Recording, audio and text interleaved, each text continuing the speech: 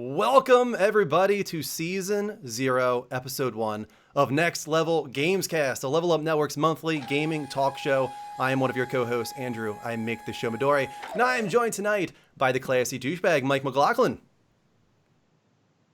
There's nothing. He's got nothing for me. Nothing. I got nothing for you. We got the tech guru, Agent Vincent. Hello. Hello. And we got the voice, Jersey Tom.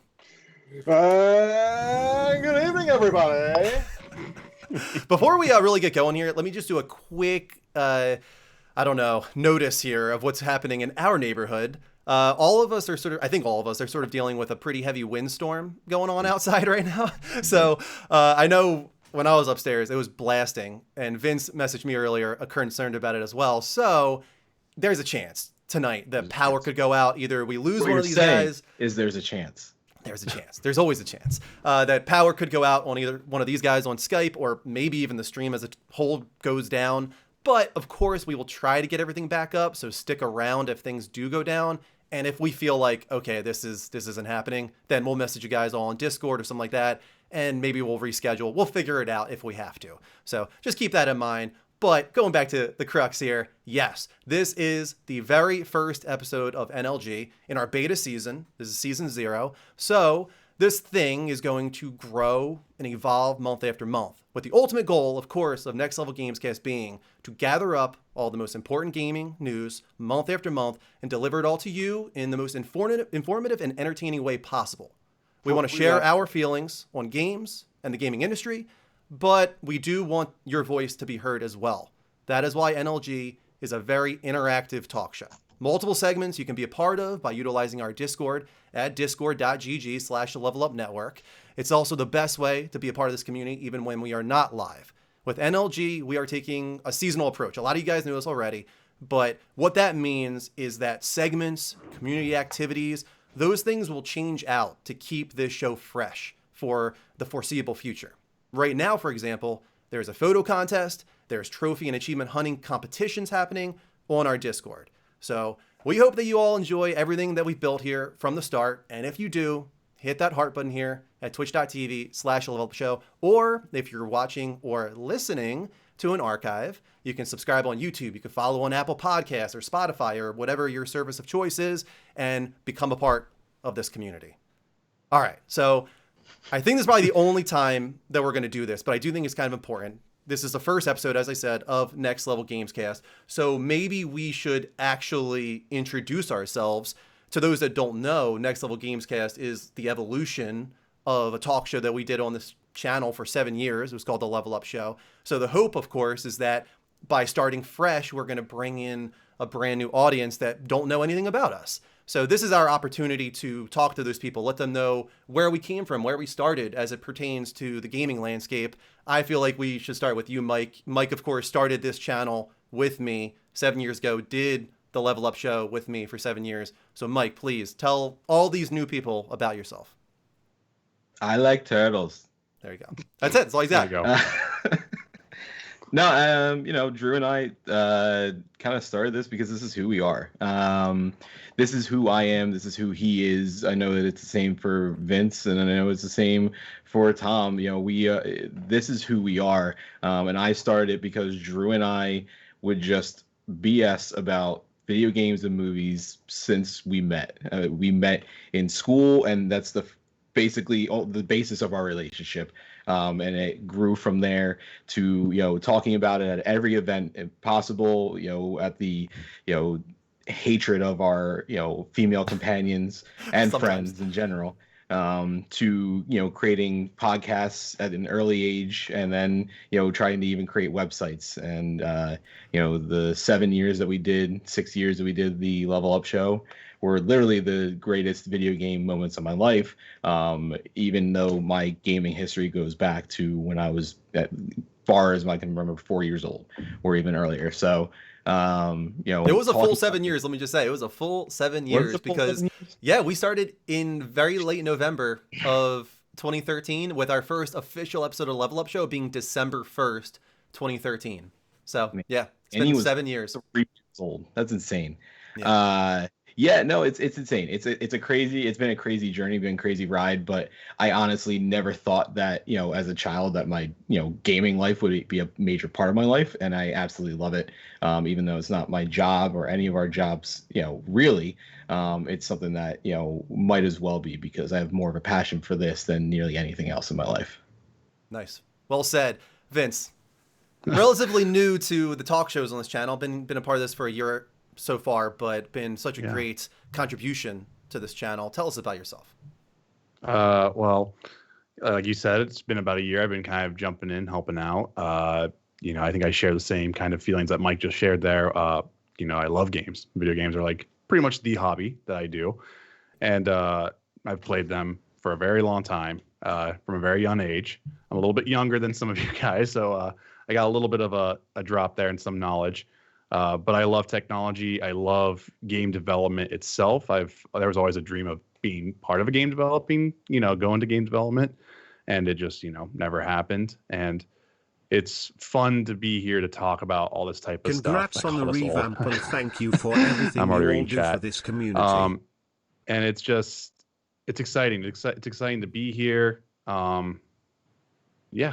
I don't know. No, it's good to have you, man. It's awesome to have you. No, As I I said, appreciate you've been such a great contribution to this channel. And then continue on with that. Tom, you've helped out a couple times in the past, but we made you an official cast member because you've got that voice, man. You've got that voice for this. So tell us where that voice comes from. Oh, hi guys. I mean, my voice, I feel like it comes from just a real like love and joy of life, and no, It's not your voice.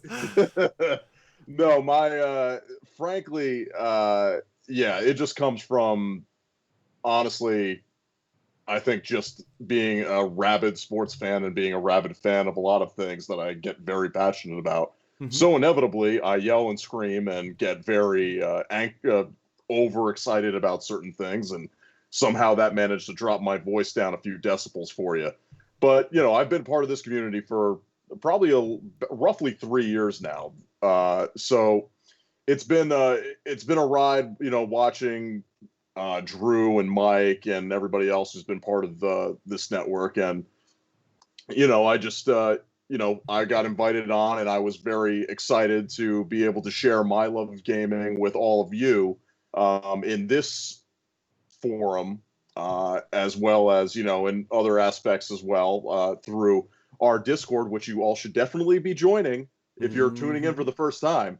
But yeah, it's been a fantastic opportunity, and I look forward to talking with all of you guys about gaming, food, whatever it happens to be, over at Discord or here during the Gamescast.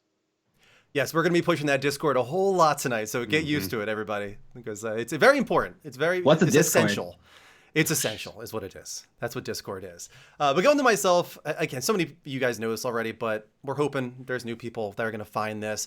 Mike sort of covered a lot of it as far as our love for discussing games, right? It's been like a decade of us just loving to get together and talk about the industry, not just like what we're playing. Sometimes it's actually more exciting for us to talk about the industry than what we're playing, which is kind of a bizarre thing. But I think especially as I've gotten older, I've sort of dove even deeper into that aspect because I don't have quite as much time for games as I used to. I'm a father of 2 little girls, and of course, got a job outside of this, as we all do. Oh, so you're in a loving relationship. Brag about it, too. But it takes away. It takes away from that gaming time, right? He never said anything about love him. He just said he had them. It's a different story. That's a different story. We're getting off track here.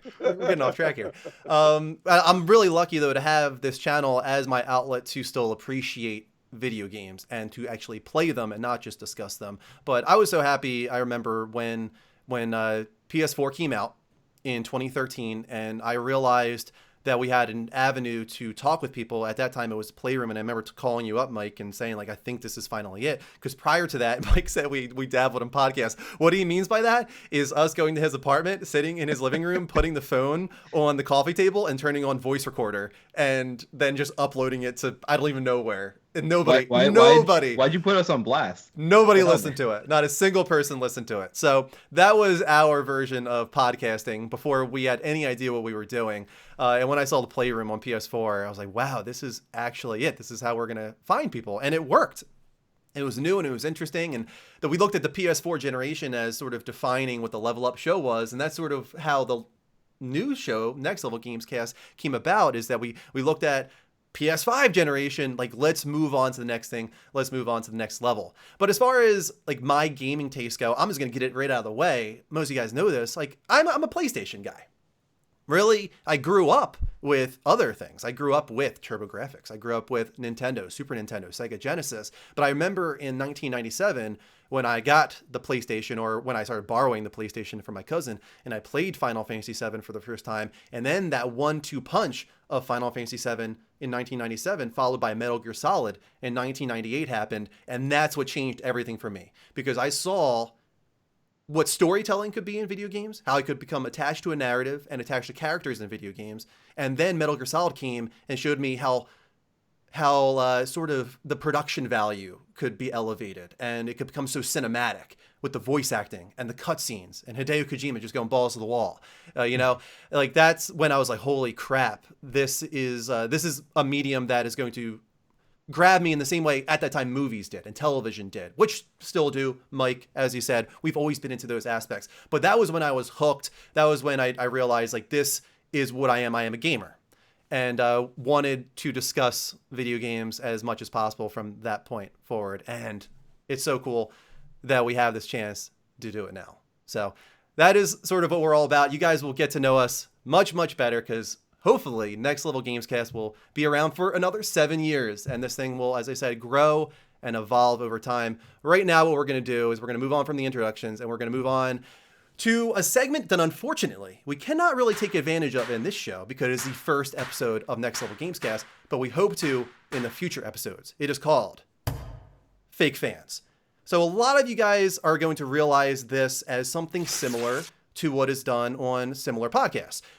Easy Allies, I think, calls it Corrections. I think Kind of Funny calls it You're Wrong, if I remember right. But that's it's just that. It's your opportunity to analyze, really listen to each episode of Next Level Gamescast and search for the falsehoods, for the misreporting, for the fake news, where we get things wrong. Let us know. We want to know. We hope that we don't get things wrong, obviously. We don't want to get things wrong.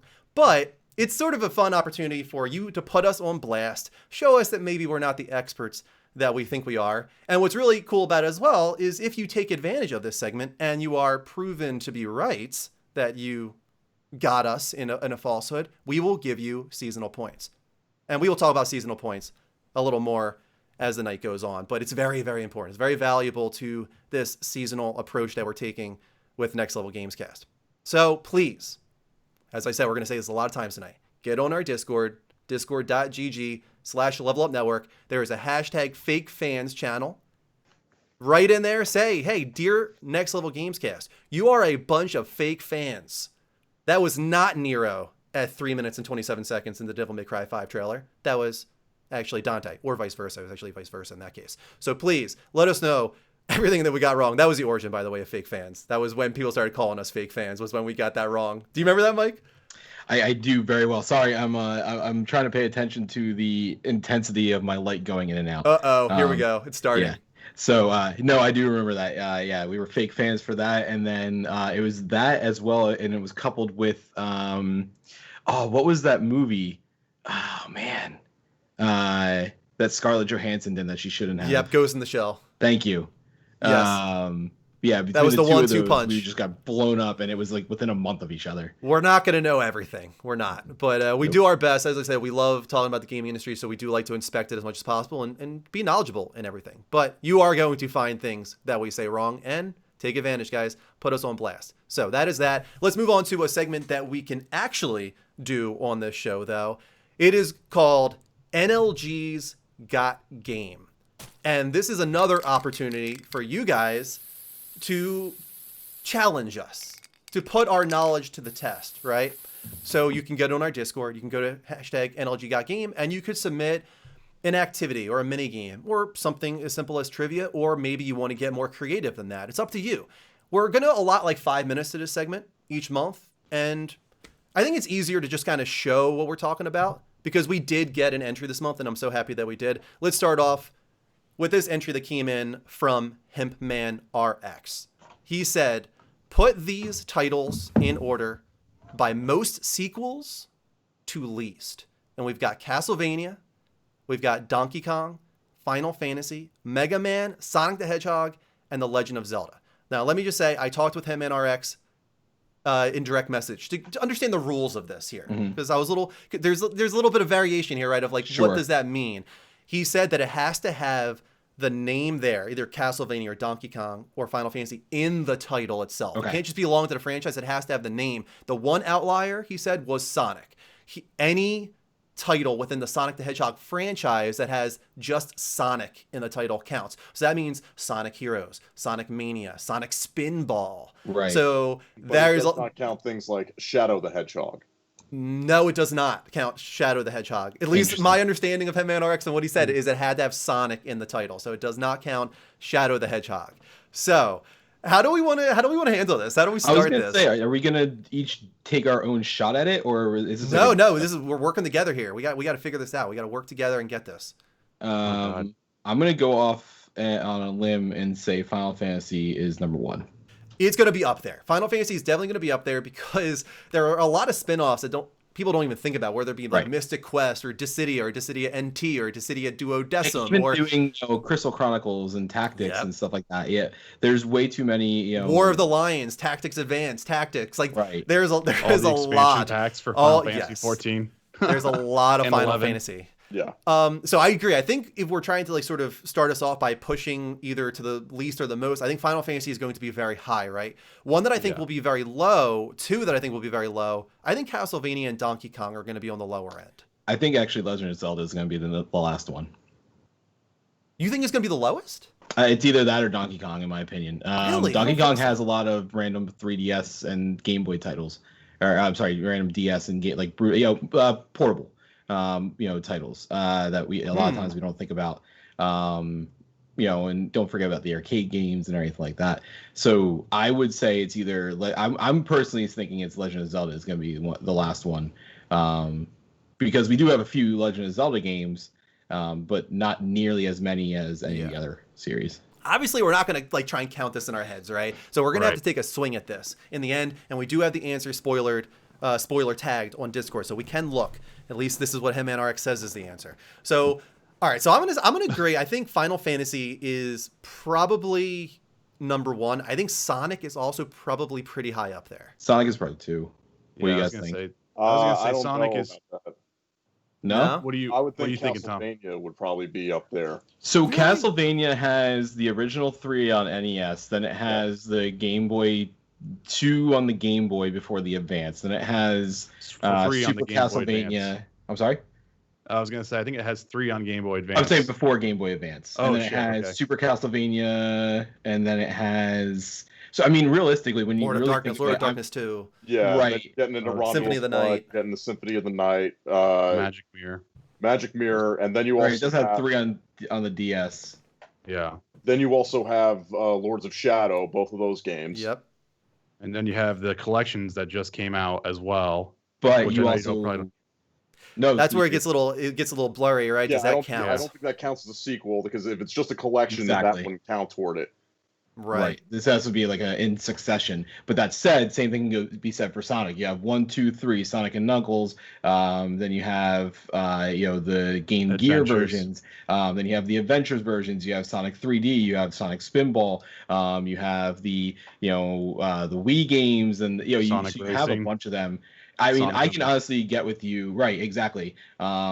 So I you also can't sleep on Mega Man, because you also have like the ridiculousness of that you have the main line, then you have almost the same amount number of X games. The X games. Then you have all the Zero games. Then you have Legends. Then you have Mega Man kart racing. Then Battle Network. Mega Man. So Soccer. and so you have the same thing with Sonic, but I would personally say we're not including the racing games. Because Sonic has Sonic and All-Stars, Sega All-Stars Racing, and I don't know. Yeah, that's also blurry territory. I agree, because it has Sonic in the name, but does that count as a sequel? Mario and Sonic at the Olympics. Right, I wouldn't count that. That's not. I wouldn't count that either. I don't think that counts. I really doubt Hitman RX is including those. I wouldn't count Mario Tennis and Mario Golf and everything like that. Like I would exclude those because those are not sequels. Those are not in succession. Here, we're already running towards 5 minutes. So here's what I'm gonna throw this out there. I'm gonna say Donkey Kong's the lowest. Okay. Donkey Kong. Then I'm gonna say, oh man, I would have said Castlevania, but you guys kind of convinced me that might be higher. Maybe Legend of Zelda after that. Yeah. I would say Donkey Kong is actually above Legend of Zelda. I think it will be from lowest to highest. I think it will go Legend of Zelda, Donkey Kong, Mega Man, Castlevania, Sonic the Hedgehog, Final Fantasy. I'm saying it's gonna. I think you're gonna flip that at the bottom from least to most. I would say it's probably gonna be Donkey Kong, Legend of Zelda. I would say, I want to say Sonic, Mega Man, Castlevania, Final Fantasy. Okay, what do you think, Vince? Oh, dang. I'm definitely thinking from least. I want to say. I'm terrible at these. You all know this. Donkey Kong from least to top is going to be. It's going to be Donkey Kong, Zelda, Mega Man, Castlevania, Sonic the Hedgehog, Final Fantasy. I think I'm the same as you, Vince. Ooh, you got Sonic all that up there, huh? Yeah. Yeah, I think I'm with you. I might switch out 4 and 5 with you. Sonic might go down 1. That's the one area I'm not sure of. All right, let me jump on the Discord here. Let's look on the Discord and see. Here's the thing. Like, I'm not going to look this up and confirm that HemNRX is correct on this. So it is what it is. But we got the conversation. You know, that's all there is to it. So quickly turned into Hemp Man has no game. I feel like a fake fans episode is coming. Yeah. Maybe. Yeah, that's the thing. Don't fake fan us on this, because that would just be reductive at that point, right? Oh my god. All right, so here is what's what him and RX spoilered here. According to him, wow. Oh my god, this is not what I expected. No way. Okay, No. so the lowest is Legend of Zelda, but it's really close. Legend of Zelda, he says, has 30. Donkey Kong at 32. Castlevania at 35.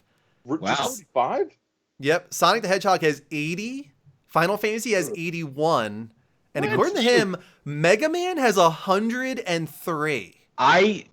I'm gonna challenge this, and I this is where I'm going to challenge it. I know we said we weren't, but that's excessive, and I think we're giving leeway to Mega Man that we weren't given to others. That doesn't make any sense. There must be some territory we didn't go into. Yeah, he has to explain this. Knowing Capcom and how they will milk the hell out of whatever franchise they have, I can absolutely see it being that high when you consider what Japanese gotcha games and mobile games and everything else that they may have thrown in there. There's a lot of like nonsense that's in there. Plus, do we even count? He's probably even counting like Tiger Electronics games. It's possible. That's the thing, is how far reaching does this go? I wasn't going to ask him a million questions on Discord to try and figure out the rules here. I just tried to keep it relatively simple, but that's kind of fascinating if that's true. I'm gonna look this up post show. I want to see what this is all about. Yeah, that's pretty wild.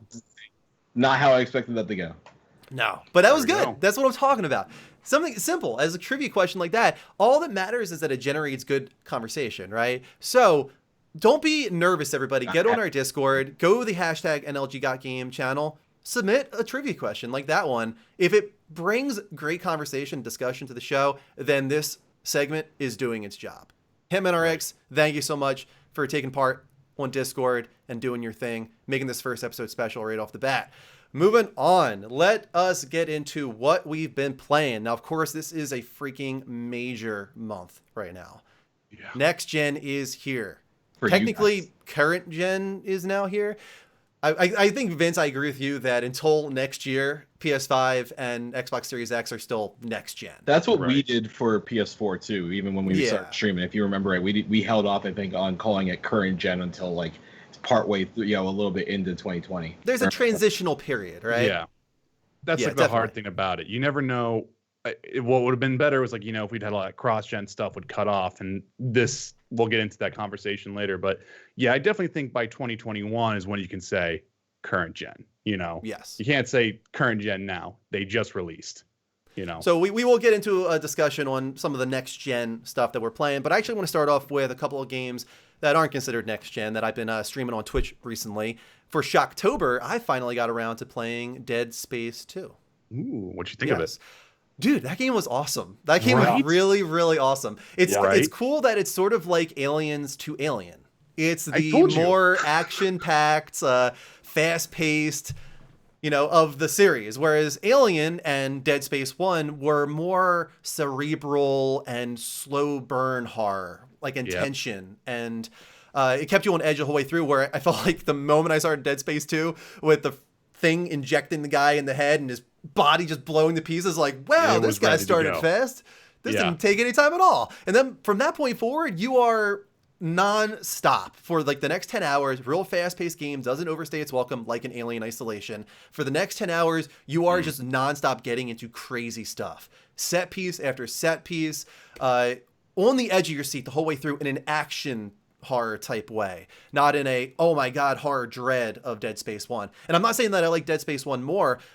They're almost, they go They're together two so opposites. well. But they go together so well, right? Because of that. I feel like it is Aliens to Alien, where I love both of them so much, but I often can't figure out which one I like more, because I do love the slow pace of the first one, but I love the action of the second one. Like, get away from her, you bitch. All those great moments from Aliens. But I will say, like, the story itself, I'm not sure if it was because I forget a lot about the first game.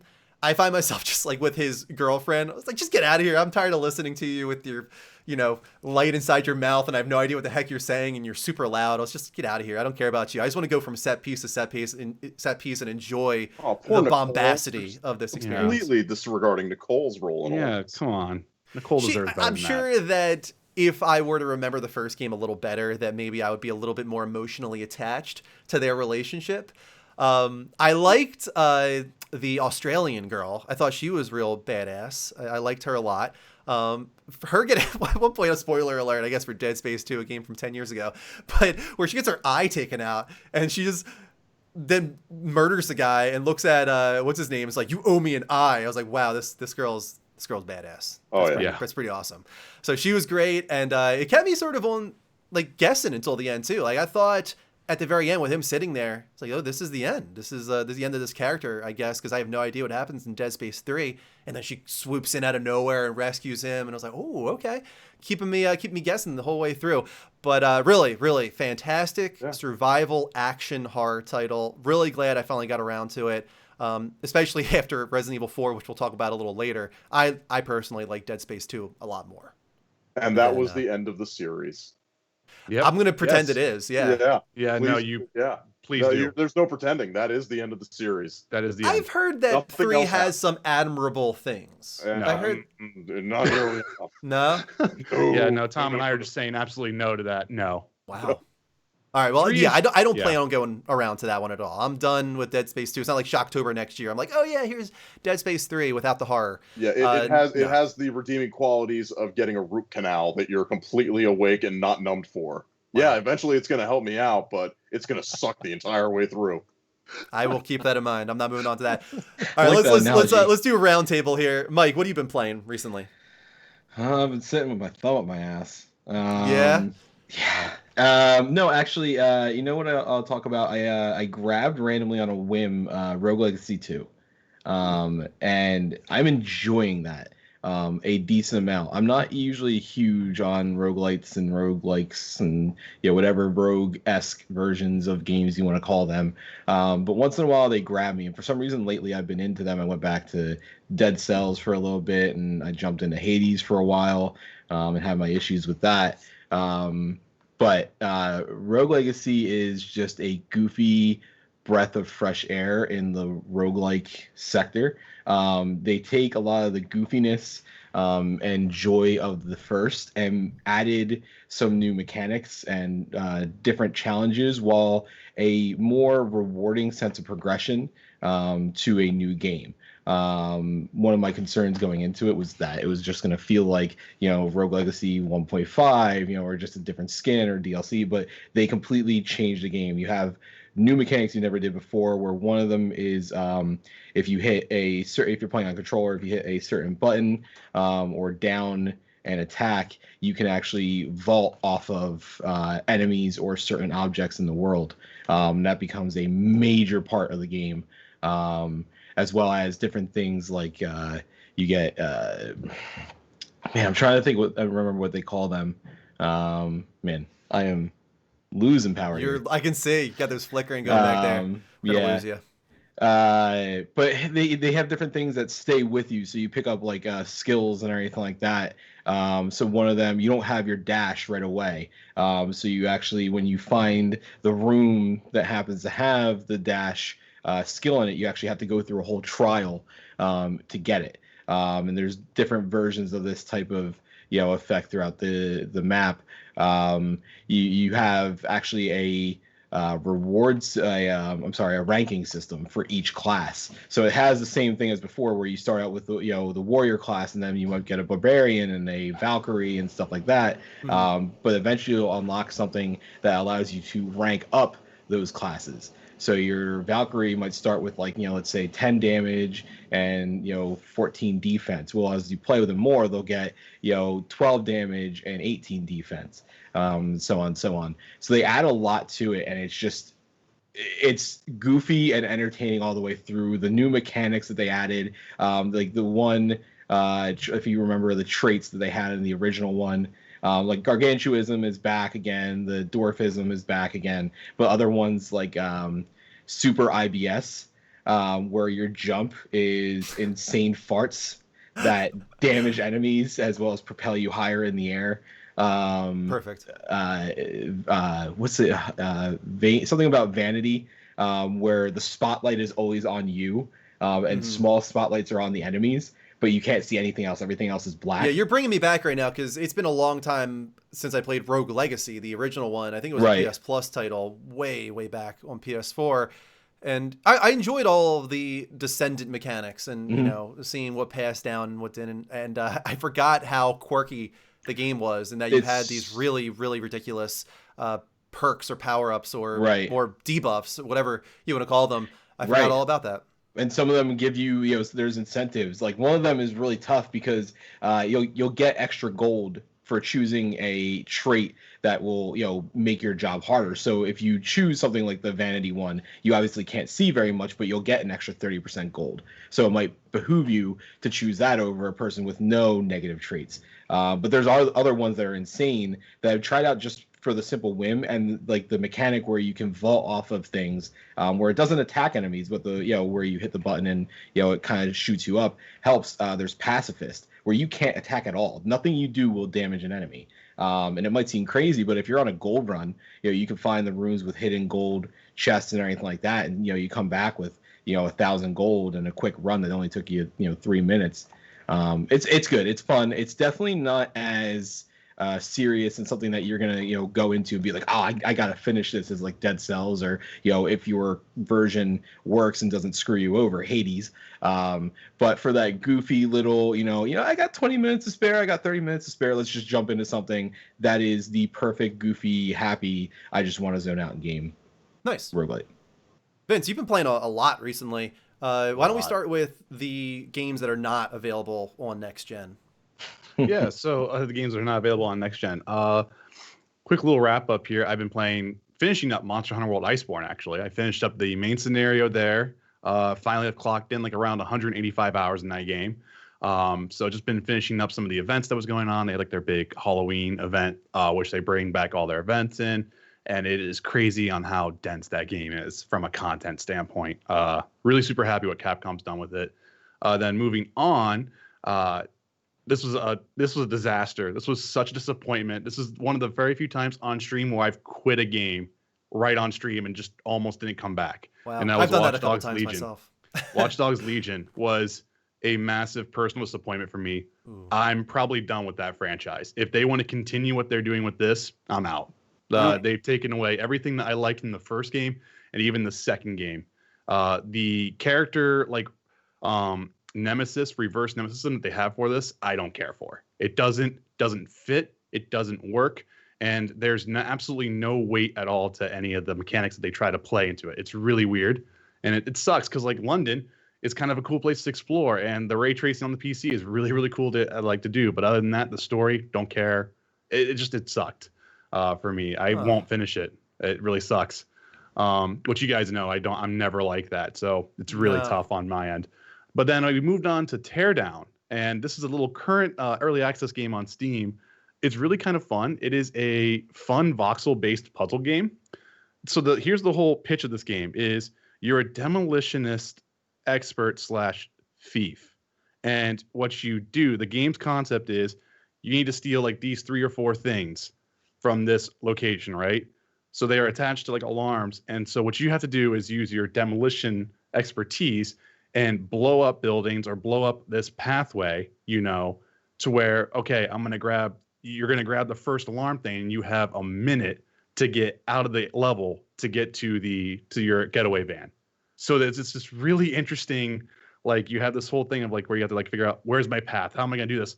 But you can destroy everything, it's kind of crazy. So that was a lot of fun. Destroy it in voxels. Sort of like Resogun where things explode and just everywhere. Voxels.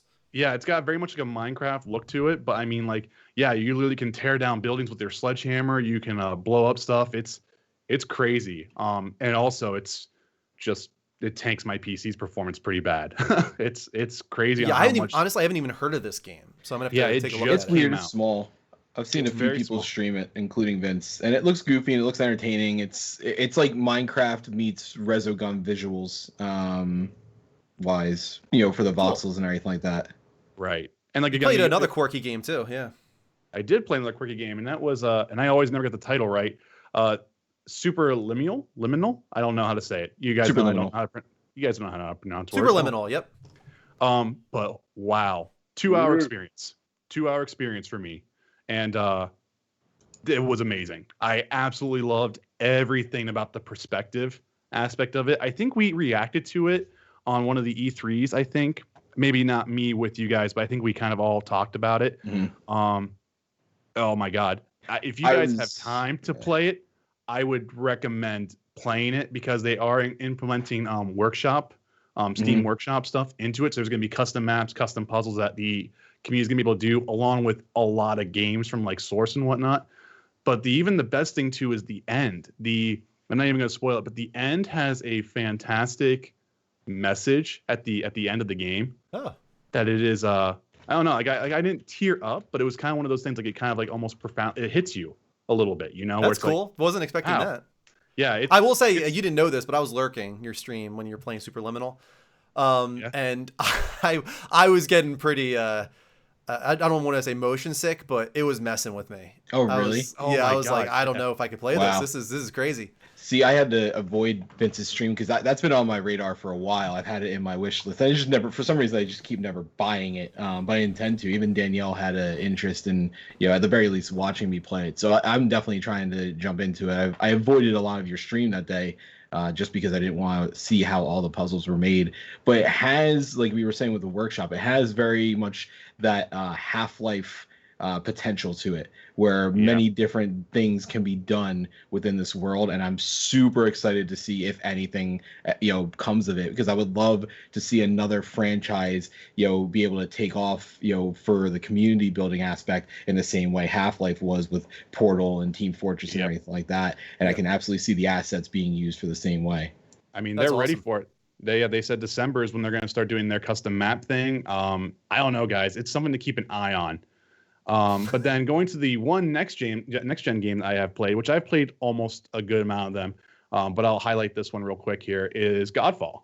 And I'm liking it. I'm really, really enjoying it. Lies. You're not allowed to. Deception. You're not allowed to like this game. You're not allowed to like it because before you it's move not on, the Spider-Man Miles Morales game that everybody has to shove down your fucking throat. God forbid. What did I say about the language, Mike? God forbid you buy Godfall and enjoy it. No, you're not allowed to do that here. That's one. Okay. That's the only one you get. Everyone gets one. That's the only one. Now. That because it was well deserved. You're not allowed to like Godfall, Vince, and how dare you even besmirch the name of the PS5 by saying you played it? Played Godfall. Yeah, here's the thing, guys. Now here's the thing. Let me say something real quick. We just got 40 gifted subs, and I don't typically want to like delay the show and intersperse with this kind of thing, but we all know who it was. Hitman RX, thank you so much for gifting 40 subs right now. That's insane. Yeah. We really appreciate you. Back to the show. Yeah. But yeah, going back to Godfall real quick here. I'm really liking it. It's a little bit clunky, there's one thing I will say that already right off the bat, I can see where the complaints of repetition come into play. And the thing is, I don't understand how it's a negative for this game when it's not a negative for something like Diablo, Destiny, Thank you Borderlands, so much. any of the games that require loot, Monster Hunter. It's the same thing. And the thing too is like, I've never once felt like I've had to sit there and wait for a loading screen. It's 2 seconds. I'm back in and doing something. 2 seconds. I'm back and doing something like that. A checkpoint. I'm back here. That's one of the things I just don't quite get. And we can talk about that later. But the combat is a lot of fun. The combat has its quirks that I think is a little strange, like blocking and defense has like a delay to when it activates in comparison to where your animation window is. That's been a learning curve for me. It's not like God of War where you can instantly put up that shield. You can interrupt your animation for that. You can't do that in this. But hey, I gotta say, when you're soul shattering enemies left and right, and you have explosions, and then you have particles flying everywhere, and then you're buffing yourself up, and then you just keep going. When you're in the trenches of just fighting people, the game fires on all cylinders.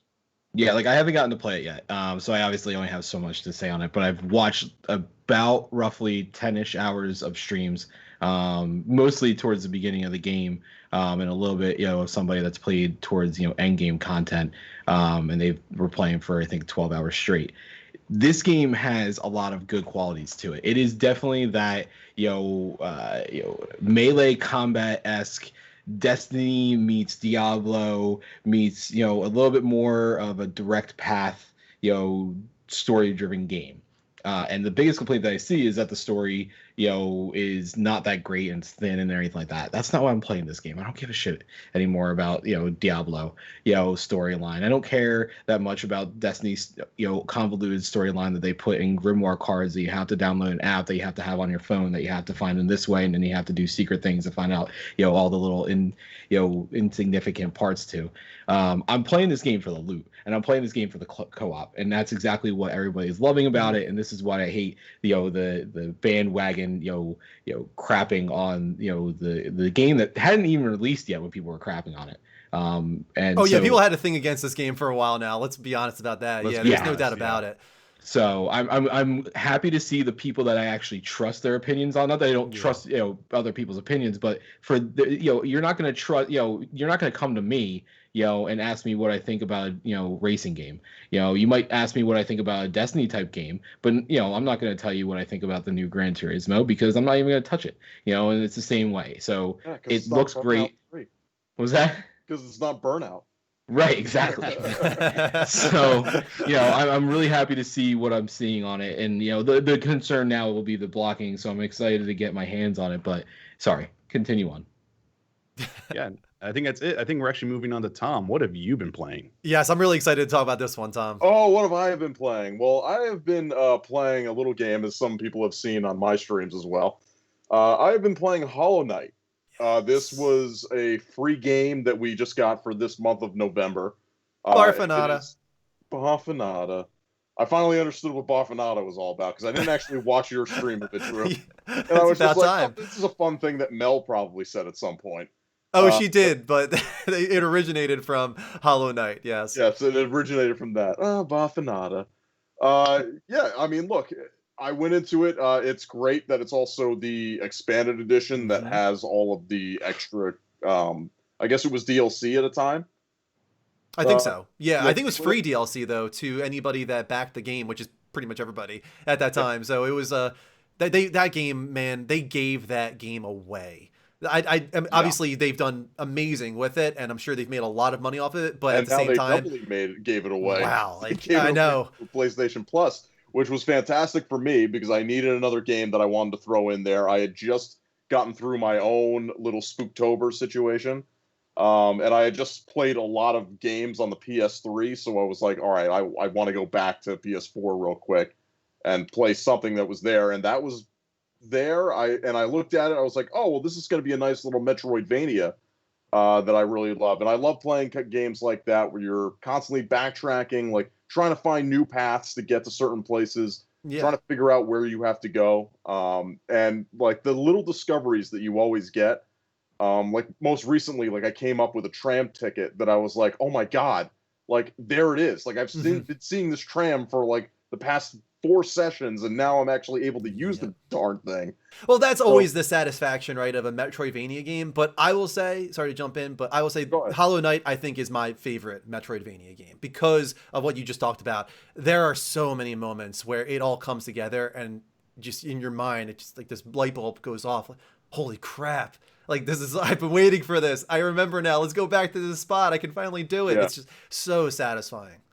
Yeah, I mean, I haven't really had this feeling since I could say probably even like, and it's weird to say this because it was in the 3D realm of things, but Metroid Prime 1, like, because that was to me was like the first time in a while that I like felt like that sense of discovery again. Right. You know, so I've been going through that. I've been really enjoying it. The controls feel all great.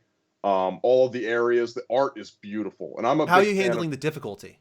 The difficulty, you know, it hasn't really ramped up too much. Okay, you're probably not too far yet. Not to act like you know, you're gonna have problems, but it's definitely one of those games where you get to like the Coliseum and things like that. That's when it really ramps up. I got to one situation where I was having issues with just the fact that they were throwing a lot of enemies at me at once. Right. And I'm like constantly figuring out, okay, well, this is like forcing me now where I have to start using my soul and start actually, you know, using some of the powers that were granted to me as opposed to just dipping and ducking and diving and everything else that I was typically doing. Because I'm in that kind of, I have those brain gremlins when it comes to games like that, wherever there's a limited resource that you have, where I'm like, I don't want to use it because then like I'm going to need it another time. And inevitably, like I hold on to it. And then like after the third time I die, I'm like, okay, I got to start using these resources. Mm-hmm. But it's been a good ride thus far. I'm not sure exactly how far away I am from the finale. I feel it's a like long game. It feels like it's a long game, but I feel like I've almost discovered every single area as of yet. Maybe I have like maybe one or two. You might be surprised. That's one thing I often do hear as a complaint about the game is that it's actually too big. That's for me. I didn't feel that way. I never wanted that game to end, but usually if I hear complaints. Yes, that is. You're exactly right. I was full time, so it allowed me to go through it pretty quickly, even though it was like 40, 50, 60 hours long in the end. But that is one of the complaints I often hear. I did just get the trophy for unlocking half of the stations. So I'm like, oh, I only got half of them. Like that like thought crossed my mind, and I'm like, oh, okay. So there's probably a little bit more to this. Yeah, man. Yeah, but it's all worth it. Just stick with it. I can't wait. It's one of my most anticipated games. Silk Song. Oh my god, I cannot wait for that game. I'm still surprised that game didn't release this year, and only for the sake that a lot of them do development at home on that series. Sure. So I'm a little surprised that they didn't get that out this year. But they are 3 people, right? So they're going to make sure that game is the best it could possibly be because, as somebody said in the chat, the passion those guys have. I actually don't know what the makeup of the team. I don't know if it's guys or girls or what, but the passion those 3 have is undeniable. Yeah. The way that they have supported that game, the way they've given that game away. It's even Silk Song. I think, if I remember correctly, if you were a backer of Hollow Knight and Silk Song was originally planned as DLC, but now, even though it's a full game, they're still giving it away for free to all those people that originally backed Hollow Knight. It's like, my God, let yourself earn money, you 3. Like, it's okay. Like, you are amazing. What you've done is amazing. You deserve the money. I will throw it at you if I have to. I'm hoping take that my Sony money. Gave them a cool mint to just be able to have their game delivered for free. I mean, I hope that there was like something that they did for them because like this game, they absolutely deserve every single cent that you give to them. You mean something like with Plus, like with Sony giving it on Plus? Yes. Yes, there's usually an agreement on. It's usually per amount of people adding it to the library or something like that. I think there's an initial upfront. I think it's like a base plus milestones. Right. Yeah, that's like how they work that out. So they did get some money at least for that. Everybody add this game to your library. Please do it now. Please. Even if it just sits there on your library, just have it. Just throw it on there. And it's free. It's for free 99. So just do it. Yeah. 100%. And then the only other game, not much to say about this one, because we could just move on. I'm going through Splatterhouse again. I played Splatterhouse for Spooktober. It's a 3D beat 'em up where you pretty much take on the role of the Splatterhouse guy, Rick Taylor, and you go around and you try to save your girlfriend Jenny from the evil Dr. West. This is the remake or the reboot of it? This is a reboot. It's a reboot that Namco went and started doing. The fun thing about this game, and Denny is right, Splatterhouse is king. It's an amazing game. It's fantastic. It is so much just the id of video games, of it just being violent, crass. You have the voice of Pete, Pete the cat from Disney, being the evil masked voice in your head, and he starts saying all this like really dirty stuff, and you're just like, oh, that voice is doing all this. It sounds like the epitome of 90s edge to me. It is 90s edge with the added attention to detail of throwing in like a soundtrack that includes like Mastodon and like a bunch of other like bands like that. It was an unrealized Genesis game, wasn't it? The original. The original was it was arcades. Was it arcades? Okay, I remember it was on Genesis, and it was like super edgy without knowing it was, because it was the 90s. Yeah, I mean, and when the originals came out, I mean, you just play as essentially just Jason Voorhees going through a side-scrolling beat 'em up. And actually, if you buy that game, you get the three of the originals. Splatterhouse 1 through 3 comes on the disc. So you get a chance to play through those as well, which adds to the value of it.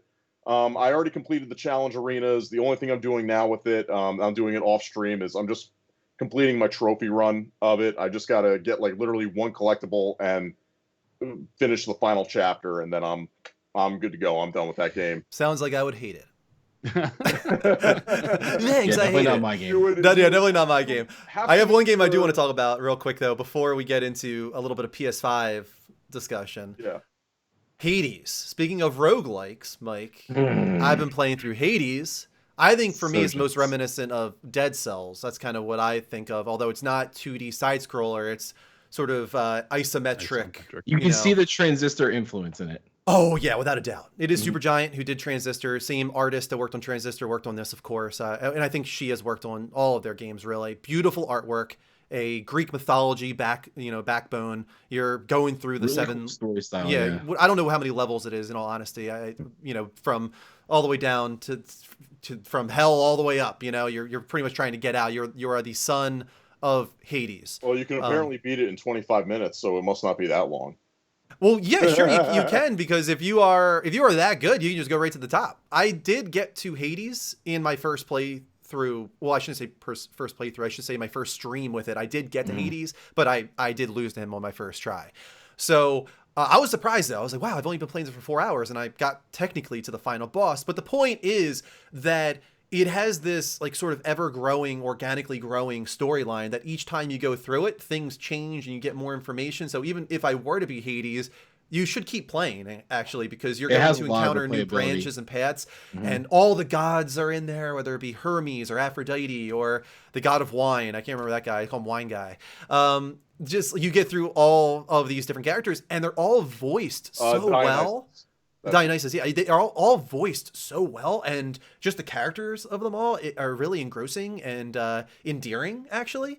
And it's weird, right? Because when I first saw Hades revealed and presented, I was like, I'm not sure like this is a world I really want to be into. It's kind of like what was that game that EA did where Dante's Inferno, where I was like, I don't know if I really want to play this. It's just like I don't want those vibes, right? And when I first saw Hades, I was like, crap, I don't know if I want those vibes, like to be in hell the entire time. God of War is one thing where you go down to Hades every now and then, but being there the entire time, I thought would be overwhelming and sort of, just not what I wanted to feel. But the characters are likable, even the characters that aren't the gods on top of Olympus. I'm talking about like his mom and Cerberus, for God's sakes. Cerberus, they turned into this like adorable pup that you want to pet every time you go through. Every time you die, it's like, you got to pet Cerberus, and I think it actually might matter. I think petting him might change his affection level towards you, because I encountered him around like the 3rd level and he let me pass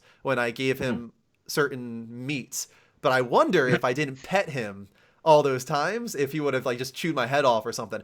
But I actually don't know. Either way, the characters are really likable, and I'm so surprised by that. A lot of it has to do with the great voice acting. But going to the combat, super satisfying. Fluid, it's responsive, Yes. it just feels good. Like you feel like you're accomplishing something, as opposed to a, let's say something like, a Souls game where you're just timing everything. This is just fast-paced action, get in there, hit, get out. Even comparing it to Dead Cells, I think this flows a lot better because of the style and layout of it. Yeah, I don't know which one I like more right now. I think probably Hades, because it has a more engrossing storyline and narrative that I'm actually attached to, whereas Dead Cells, I was just playing for the combat. But yeah, dashing around, and when you get that right combination, right? For me, it was having the shield, getting title dash from a Poseidon, and setting it up and keep leveling up that ability so that when I dashed with the shield, it created this tidal wave.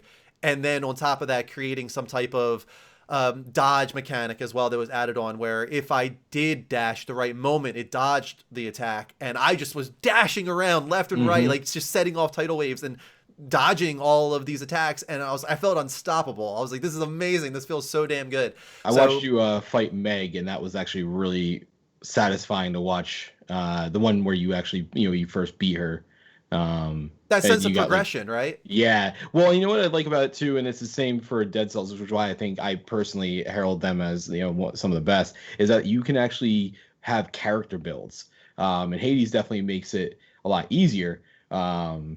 But I think overall you can have character builds that allow you to progress and feel accomplished more than any of the other games, by making sure you choose this perk and that perk. If you're using this type of weapon, make sure you have this type of trait. Overall, I wish that my game didn't screw me over in the way that it did. Yeah, that sucks. I remember you saying that. That does suck. Hopefully that doesn't happen to me. Although I'm not sure I'll go back to it, because we are now in this barrage of great PS5 and Xbox Series X titles. But I could see myself going back to it for a random game stream here and there. Like, I didn't even get the gloves. I think Neen's brought up the gloves in the chats. I didn't even get to that. All I have is the sword, the bow and arrow, and the shield. I didn't get the spear. I didn't get the gloves. There's so much I didn't get to, because I only played it for 2 streams. But really, that was like enough where I feel like I got something out of that. For just 8 hours, like that was 100% worth the $20 that I spent on it just for those 8 hours of enjoyment. Really great game. If you guys can get it for $20 or on sale, highly recommend it, especially if you're into roguelikes. Moving on, segue, as Mike realized, into the barrage of PS5 and Xbox Series X games. Let's talk about it. I don't think any of us here actually has an Xbox Series X or S, though, right? No. Not me, no. So we are going to be very lopsided here. Let's just make that clear, for the foreseeable future, until one of us gets an Xbox as well. We're all currently either waiting to get PS5 or have PS5. I think, Tom, you're still waiting? Yeah, allegedly mine's coming tomorrow. But I'm waiting to see. Yeah. I'm hoping. And Mike as well, still waiting to get his. Sorry to bring it up, Mike. I know. It's okay. Look how sad he looks. He's so sad. But Vince Dude, and I'm so angry. I literally just texted Johnny. Mine's in Chicago. Oof. Nice. Mine's in Virginia, so I'm right there with you. Dude, just drive and get it. Vince and I have been able to appreciate the PS5. Yes. All I have played so far is Astro's Playroom, and let me just say, every single person that gets a PS5, you are a fool. A damn fool if you don't play this as the first thing on your PS5. This should be the first thing you boot up with the system to demonstrate how amazing this controller is. This is revolutionary. This is the most next-gen thing about next-gen. I would call that right now. I haven't even played Demon's Souls. I've watched how beautiful it is. I don't care. What this controller makes you feel is insane. Would you agree, Vince? Oh, absolutely. I mean, every single game I've played, Bugsnax, Astros, Godfall, Demon's Souls, Spider-Man, every game I've played with that controller, every experience has been different. Every experience has felt it's got its own unique quirk for every single game. I don't think I could play anything on another console without having that type of feedback. Yep. Again, I said it during the stream. Xbox needs to copy this immediately, or they're going to lose a lot of cross-gen or platform people, because I think this is going to trump a lot of graphics people. Like back over to the PS5 side, they're not going to care if there's a little, hey, this one's 1800p dynamic versus native 4K. I think this controller is actually more important than that. Yeah, that's my I would personal 100% opinion. agree. I would agree very much on that too. If the big conditional, if developers keep up with it. And that's the thing. I can look at what's happening with Call of Duty, though. Sony doing that, but I don't know how much you're going to see. Like, if, for instance, for the yearly Madden titles, like, are you going to get that a lot? Like, you know what I will say, I think compared so. to other things, that are gimmicky, to an extent, we can say that, quote me in 3 years when no one uses it anymore. But, even compared to like motion control and stuff like that, where it was cool, but it wasn't revolutionary, the amount of people that are saying how great it is, and then how easy it is for developers to supposedly be able to add support for it in the systems, from what we've seen from, Ubisoft and other, companies, it is not very much work on their end to add it, even if they add it after the fact. It is apparently very easy to do. So I can see this staying on much more than something like, the motion controls. I think this would be more like the initial Rumble, edition that you saw back in, PS2 days, versus anything else. Without a doubt, because look at the word of mouth on this thing. Everybody is talking about this controller. People are making trailers for their game about the controller. Recently, Absolver, I think the name of it is, or Observer, I think is the one by Blooper. They made a DualSense trailer because they saw the hype that is being generated on the internet for this. Call of Duty, everybody's talking about this controller. Every single weapon is fine-tuned to the adaptive triggers, to the haptic feedback. They are going to get sales. I've seen so many people say it that I'm actually considering getting Call of Duty now because of this. Like, I wasn't planning on it. I thought I was going to skip Call of Duty this year. But now knowing what this controller is doing, seeing videos of Marines playing Call of Duty and stopping and going silent for 10 seconds and then almost breaking down, like, I can't believe what I'm feeling right now. Like, I feel like I'm pulling the trigger. Like, I'm pulling the trigger right now. This is a gun. Like, it's those moments, those live reactions that are happening with this controller are going to pull a lot of people over to PlayStation and are going to pull a lot of developers into catering towards this technology. And Xbox needs to respond as quickly as possible, because this is the most next-gen thing, I'll say again, about this generation right now for me. And Astro's Playroom is such a great demonstration of everything this controller has to offer. I was being a little bit, hyperbolic, obviously, and saying you're a fool, but I really do think that this is the best demonstration of the technology. Spider-Man shows it off too. Demon's Souls shows it off. But what Astro is entirely designed around showing off the controller.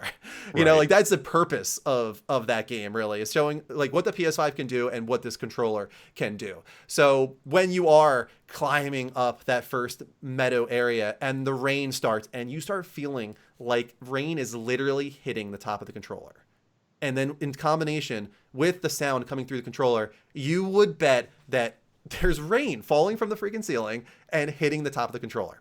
And then as you get higher and it turns to hail, it becomes heavier, pitter patter on your controller. And the ding of the sound changes, and you feel that all in the haptic feedback. It is immediately convincing. It's all it takes.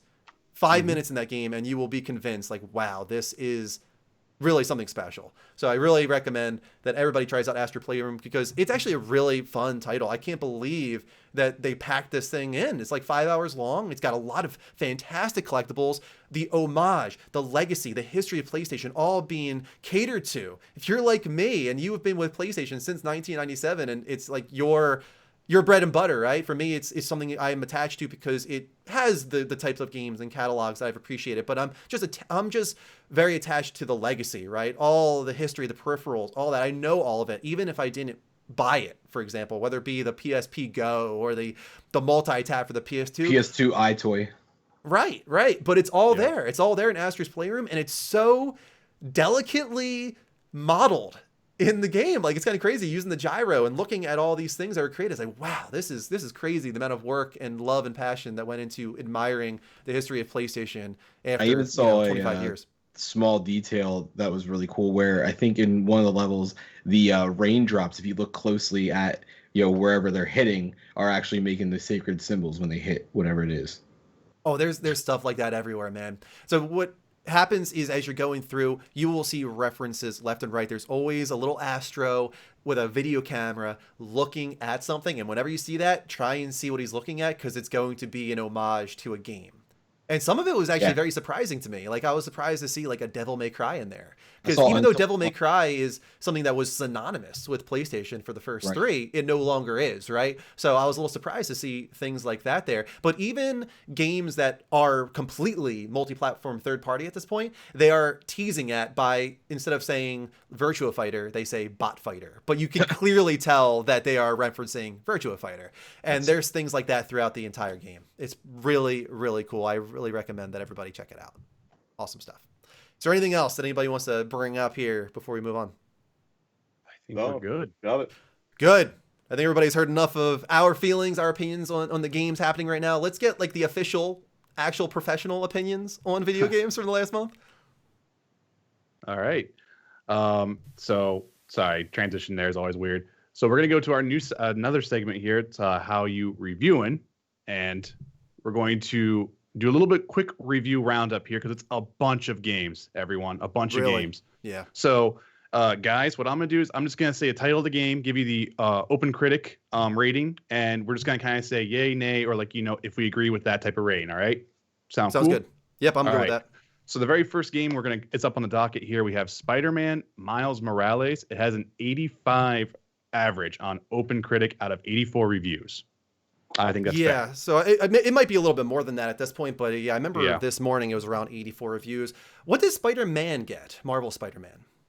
I want to say 84. It was right. It was like almost exactly the same. Almost exactly the same. I remember at that time people were sort of dismayed at that score because they thought it was so much better than that, and I might agree, actually. I think Spider-Man might be a little bit better than 84, but it's awesome to see that Miles Morales is right there with it.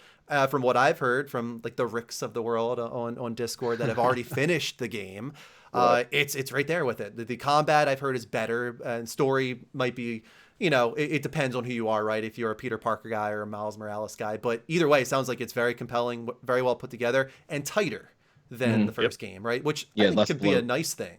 Which is why I'm interested to see and get my hands on this so I can see for myself, because I can understand why Marvel Spider-Man got to the 84 that it did, because toward the end of that game it starts to really drag.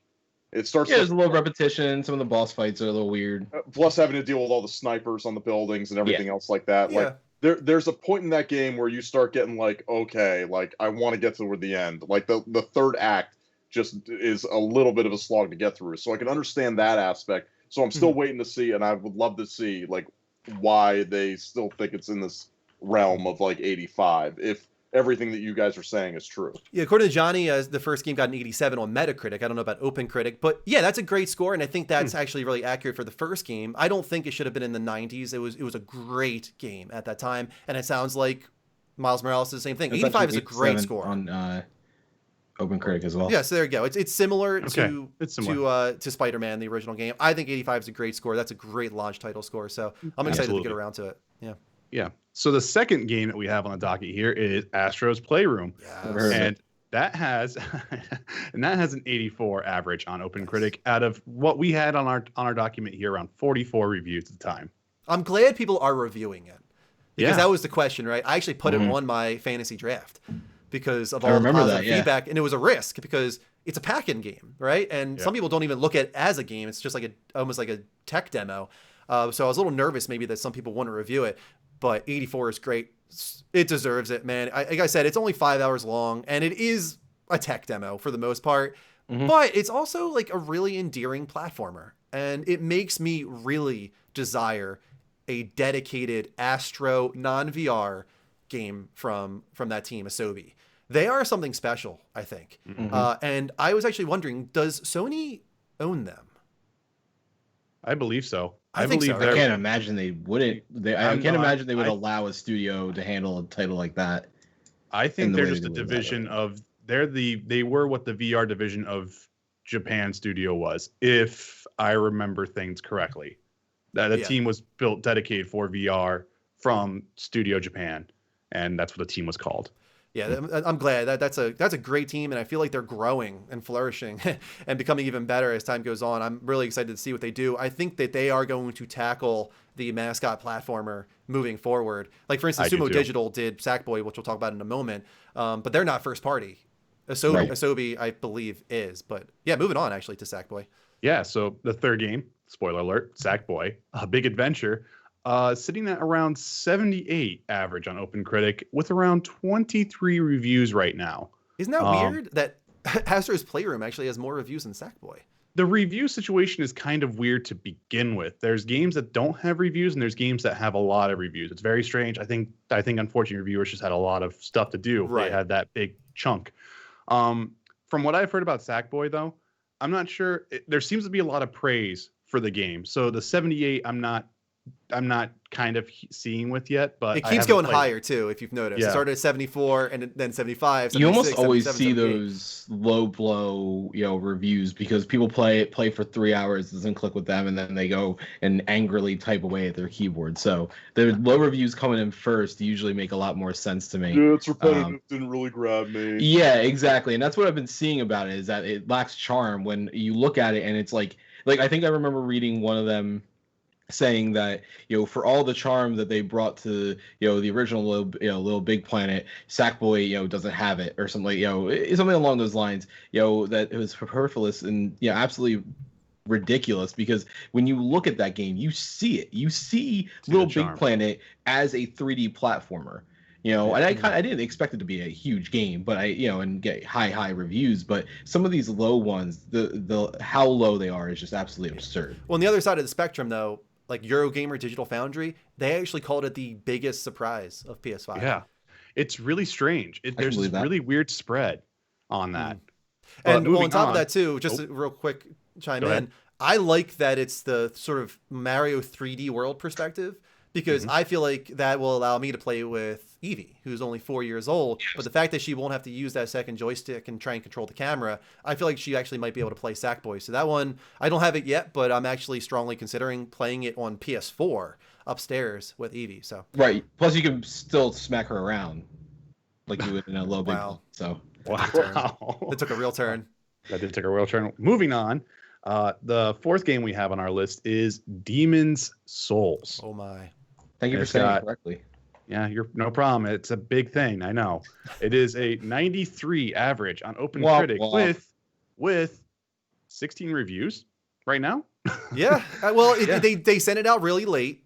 They actually didn't have an embargo on it. It was just like, here you go, and just review it whenever you want. So nobody's like in a rush to review it. Nobody had it early enough to get out in front of the PS5 launch. So it's a really weird situation, especially considering how high the reviews are. It's almost like, wouldn't you have wanted this out earlier so we would have gotten this great news? But I said it on stream, I didn't expect it to do this well. I knew it would do well, but I was thinking high 80s. But this just proves it, man. If they can hold on to a 92, 93, Blue Point is going to have one of the best teams that PlayStation can have. Yeah. Shadow of the Colossus 92, and then Demon's Souls following that up immediately with another 92, 93. That's insane.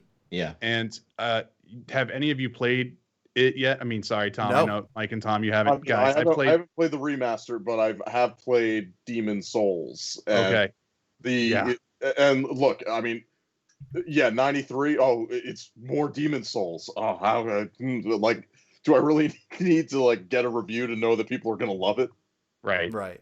I will say, opening, holy crap, the graphics, guys. You're not ready. Yeah. That's what I keep hearing, yeah. Moving to the fifth game, and I actually have an OpenCritic summary for this, but it is Assassin's Creed Valhalla with 84 average on OpenCritic out of 119 reviews. Here's a short little summary here.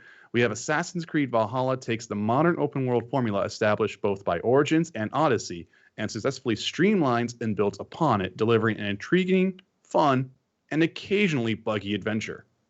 Okay. I've heard the biggest legitimate complaint about this game is that it is, you can feel the COVID squeeze on it, where things that normally are not felt and seen in a Ubisoft game, especially Assassin's Creed game, Unity aside, You usually don't see issues of that style in there. So there's been a little complaint from some people. Otherwise, I heard it's great. It kind of further pushes the game into more RPG territory than the traditional Assassin's Creed 2, 1, 2, 3, Brotherhood, whatever stealth style. But if you're okay with that, which I personally am, this is why I wanted to play this, because this is going to give me that RPG element and the world building, the mythology that they incorporate into it, and building your towns and stuff like that is apparently really interesting and really fun.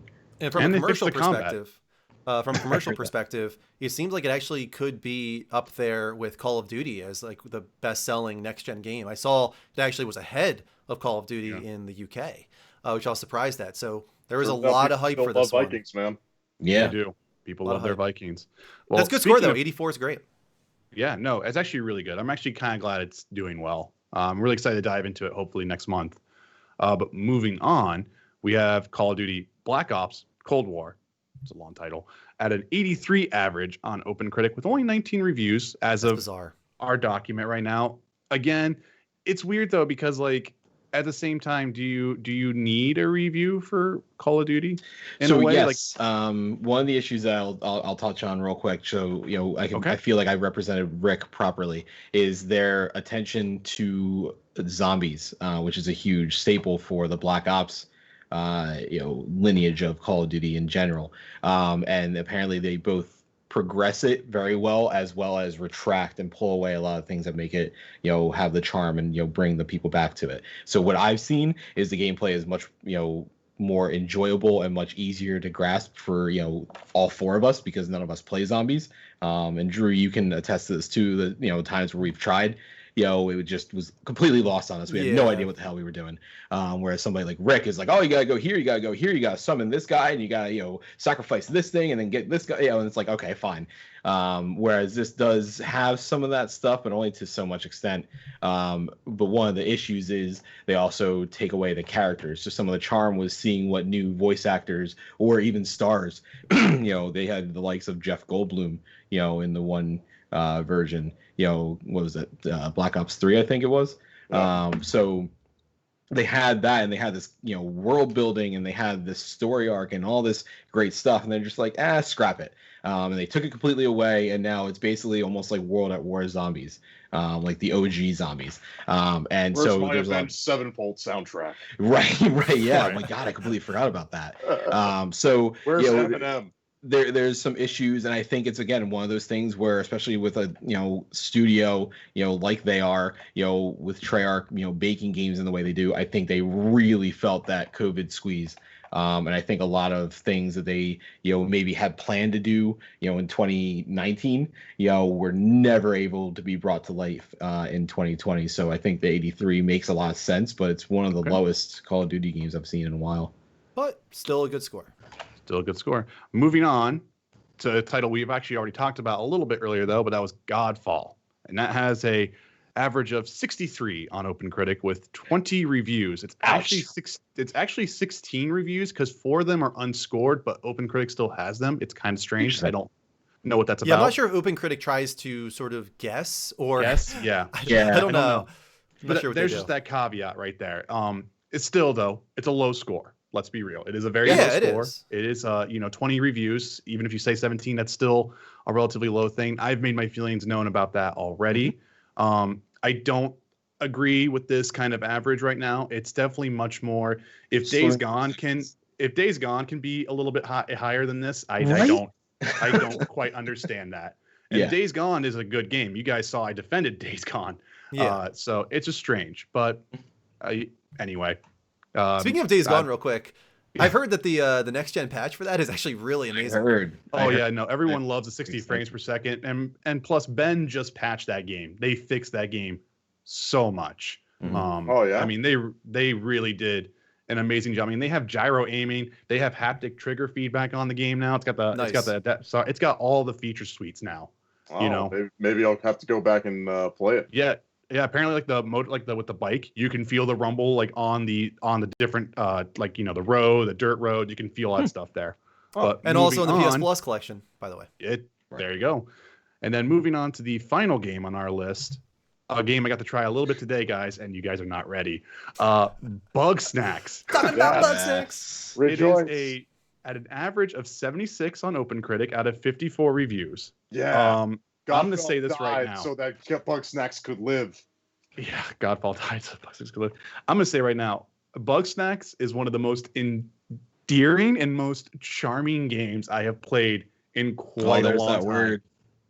I just, guys, I loved it. I played it on a whim today to kind of after we did like a switch over, and I was in love with it. It's so open ended. You have this whole investigation thing that you're doing. The voice acting is amazing, and every single bug snack says their name like a Pokemon, and it is the most hysterical thing. I love it. It is the best. And you've always scratched. Like, did you look at any of the deep reviews or anything like that, or like the deep dives on the game? No, I have not. I literally you are in for such a treat. If you think it's good now, God. wait till you see some of the other bug, like some of the like special rare ones or whatever, bug snacks. Because there's apparently, I mean, do you know how many there are? No, I don't want to know how many there are. I don't want to know how many there are. Okay, so there's a good amount.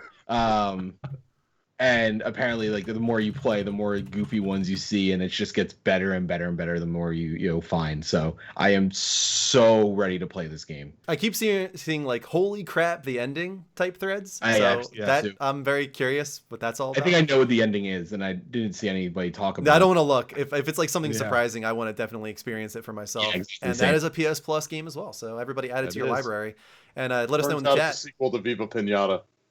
Right. Let us know in the poll. It is multi-vote. You can vote 8 times within this, so vote for as many of those games you're interested as you want, or just vote for all of the above or none of the above. Let us know what you're feeling about the releases from this past month. Most of them next gen, right? Pretty solid release. One of the best launches, if not the best launch for video game catalog-wise that I've ever seen. Yeah, I agree with you on that one. Yeah, no, it's crazy. All right. But then, we've heard all of those opinions from the professional reviewers on all these next-gen games.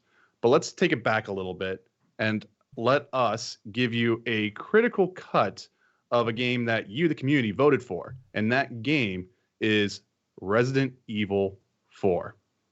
Yes. And the way we usually break this up for anyone who's kind of been here before, we are going to keep the same sort of thread here with what it was with how you're reviewing. So we're going to break this up into a presentation segment, gameplay segment, and impact segment. And after that, at the end of that, we will give our medal to the game. All 4 of us will give a medal to the game, and that'll be the next level Gamescast medal score for the game. So starting off presentation, Tom, you're a Resident Evil fan. Tell me about presentation. Presentation. Well, Drew already alluded to this before with Dead Space and how Dead Space 1 is kind of like the Alien to Dead Space's 2 Aliens. Presentation of Resident Evil 4 is like the Evil Dead 2 to Resident Evils 1 through 3 of being Evil Dead. Like, it completely just throws out the concept of being like somewhat serious and just goes full on camp. The fact that it changes to it being more of an action game by being a third-person over-the-shoulder shooter, one of the very first to actually get it right. To do that, the feel of the game, the voice acting, this game presents to you as just like, it is a popcorn movie from beginning to end, of it just being like, just such a great thrill ride to go and sit through. And presentation, it's outstanding. That's Mike, Drew, you go ahead. Because for me, I actually just played this recently for Shocktober, and I knew nothing about Resident Evil 4 besides like some of the GIFs and memes and all that. And I knew that it was campier. I was expecting that. It was cheesier than I was even expecting, but it's a type of cheese that is sort of charming. It's like, this is cute. This is fun. I get what they're going for. It's very tongue in cheek, right? It kind of reminded me of Metal Gear Solid Twin Snakes with him sort of back flipping off missiles, right? It's just so over the top. But it's fun. It's fun in that sort of B-movie action hero kind of way. I was surprised in a lot of ways, though, just by how dated it felt for me, because it's been a while since I've played a game from that era. And the voice acting, I think, was one thing where I was like, wow, this is pretty bad. This voice acting is pretty bad. And then on top of that, also... Oh, it was great. You shut your mouth. I think it's worth bringing up that the way it treats its female characters is pretty pretty lacking and kind of offensive a lot of the time. So I do think that's worth mentioning. I know it was a product of the time, but oof. Oh, you that's what I looked would up say. Ashley's dress, didn't you? You perp. Oh. I didn't, but I know that you could. I was like, they clearly could allow me to do this right now. And every time her boobs would jiggle and stuff, I was like, this is just ridiculous. Come on. Like, I thought we were past this. And I realized it came out in 2004. It's like, oh yeah. Right when that's that right. time happened. Prime. Well, let's move on to gameplay. You know, from a gameplay perspective, here's the thing. I finished this game, I think, back in the day, which means I have no memory of the game. And I've been kind of going back and watching through a little bit of your VOD archives, Drew, and a couple other things there. And I gotta say, the tank controls, you know, I don't think it's really weird. It's not an issue in this game, but like you go to Resident Evil 5 and it's like, it's suddenly like, it's really an issue. It's really weird how like it kind of works in this game. Yeah. But it's funny to me how much I was like seeing with that. And I was like, nah, I can feel this. I can feel how this would be played. So I think it's a testament to the gameplay of it. You know, it still is fine. I was surprised by it because I did think, knowing at that time when Resident Evil 4 came out and remembering the revolution that it was, the hype. in the hype surrounding it, I didn't play it because it was originally only on GameCube, and I sort of missed the boat by the time I got the GameCube. And now playing it, I always thought, oh, this must be the one that took it away from tank controls. And it does to a certain extent. It was like an evolution of tank controls as opposed to like a revolution on the design mechanics of Resident Evil. So I was surprised when I got in there and I was like, oh, this is still me turning my character around before walking, me not being able to quickly turn around without doing like the double tap of X. That was like the one way, right, where you can quickly turn around behind you, but otherwise you're very slowly moving left and right. And if you're trying to run around, you have like a very wide berth radius. I was like, okay, this is old. Like it wasn't a problem because the game is designed around that. So it works within the framework of the game, but it did take me by surprise because I thought that this was going to be the one that did usher Resident Evil into the newer mechanics. So it was good. It was good though. I didn't mind it. It was a good time. I had a couple frustrating moments where I was like, I'm really feeling the age here, but for the most part, it does hold up pretty well, I would say. Tom, your quick thoughts, real quick. Absolutely. I mean, look, this is the game, as I said before in presentation, this was the game that really gave people an idea on how to do third-person shooters. And this is, I would say, this is obviously going to be feeling dated because it is the proto version of everything.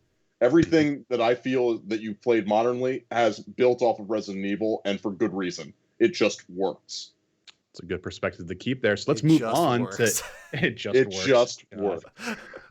Well, then let's just move on to impact. What has been the long-term impact this game has had? Tom, you've been actually really going in on that with it being pretty much the proto type for third-person shooters in the modern era and things like that. So, well, look, Drew, I mean, you literally just finished playing Dead Space 2. I mean, how much of Dead Space 2 do you immediately trigger back to Resident Evil 4? There's no denying that the waves, the butterfly effect that Resident Evil 4 caused within the survival horror genre. Not even just from a mechanics perspective, but presentational. All of that was at the time clearly like the top of the game, right? Yeah, it was almost in another league, especially for that genre. So it set a course for everything to follow, and even the Resident Evil franchise itself and the evolution of that franchise from that point forward. You could see how the IP changed after that in a major way, for better and for worse. But still, like the impact that it made on that franchise is you can't question that. I think as far as Dead Space goes, I would agree that I felt that Dead Space almost has a sort of tanky feel to it. Yes. Even. It obviously is an evolution in that it feels quicker. I can get around. I can move the corners with more finesse. But yeah, you could see it's like, this is where it comes from. This is the sort of the skeleton of these games, right? So yeah, I'm with you. What's weird for me has been seeing it on watching it. One of the things I think I still kind of look at, I'm like going, this kind of looks like a very, very early form of Last of Us. In the sort of like how that camera view is, on how like that kind of whole, you're aiming your gun, you have like that sway and everything like that. It's kind of stuff that I see a little bit from that. Not that's probably pulled from that, or it could be, but it is interesting on how much like you can kind of trace everything back to what Tom said. Resident Evil 4 was kind of that skeleton. It was that base foundation that most of those games are, set upon. So it's crazy. And now it's interesting to see where they're going with it now, or where they went with it with RE7, because I mean, and I'm going to talk about this later, but to see where they went with that as a complete departure from everything that they had been doing previously and what it looked like that they were going to be turning in. And frankly, after RE2 and RE3 remake, how they still kind of want to have these games be now. They want them to be that mix of being more of the classic puzzle solving while still having the gameplay and the gunplay of 4, just now with just more maneuverability and better chance to, do what you got to do. Yeah. Player engagement. So let's move on to actually giving out the medals. And Drew, what would you give Resident Evil 4 from a bronze, silver, gold, platinum, or diamond? Yeah, so it's an interesting sort of rating system, and I like it. This is something you use in your channel, and I was really happy to bring it into this segment that's lived within this channel for a while now. When I think about the medal system, it's not as simple as like, hey, this is 1, 2, 3, 4, and 5 out of 5, right? That's not the point. And I am trying to keep in mind what this game meant for horror games and the impact of it, not just how I felt about it, because as you can probably tell, I didn't love it. I recognize the importance of it, and I can certainly see how at that time it was probably mind-blowing, honestly. But Dead Space was a much more entertaining experience for me recently. All that being said, I think that you are not recognizing what this game meant if you don't at least give it a gold. So that is what I would give it. I would give it a gold. A gold. Okay. Tom, what about you? Considering your love for the franchise, I can tell, man. What are you saying? Yeah, look, I mean, for me, it's an easy platinum. This is probably one of the easiest ones for me to just immediately just call platinum, just because of the impact or what it meant for the franchise itself, what it meant to gaming in general, and frankly, to me, and I forget who had just mentioned it in the chat. Mark Dark Passenger mentioned it. He said for him it was his main reason for buying a GameCube back then. Yeah. And for me, it was very similar. Like that, this was part of also in history aspect. This was part of, I believe, the Capcom 7 or a certain amount of games that they were exclusively going to be making for the GameCube. And this was one of the announced games that we knew about was coming there. So I absolutely had to get a GameCube just to play this. I remember the Betrayal-ton that was, right, at the time when, because Resident Evil was synonymous with PlayStation. PS1 getting Resident Evil 1, 2, and Nemesis. And then 4 being exclusive to GameCube, that was a big deal. Huge moment. It did eventually come to PS2.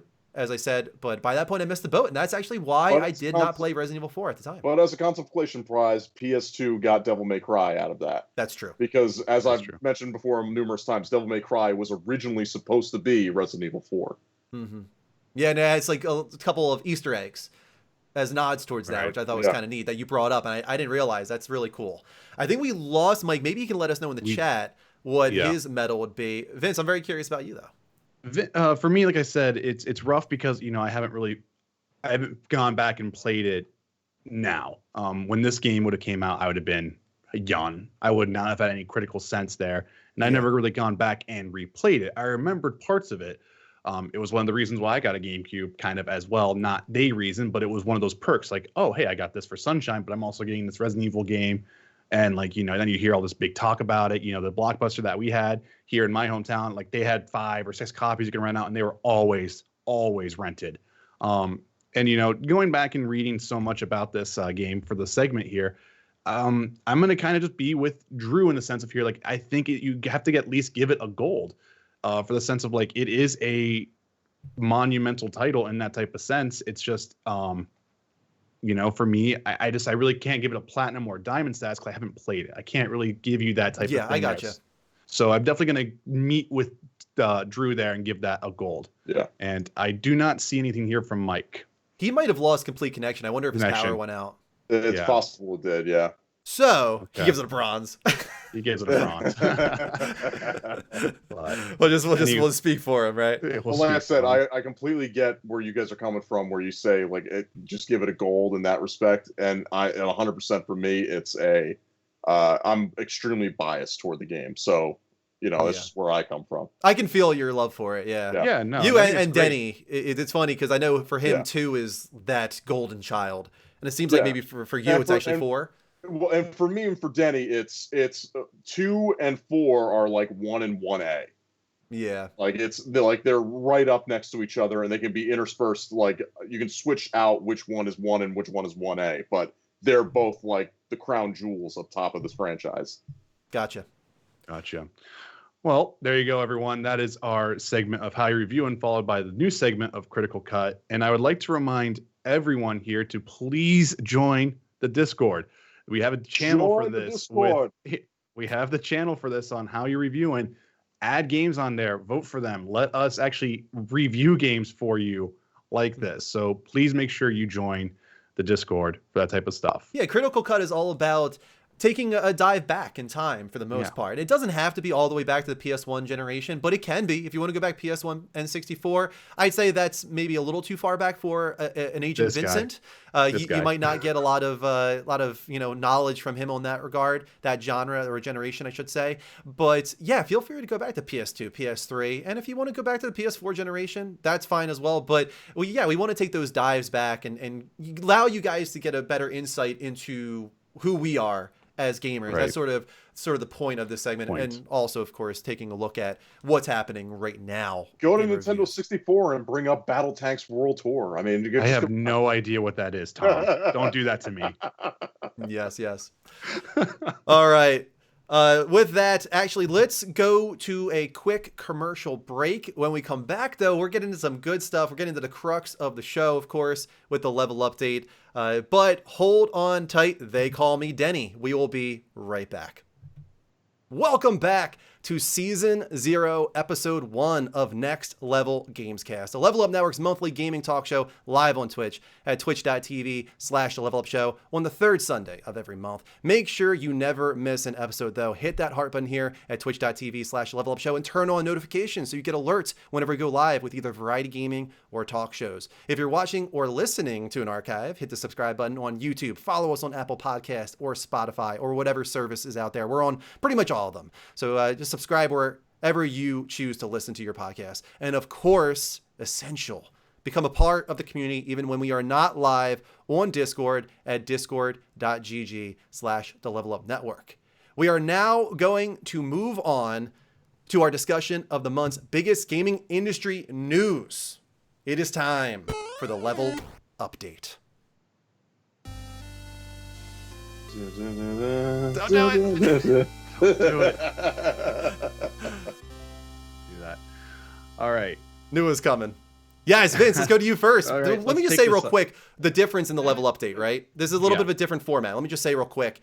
As opposed to Level Up Show, where it was sort of our moment to go through like all the news at like a decent pace, this is more of a slower pace to Level Update now, where each of us will have a dedicated topic. And we're going to spend 10, 15, maybe even 20 minutes on a topic, depending on what the nature of that is. And Vince is bringing us sort of a major one. So we're going to start with him, and we're going to give this a good amount of time here. All right, everyone. I hope you're ready. This is going to be a big one. We're going to do a next-gen launch review. And the only way you can do a review is like if you take all the data and you process it, and then you look at the end result here. So the lead up to launch, the reveal, let's talk about this for a second. So we actually technically knew about the Microsoft's next-gen project when they announced it actually back in E3 of 2018 when they just said, hey, we're working on something else new, right? But when you're looking down the actual list here, the real salvo started with the Wired article from PlayStation, April 2019, followed by the Project Scarlet reveal in E3 2019. Then we had the Wired article part 2 in October 2019, and then the Series X full reveal at the Game Awards 2019. And then we actually didn't get anything from Sony until Road to PS5 in March 2020. And then we actually had the June event of Sony, and that was where we actually got the hardware. It was a weird rollout this time, right? It's definitely not what we were used to.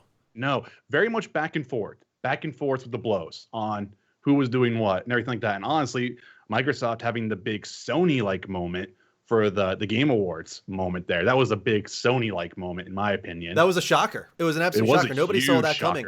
But I remember even at the beginning, like you're saying, the Wired articles, everybody's like, what the hell are they doing? They're dropping this information on a Tuesday, a random Tuesday, in like a blog post format? Like, what the heck is going on here? There's no, finesse or panache or excitement or bombacity. There's nothing here. What are they doing? They just did it. It was, yeah. So what's really been crazy, if you go back and look at all this, Microsoft very much stayed in the milestone event type deal where they had a big event or a big announcement and it was all over the place, right? They had minor events throughout the year, like, when they showed off the quick resuming for the first time and things like that. But for the most part, Microsoft's plans were that very much that big milestone moment throughout the year.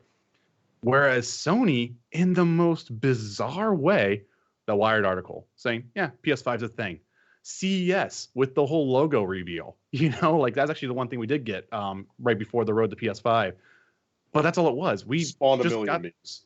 But what was weird about it, right, Tom, was that it didn't matter. The amount of excitement and clicks and social media engagement that these moments generated was insane.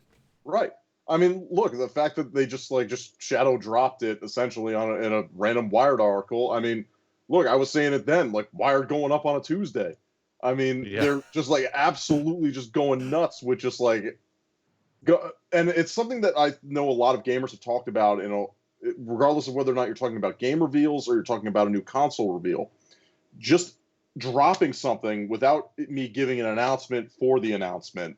It's not like, we're going to have a big interview on Wired. It's like, nope, you're on Wired now. Come learn all about the PS5. Yeah. It was crazy. That is preferably how I would like to get my news. I don't know about you guys, but I don't. Right. I started to become accustomed to it, right? It was weird. And it was also like we were getting conditioned at the same time where every time Tuesday came around, everybody's like, oh my God. Could they drop something randomly? It's a Sony Tuesday. Are they going to drop what the controller looks like? Are they going to drop like the UI soundbite, like when it starts up, just something ridiculous like that? Because that's what it felt like, where it's like so piecemeal. Oh, maybe they'll show off what like the bottom right-hand corner of the controller will look like today. That's what it was like, Yeah, I mean, that's the one thing that I think played to their strength, though, was that they sustained hype through almost, let's be real, an entire year.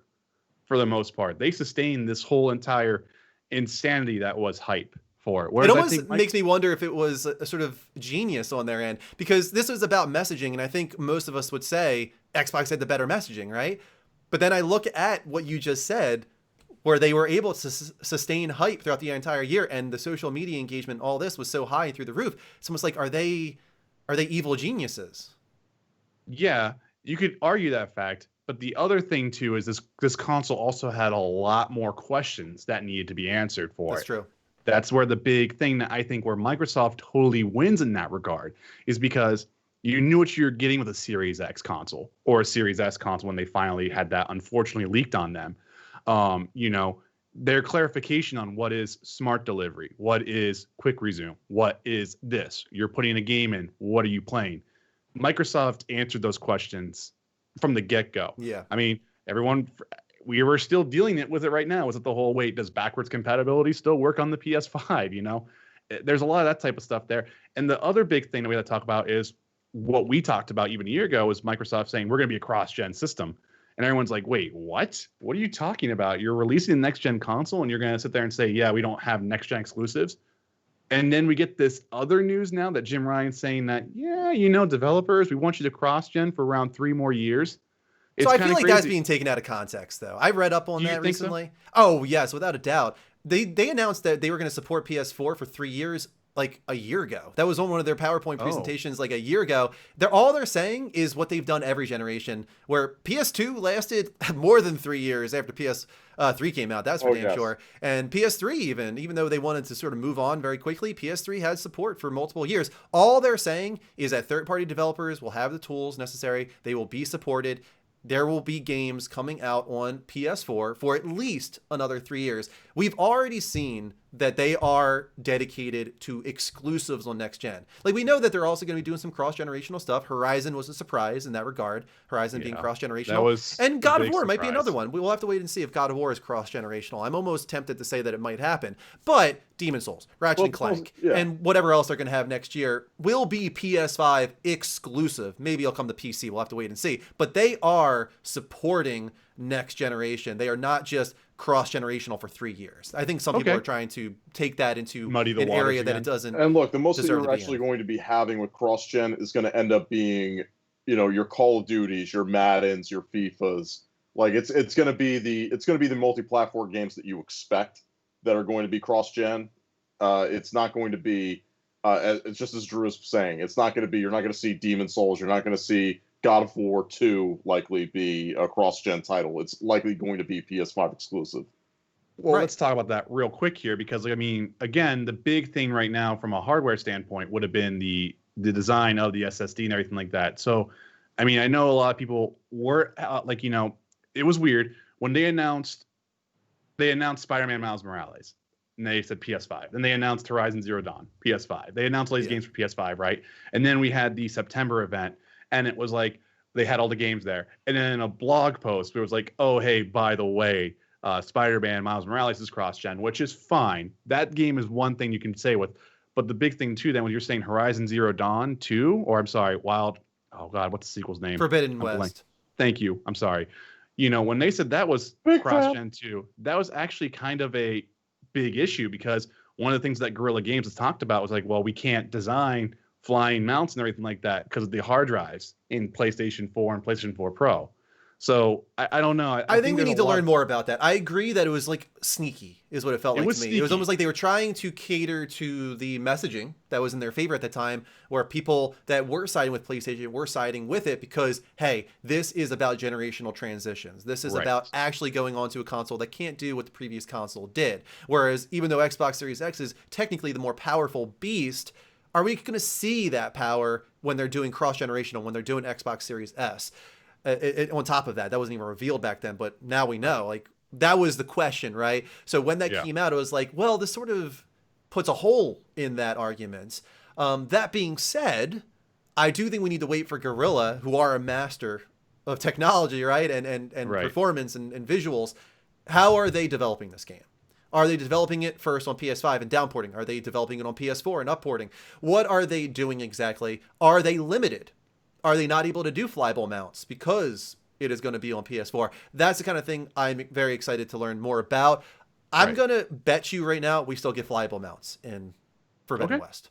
I'm going to call it right now. That trailer was designed that way. That ending shot was intentional to show the pterodactyl and things like that. That was their signal that we will be able to fly in this game. It seems like that would be a severe ball to drop if you didn't have that, especially with what the power of that system will have to facilitate that and everything else like that. Absolutely. Slap bet if you want it, Vince. Well, here, just a little, one more quick little bit then here then. How would you guys feel if the PS5 version gets flyable mounts and the PS4 version does not? I'm okay with that, honestly. I'm honestly okay with that. Yeah. Okay. No, I'm just saying it's tough to do though. Like, how do you accomplish that? And the main problem with that would be is that the flyable mounts, unless they're going to make like PS5 exclusive missions that would require it. Exactly. Essentially, then the flyable mounts will just be like, you can't have them be a large effect on gameplay. It'll be like adding the flyable car in Final Fantasy 15. The game wasn't designed around it, but they knew people were disappointed that there wasn't like an airship. So here we go, we'll throw you a bone. Here's a flyable car. It'll kind of be like that, where the game wasn't designed around it, but we'll throw you a bone. We know you want it. Okay. Right? That's kind of what I'm saying. I got you. But going back to messaging real quick, I think it's really interesting how they were just complete polar opposites this time, right? And each one has its pros and cons. But I think what's so fascinating about Sony's perspective on this is, like, we do things the way we want and we don't give a crap what you think or anybody else thinks. Like, we do things our way. They did not budge. We're going to deliver the information when we want to deliver it. We're going to create a mystery if that's what's happening. Like, because I think that's what it was for a lot of people, that there was the transparency of Xbox, and a lot of people were like, I love this transparency.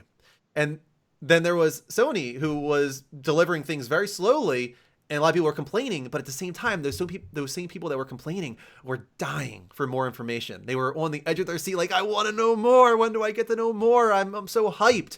So even though from a consumer perspective, some people would say like Xbox's approach was better, but which one were you more hyped for? And why was it that way? And I'm not going to say you were more hyped for PlayStation because of that direction, but I think it's a question that should be asked, right? And it makes you wonder, what is the actual better approach from a marketing, PR, advertising perspective in the end? It's interesting, is all I'm saying. It's a complete polar opposite approach. Yeah. I agree with you. And we actually honestly won't know the results until we get into like the third year of this generation, you know? Right. We won't know because that's when we'll know the sales metrics. We'll see the market leader and everything like that. And that's what all this plays into effect with. So we really won't know until that time. Yeah. But let's move on to this was a big discussion. This was a big thing because you had one company who this is their bread and butter. And you had another company who, again, we talked about, we really didn't get information until maybe, a week before launch on how this all worked. And that was backwards compatibility. And let me tell you what, looking at let me tell you something. No, this is a good thing. Both work to an astounding degree. This is probably the best we've ever had backwards compatibility on both sides. Yeah. You have Microsoft entrenched in it. It is their thing that they have to have this thing. This is how their console is going to kind of live, at least for the first year, maybe first year and a half. In a sense, and they've done it. They did it with the one SKU, the smart delivery, or if you really want to call it play anywhere type system there with the saves and everything like that. But again, though, you look at some of these PS5 games like Days Gone, Ghost of Tsushima, any of these older games too, the performance boosts are extreme. You're talking about some games that are full out. There's not even a dip, locked 60 frames per second at 1080p. Like not a single dip. Like Digital Foundry was like, this is astounding. Like you're seeing this to where even compared to the Xbox Series X backwards compatibility, because it's the One X version and they're trying to push native 4K, even that is still having a little bit of a performance drop or whatnot. Right. It's crazy. But then at the same time, here's the really random flip-flop. We were talked all about this time about SSD speeds. Yeah. And PS4 backwards compatibility, it's slow. It's slower, slow. right? It's faster than it was on PS4, but it's not as fast as Xbox is. And this is the difference between the two of them, right? Right. And this goes back to the generational transitions, where PS5, the SSD is going to be all about true next-gen transitional games, whereas Xbox was about transition of backwards compatibility, playing your old games, having everybody feel like they didn't have to jump over some fence or hurdle, right? So it makes sense almost in a way that their backwards compatibility would take advantage of the SSD in a better way than PlayStation's would. Right. Because how many games am I going to go back and play on PS4? This is just me personally. I might go back and play The Last Guardian if it is 60 FPS. I might do Days Gone finally if I get like a lull or something. But otherwise, I can't think of too much that I'm going to go back and play. 7 Remake, I'm betting they're doing like a PS5 edition at this point. So I'm not too worried about that. Last of Us, we'll have to wait and see. I don't know what they're doing. But those are the ones, like those ones that came out very, very late in the PS4 lifespan that I'm kind of eyeing up. But otherwise, I'm moving on. I'm ready for true next-gen titles. That's just me. I mean, you guys know me, I think, or at least most of you know me. It's going to be about 6 months before I don't play anything on my any PS4 games for me, period. Yeah. I don't sit with backwards compatibility. That's just how I've always been. Even when I got my first PS3, just because we didn't have, money at the time, I had to rely on a lot of backwards compatibility games, but like that was Kingdom Hearts 2 for the most part, let's be real. Right. And so, for me, the backwards compatibility thing is like a perk, but it's not something like, for me, it's not a huge deal. I know for a lot of people, it's a huge deal. So Tom, I actually want to know what your opinions about this. What do you think? Like, about backwards compatibility? Like, is this a big selling point for you, or are you ready just to move on? To me, it's huge. I mean, it's backwards compatibility to me has always been a huge factor. Legitimately, I just got done talking to you about how I'm playing a PS3 game. Right. Right. Yeah. And we're going into PS5. For me, the ability to go back and play the games that I already own and not have to finagle it through playing through an instant game collection or necessarily having to jump through hoops to play games that I've already owned. That means a lot to me because I am one of those people who likes to go back, much like I like to go back with a good movie and rewatch something that I haven't seen in like maybe 4 or 5 years. Every once in a while I want to pop Back to the Future back in just to watch it again, just for the fun of it, Yeah. That's how I've been feeling, and I'm sure some people in Discord here or in other places have heard me say this, and I joked about it already before with Mike. I would love to go back and play Burnout 3. Like, I've been itching to play Burnout 3, and I don't necessarily want to do that by playing an emulator on my PC. Maybe I just want to be able to just have the disc that I already own, pop it into something, and just know that I'm going to be able to play it. Yeah, I got it. So I get it. There's certain things like that, and especially games like that where I know 100% they're not going to re-release it necessarily without there being a bunch of hoops that they have to jump through because of music licensing, because of in-game advertisements that were in there. Like, there's actually going to have to be work that gets put into these things. The only thing that gives me hope for something like that is the fact that you get like Tony Hawk's Pro Skater 1 and 2 that came out, where you're like, oh, like this is the game from my memory. It's very much different in certain aspects, but again, at the very least, I'm getting like some of that. Like, I'm never getting that with certain other games. So yeah, for me, backwards compatibility is a huge thing. I hope that all of my PS4 games, because my plan is to move my PS4 out of this room where all my streaming setup is and move it out into the living room, and then just be able to use the PS5 for all the PS4 games that I still want to play.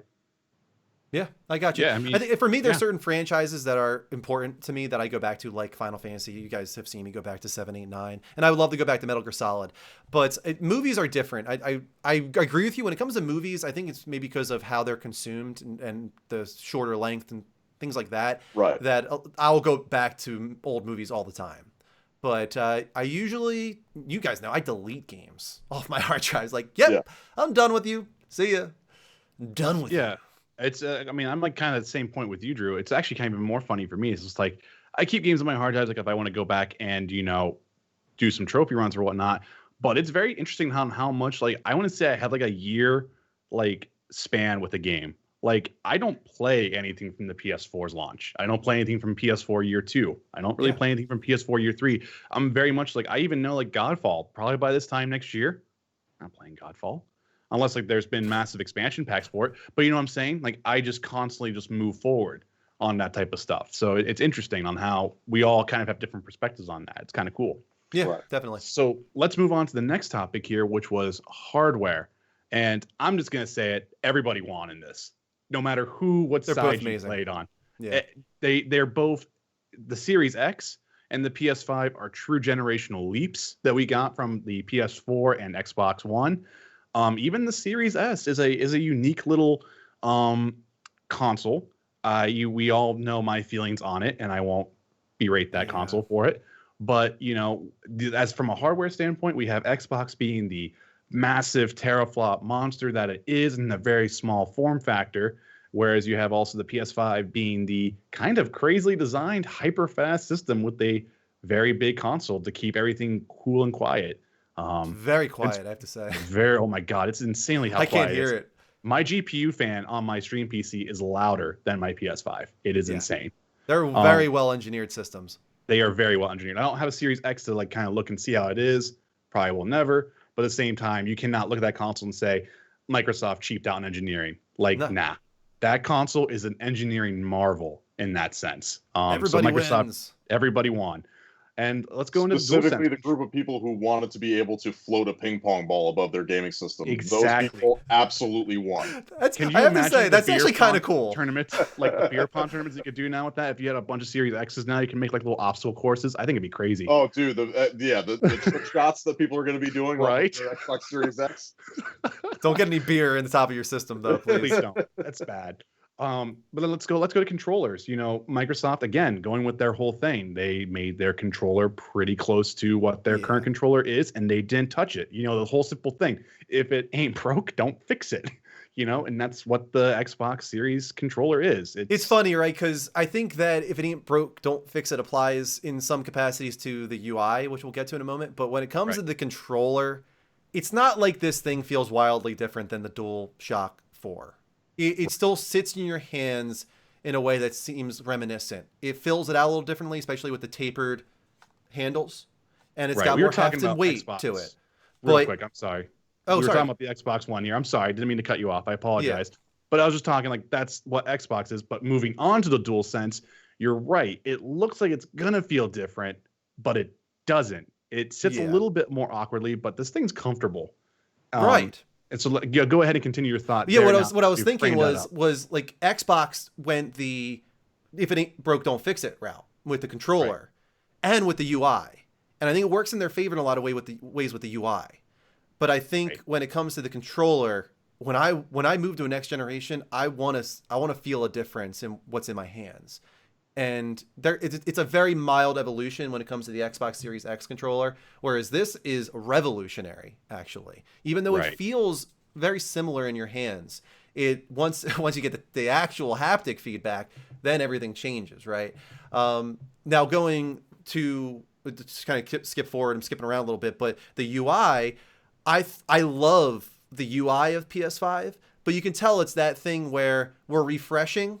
So you're going to lose some things that you came used to. Like not everything can make it in from the start.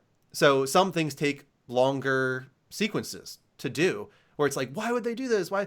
Because this always happens, right? When you refresh a UI, this always happens where it's improved in some capacities. It's a lot faster, it's a lot sleeker, it's a lot snappier. But certain things get lost because over the course of 7 years, like PS4, a UI makes a lot of changes. And not all of those are going to make it in. So, do I need to pause here? The PS5 UI is very sleek. Having the store integrated now is very, very nice. The one thing that I've noticed I've had a lot of struggle with is the PlayStation button and bringing up the command center. It's like a complete inverse for like the quick menu, which I'm not used to. Like I'm used to holding the button down to go to quick menu, but it's bringing me to the home screen. And I'm used to pressing the button to go to the home screen. But now I just need to press it for command center. So now those things have been flopped. So those things have been flopped, and it feels weird because after you played so much on PlayStation 4, you're just kind of like, wait, hold up, what's going on? You kind of get thrown off on that in a way. You all good, man? Yeah, I'm all good. Yeah, now, good. Okay. I wasn't sure why Kristen was coming down for a second there. Answer me this, because somebody had brought this up in a separate conversation that I was having. But if you were to press that in the middle of the game, it does not pause your game. It depends on the game. Okay. It depends on the game. So like that was one thing that most games do suspend on that. I do not think, like, say if you got invaded in Demon Souls, it does not pause the game. Right. If that makes sense. But the nice thing here is, unlike the quick menu, which brought up like the whole left part of your screen right now, right? The command center kind of lets you see more. It's weird because it takes up more space, but lets you see more because of how the nature of it is from the very bottom up. It's very interesting on how it works. Yeah. But it's nice though. I like it. I like the switcher aspect of it. I think that's kind of fun. It's nice to actually not have to go back to the main thing. It's not quick resume, which quick resume is amazing. Let's be real. That's an amazing thing about that Microsoft did for it. But yeah, there's a couple quirks too. What's really weird for me is I haven't had any of the issues of downloading PS4 versions of games that I have that are cross-generational, like Borderlands 3, Dead by Daylight, Spider-Man Miles Morales. It downloaded the PS5 versions for me, whereas like I know some other people in the community had that issue where it was downloading the PS4 versions for them, and then they had to go download the PS5 version.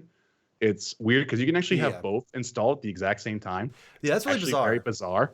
Those are the kind of things that I like. Those quirks that you're talking about in Far Center said in the chat. I agree. Like the OS right now, I think even in comparison to 6 months from now is going to be wildly different.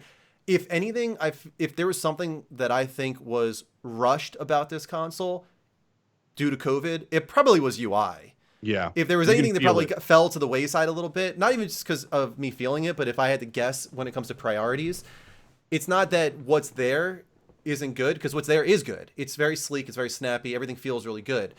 But you can tell that they probably had wider goals than what is there. They got the cards in, which is sort of like Yeah. a brand new thing, which is great. I really love the cards. And they got in the built-in store and plus. It's much better in that regard. But then the loss of certain things, to me, it tells me, yeah, they probably made this a little bit lower on the on the rungs in comparison to some other stuff for launch. They wanted to make sure this thing came out this year. They got the stuff into the UI that was absolutely necessary. And 6 months from now, I think we have a much different UI, not in its overall architecture, but just in like, oh, this is missing, this takes too many button presses. All those little things, right? Those quality of life type things, I think will be improved relatively quickly. Yeah, I agree with you. I mean, and like they both have some weird design quirks with them. Like HDMI 2.1 has an issue on both consoles, no matter what. There's storage woes on the PS5 and the Series S. There's all these really weird quirks from a UI and user experience on both consoles in a way. Like it's just you could tell that they both kind of not rushed, but you could feel the COVID thing. I think if we would have gotten these consoles like in March of next year, which I know no one wanted to wait for, we would have had a much more robust OS on the PS5 side, and we would have had a much more stable system on the Series X side. Yeah, because their OS is the same OS that you have on Xbox One X, right? So they weren't in any rush. Like they were just continuing the same OS from previous generation to this generation. So that's why you see all of the groundwork is still there. Right. That's the problem with doing a refresh. That always happens. Yeah. And then like if you just go into launch games, I mean, do we even need to discuss this?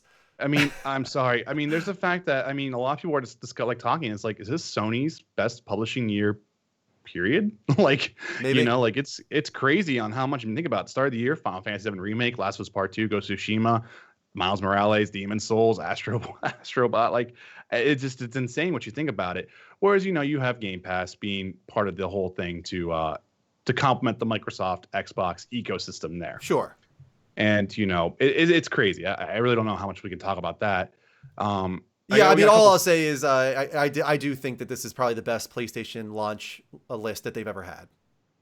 I think, honestly, PS2 and PS3 weren't great. PS4 was all right. But when I look back at the PS2... how could you not forget about Lair? Lair was such a great game that Heavenly Sword. Everybody remembers. Heavenly Sword. Hey, Lair actually had some really cool tech stuff with it, especially with water caustics and whatnot, so... Let's kind of. But even PS4, when you look back to that, the best thing I remember about PS4 was Resogun. Killzone was all right. Was fantastic. I loved Resogun. Yeah, Resogun was fantastic. Killzone was good. It was a fine launch title. Knack was a fine launch title. But when you look back at those games now, it's like, yeah, they don't compare in any way, shape, or form to what came after. But if you look at Demon's Souls, like this game is going to hold up really well years from now. What if it doesn't? Yeah, what if the next thing they do is even better? It probably will be, right? Wrong? But even so, 93 on Metacritic OpenCritic at launch, that's huge. So yeah, this launch is absolutely fantastic. Yeah, I agree. And I guess let's just do a couple more side notes. Let's wrap this topic up. Some side notes here, just for you guys to know, is that PS5 games were actually considered to cost higher than $70 than what they are now. They've launched at $69.99, which I think is insane in its own sense. I get it. At the same time, I don't get it, considering, we have the industry bloat of microtransactions and subscription revenue and everything like that. That's the thing. I think it depends on, this is obviously their first party lineup that is $70 because that's what they control more than anything else. Right. But how many first party Sony titles have been sort of obnoxious when it comes to microtransactions? It's not too often. So right, that's not what I think. I was just saying, like, as an overall industry thing here, as a standard, it is weird. Yeah. It is weird to see $70 like on PS5, like on Demon's Souls and whatnot. Yeah, I can kind of get it, but like when you're talking something like Assassin's Creed Valhalla, which doesn't have that cost, it doesn't have 70, but like you ask something like that, it's kind of like, really? So hopefully not. Hopefully it's not a huge standard there. And the other kind of weird thing that we found out was Microsoft almost abandoned Xbox before the Xbox One launched. So this is something that was sort of known a little bit, right? But not to this extent. Yeah, Phil pretty much spilled the beans on this, right? Yeah. Yes, it was an interview. Yeah. Did you read up on it, Tom? I got the Cliff Notes version of it. Yeah, so pretty much he was just talking about how there was a meeting. And this was actually before the Xbox One launched. After, Don Matrick had brought them to hell, with everything he had said, and he'd been let go at that point. And I think Satya Nadella was not even there yet. I think a Ballmer probably took his leave or something like that. So they had like no leadership, and they had a meeting to like decide like what are we doing. And it was actually discussed of like, do we just pull the plug on Xbox? Now, was it a legitimate thing that they were actually truly considering? I don't know, but they did discuss it. They talked about pulling the plug and calling it quits on Xbox, and Phil Spencer was the one who laid out the future and said like, this is the roadmap and this is what we need to do. And then Satya Nadella came on board and was in full support of Phil, and that's why they've had this comeback story. And not to say that they've taken the lead in market share or anything like that, but in comparison to where they were in 2013 before the Xbox One launch, it's night and day. So it is night and day. It's kind of crazy to look back and imagine that could have been the end of it, and we wouldn't have Xbox right now. Yeah, it would be a bad thing, right?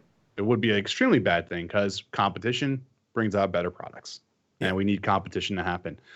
So wrapping that topic up, we did have a poll in the chat, which I think already went, and I did think that the vote won by 4. And it was the poll question was which had the better launch, all things considered, and the viewers voted for the Xbox Series. I think it was unanimous, actually. Launch.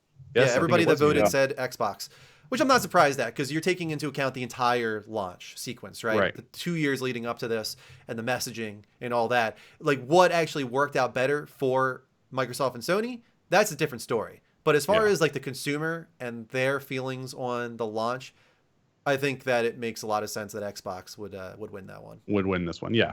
I agree. If anything, for me, it would still be a tie because we're seeing that divergent crossroad, where one side's going the other way and one side's going the other way, and we'll see what happens, Yeah. So considering Mike, I think probably lost power. I unfortunately need to take over his topic here. So I'll do my best. I did not research it in the way that he probably did. That's sort of the point here, is that we each research our topics. But I have a pretty good understanding of what's going on here. He wanted to talk about rumors, reports that PS5 is being sidelined in Japan. That marketing, this global sort of, what would you call it, restructuring and consolidation, was leaving Japan sort of at the bottom of the rung in that consolidation. Like almost like they're not as important anymore, probably because they're so focused on portable and things like that. And as a result of that, did that lead to Microsoft trying to step into that void? So Bloomberg was the one who wrote about this, and there's been some contradictory reports following this, but let me read this. A senior figure inside PlayStation headquarters in San Mateo, California, said the U.S. side was frustrated by the failure of the Japan marketing team to sell as many PlayStation 4 units as expected. The person asked not to be identified, discussing internal matters. As a result, Japan has been sidelined in planning the PlayStation 5's promotion, according to several PlayStation staff in Japan. Employees in Tokyo said they've been left awaiting instructions from California. Japan-based developer support teams have been reduced by as much as a third from their peak, and the rolling contracts of a number of game creators at PlayStation Japan Studio, one of the unit's oldest in-house software, how do you say that? Ateliers? I'm not even sure. Tom, you got any idea? What's that word? In-house software, something. Probably teams, whatever. Yeah. That's a new word for me. Haven't been renewed, former employees said. But Microsoft, which is launching its next generation console in Japan on Tuesday, the same day it does so in the rest of the world, sees an opportunity in the country's market. Microsoft didn't start selling the Xbox One in Japan until almost a year after the US, which contributed to its disappointing sales in the Asian country. So, let me just say right off the bat that it kind of makes sense that they would get a little bit sidelined. I mean, the market has definitely shifted, right? It's shifted to much more of a portable, handheld, mobile market over there, right? It's so it doesn't come to me as a surprise hearing this, in the sense of like, they're not going for the PS5 unit sales launch there. It is interesting. That doesn't surprise me. Right. So what's interesting about this, though, is how it would affect the teams, like they were saying, Sony Japan. But here's if I had to think ahead of what this actually means, it doesn't mean that these studios are not going to be supported in developing games for PS5, it means that Japan itself as a market for consoles is not what it used to be. But Japanese games, Sony Japan games, games like Demon Souls, even though they were developed by Bluepoint, still sell very well in Western markets. Sony is not going to be like, just because Japan itself isn't buying our consoles like they used to, we should give up on Japanese games. No way. No way in hell are they ever going to pull money away from those teams. Maybe in some capacity. It depends. Like, these things are in flux. These are in flow. But Japanese games still sell very well in Western markets. Look, if anything can show you just the ability for Japanese games to sell in the Western market, you just look at the revival of Yakuza.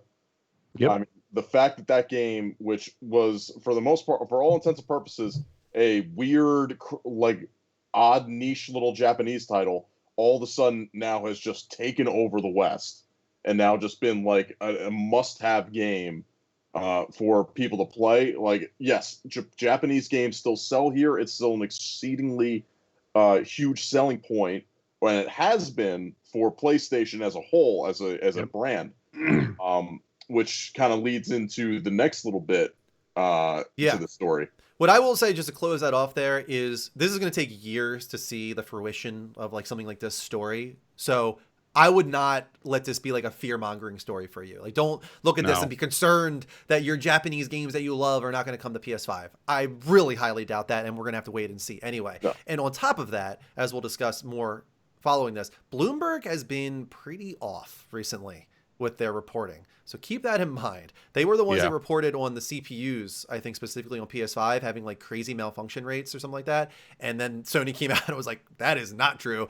That doesn't usually happen. Sony doesn't usually respond to rumors and speculation, but they came out very quick on that one and were like, no, this is not true. But anyway, can continue on, as Tom said. On top of that, there's evidence Microsoft is seeking to make acquisitions in the country, though it hasn't yet landed a deal with a big name there. Several Japan-based game developers from small to big said it had approached them about buying their businesses. They asked not to be identified as the talks were private and declined to give details on how the discussions went. When asked about potential purchases of Japanese companies, Jeremy Hinton, head of Xbox operations in Asia, said Microsoft is always open to discussions with creators that are a good fit. He said acquisitions are a possibility, but there are no announcements to share at this time. What's interesting is that Phil Spencer actually debunked this. And this leads into what I was saying about Bloomberg's reporting recently. He said, quote, I don't think so. We're usually not out there. I say I don't think so because I'm not in every meeting that every team has, but I'll say not from me. You know, most of the opportunities we've had to date have been a long-lasting relationship like Bethesda. And so I don't think we're out there with our business cards, throwing them out on the corner trying to find people. I've talked about my affinity for Japanese studios and thinking to back in the day when we had more games that were created in Japan as part of our first party. I'm excited when we close deals to get to spend more time with Tango and the work that they're doing. So it's an area that I'm interested in, but no, I don't think that's accurate. So that's kind of surprising that he would come out and sort of debunk that. Why not just like let it go is kind of what I'm imagining. But I will admit that there's a concern on my end actually of them trying to pick up a bunch of Japanese studios, because in general, acquisitions are not good when it's third parties that have always been known to be third parties. If Sony were to pick up Bluepoint, which we'll talk about later, that makes sense, right? I don't think too many people are going to get upset about a Bluepoint acquisition. No, but whenever a company like that acquires a second party developer, which is essentially what they become at that point, then like everybody's just like, all right, well, what took you so long? Exactly. Even Insomniac, some people were like, I remember when this first was revealed, I swear there was so many people saying, wait, they weren't first party already? That was the reaction to that. And honestly, I think if Bluepoint were to be acquired, if Kojima Productions were to be acquired, it would be a lot of people saying the same thing, like, oh, I thought they were first party already. Yeah.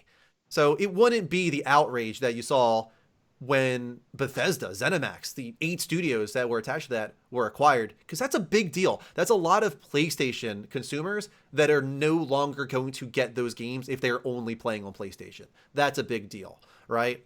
Sony also responded to the accusations that, Japan's being sidelined. They said, Any suggestion that Sony is shifting its focus away from Japan is incorrect and doesn't reflect the company's strategy, spokesperson Natsumi Ararashi said. She noted that the PlayStation 5 is launching first in Japan and said, quote, "Our home market remains of utmost importance." And I have to say, like, that makes sense to me. Yeah. So I question this article a little bit. We'll have to wait and see. This is going to be years in the making, right? But we did put a poll in the chat. If Microsoft were to make an acquisition of a Japanese studio, who is the best fit? Who is the one that's going to cause the least amount of outrage where it's like, yeah, that makes sense? Ooh. Are there any? Well, here's the thing. If we're talking like the 360 era, it would have been Capcom. Because that was actually a big deal back in the day. It was. Capcom doing a lot of stuff for Microsoft. If you're asking now, I don't know. I think Sega would probably be the only one who wouldn't get. Well, actually, no, that would still give outrage in a way. I don't know. I actually honestly think any one of these, no matter who you pick, someone would be upset somewhere. Oh, yeah, very. Because they're all third party. Yeah. Fully third party, right? I think there are certain ones that would cause more outrage than others, like a Square Absolutely. Enix. I mean, Yes. God, the explosion, the salt that would happen if Square Enix were to be acquired. No, yeah, it would never end. Salt is a way of life down here. If that's the, if that was something like that. We'll be tasting that salt for years to come. Yeah, well, Tom, do you have a feeling on this though? One that you think is the best fit? I mean, for a while there, we thought it was going to be Platinum, right?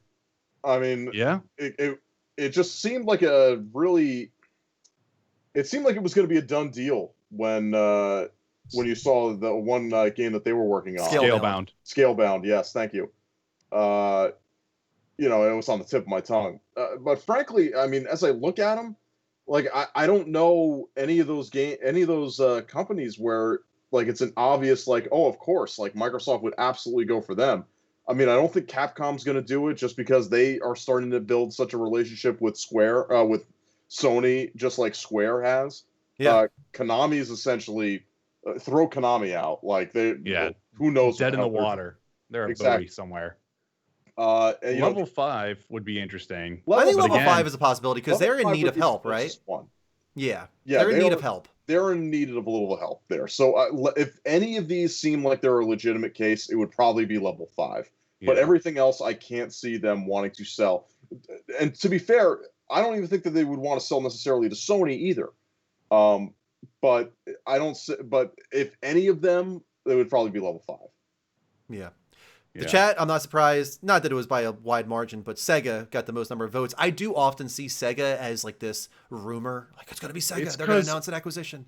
It's because of Yakuza and it's because of Phantasy Star Online. That's the big thing. The crazy thing that people need to remember though with Yakuza is the only reason why it had a resurgence here in the West is because Sony stepped in on that. And they actually helped they helped fund, what was it?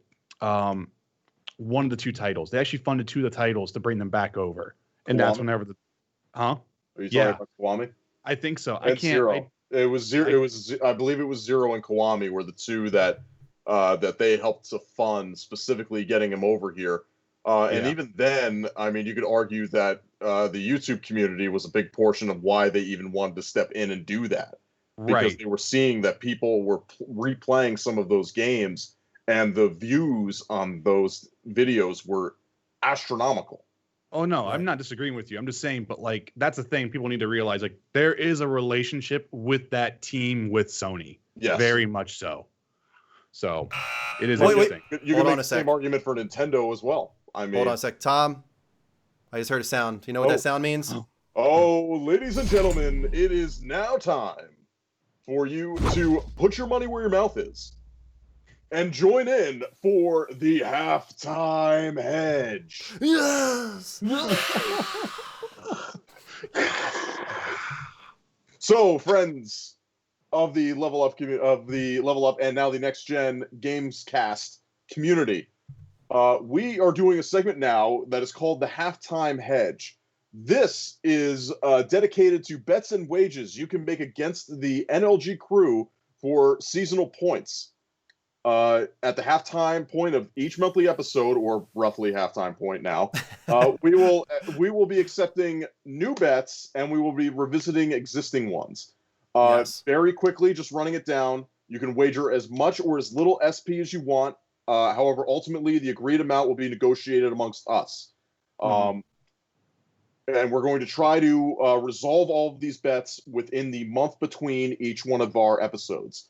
So, for instance, we have our first wager, which we didn't get to negotiate on stream because, for obvious reasons, this is the very first episode. But we did negotiate it out a little bit through Discord.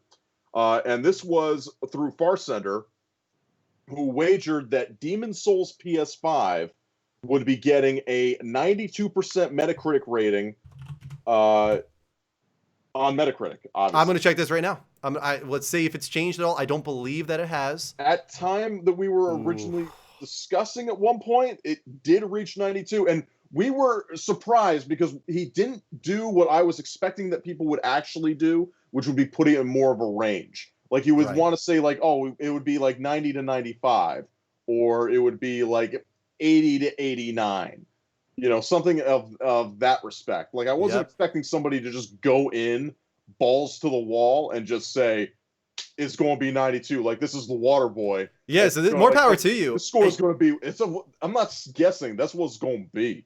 And that's why it was worth so much, right? 5,000 SP. That is a lot of SP. Yes, it was worth that because this is an exact number.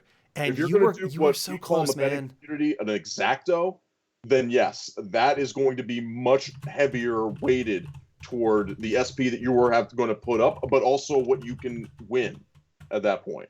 Yeah, and we did say it would be decided on the show. It has 16 reviews. We talked about it earlier. We feel like that's enough, and it has a 93. So unfortunately, Farsendor, you were really close. But at the same time, like you said, you're probably happy, right? Because this means that it's a better game than you even predicted. It's doing better than you even predicted. 93 on Metacritic, which unfortunately means that you lose 5,000 SP, sir. But that's, big risk, big reward. He went for the big risk, and it just didn't quite work out for him. Yeah. Now, here's the thing to keep in mind as well. If Fars would have won that, he would have gained 5,000 SP, but also everybody in the chat would have gained 1,250 SP. 1/4 of that would have been given to everybody in the chat. So it would have been huge for everybody involved. And that's why we do it. It's almost like a community activity. It's like, I'm going to put myself on the line for everybody. I'm going to get the most SP, but I'm trying to get all of you SP. But unfortunately on this one, it did not work out for you, Far Center. Thank you for taking part, though. Yeah. Sorry, buddy. But we appreciate the him joining in, and we also have another new wager to be discussed right now. This one was brought on by Hetman RX, and he is betting us that Cyberpunk 2077's user score and to be very clear, he's talking about user score. This is not the critics. These are the people who individually go in on Metacritic and give their reviews. He is saying the user score will be lower than 7.5 2 weeks after launch. He also said haters gonna hate as well. Haters gonna hate. So here's one thing we need to negotiate right off the bat. 7.5, we have to discuss where that also exists within the 0 to 100 scale as well. Right. So that's fine. That's anything less than a 75, 7.5. Right. That's fine. I think what we need to negotiate actually first is the 2 weeks after launch. Because if you look at the release date on Cyberpunk, it is what, December 10th or something like that? Yes. So if you go 2 weeks after that, we're out past our episode for December. Yeah. We want to be able to resolve this in December. Our episode that month is on December 20th, which is 10 days after launch. So Hetman RX, my first negotiation to you would be, will you allow this to be resolved 10 days after launch of Cyberpunk 2077? That'll be my first thing. Next up, I'm going to say, this is my personal feeling, I think 7,500 SP is way too much for this. Yes. I agree with that. It's too much. Okay. The reason I feel that way is I don't think this is near as ballsy as some people would like to think. 7.5 user score is a much different thing than a 7.5 critic score. This game's going to get in the 80s at the least. This thing will probably get into the 90s critic score. That would be my guess right now. But there is so much controversy surrounding this game, and it's on both sides. That's the problem here. Is this game's going to get zeroed, downvoted, hate voted by a lot of different people on both sides. One side's going to be transphobes that hate that that's involved in this game in any way, shape, and form, that it has, trans stuff in it. So that right off the bat, downvotes. Then you've got the delays. You've got the crunch. That's another thing, downvotes. But then you can even go to the other side for people that are welcoming to the trans awareness or trans recognition. Even they might look at the way it's portrayed in the game and say, you did this wrong. You got this wrong. This is awful. This is offensive. Downvote. So there's a lot of different reasons that this game could be downvoted from a user perspective. Beyond just the simple explanation of just trolls. Right. And that's the worry that I have with going with the user score specifically, because it's questioning how fast that the aggregates are going to be able to factor that in. Because sometimes they're able to go in there and be like, okay, these are obviously trash reviews, so we're gonna not have these weighted, or we're gonna delete them. So we're assuming that 10 days out, they would probably have that fixed for the most part. I still feel like even with that, you're going to get a lot of people who will likely still downvote it to hell. Yeah. But on the same token, exactly as to Drew's point, I mean, I could see it easily going the other way, where there's going to be people who are immediate fans of this game who want to get in there and want to actually support the game and say, because maybe they just really love CD Projekt Red. Maybe they just really love the idea of this game, that they just that they're just going to stay in the game no matter what. And maybe there's just people who just legitimately super enjoy the game, who just think it's amazing. Yeah, I don't know yet, because I haven't had my hands on it. I've only just seen gameplay videos, and I know for me, like, I'm still, despite all the nonsense that's going with the game, I'm still interested in playing it. I'm interested in getting my hands on it and actually seeing what this game is about. I know that Denny is in the same boat as I am. I know Mike is definitely going to be one of those people who's not going to be as excited for it. Mm-hmm. But I have tempered excitement. Let me just say. The excitement is definitely tempered, but I can still see that there's going to be a significant portion of people, assuming that the game isn't just absolute trash. I can still see that there's going to be people who are going to be like, "Oh, it's the best game I ever played." 99, 9.9, throwing up like, at least 8s, 8.5s, things like that. So what do we think should be put on the line here then? What do you guys think? What should the SP amount be? I don't think it should be 7,500. I don't think it should be as much as Far Center's myself. No. I think if I had to guess, I'd say like around half of that. Far Center went with an Exacto, and if we're not going any higher than 5,000 for an Exacto, then this has got to be lower. Yeah. So we thinking half of that maybe? Yeah. I'm willing to meet him halfway, and say, well, not him halfway, unless you're saying 3,750. Yeah, exactly, or 3,500. Personally, I think 2,500 is the max we should allow here myself. Yeah. What do you think, Vince? Okay. I was thinking 3,000. So I'm like right in the middle of the road between you and Tom. I'll go in the middle then. That's fine. I'm willing to go in the 3,000. middle there. Yeah. So we're setting the line, everybody. We are. Well, Hetman's got to agree as well. He could also back his wager out. Hetman, if you're still in the chat there, I saw you were posting before. Are you okay with 3,000 SP? Oh my God! Hold on, say this is just taking a different turn. You've changed the deal. Pray that I don't change it again. User score of 43. 10 days out for 4,500. So are we saying 43 max? So anything less than 43? Is that what you're saying? Or are you trying to do the Exacto? Or are you saying that it's going to be 43? This got interesting. Yeah, this did just get interesting. We just dropped the bomb on us. We all just like. I wasn't expecting that. Anything less than 43, I think that is very much worth. I would say let's do 5,000 at that. Yeah, because look, at that point, then because he's trying to factor in as well that the trolls are still going to be there. But I'll go less. If you're cool with going less, 43 or less, I'll go with 43 or less. You don't need to do exacto for that, because that's ballsy. That's still very ballsy to me if it's going to be 43 or less, because I don't see that happening. I think that's ballsy up there with the Far Sender wager for sure. Yeah, so I think it should be equivalent to that. I think 5,000 SP. Anything above 43 though, if it's 44, it's out. So you're saying 43 or lower. 43 or lower is fair to me. He doesn't need to get exacto if it's below 43. 43 or lower. Okay, I'm going to put negotiated to 43 or lower, user score, 10 days after launch, and 5,000 SP. If you can say, just give one confirmation here at Man, 5,000 SP, we'll put you in the books. Put you in the books. I will take the under. 43. It's 43 or lower. 43 or lower. Yeah. 10 days after launch. The push, we'll give it to you. We'll give the push to you if it's 43. Yeah, I think we should. Yeah, if it's 43, that works as well. 43 or less. Yep. 5,000 SP. And somebody just successfully added, Fars and Hemp both have huge nuts to our reminders list. They do. There we go. This is ballsy. 5K, baby. You got 10K tonight for all those gifted subs, and now you're putting half of that on the line with 5,000. It is in it's a good way to try to make it back.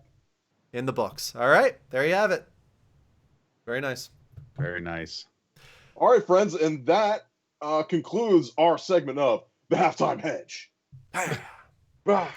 Get on our Discord, everybody, please. Become part of that segment. As we will say over and over and over again, get on our Discord. Hashtag Halftime Hedge.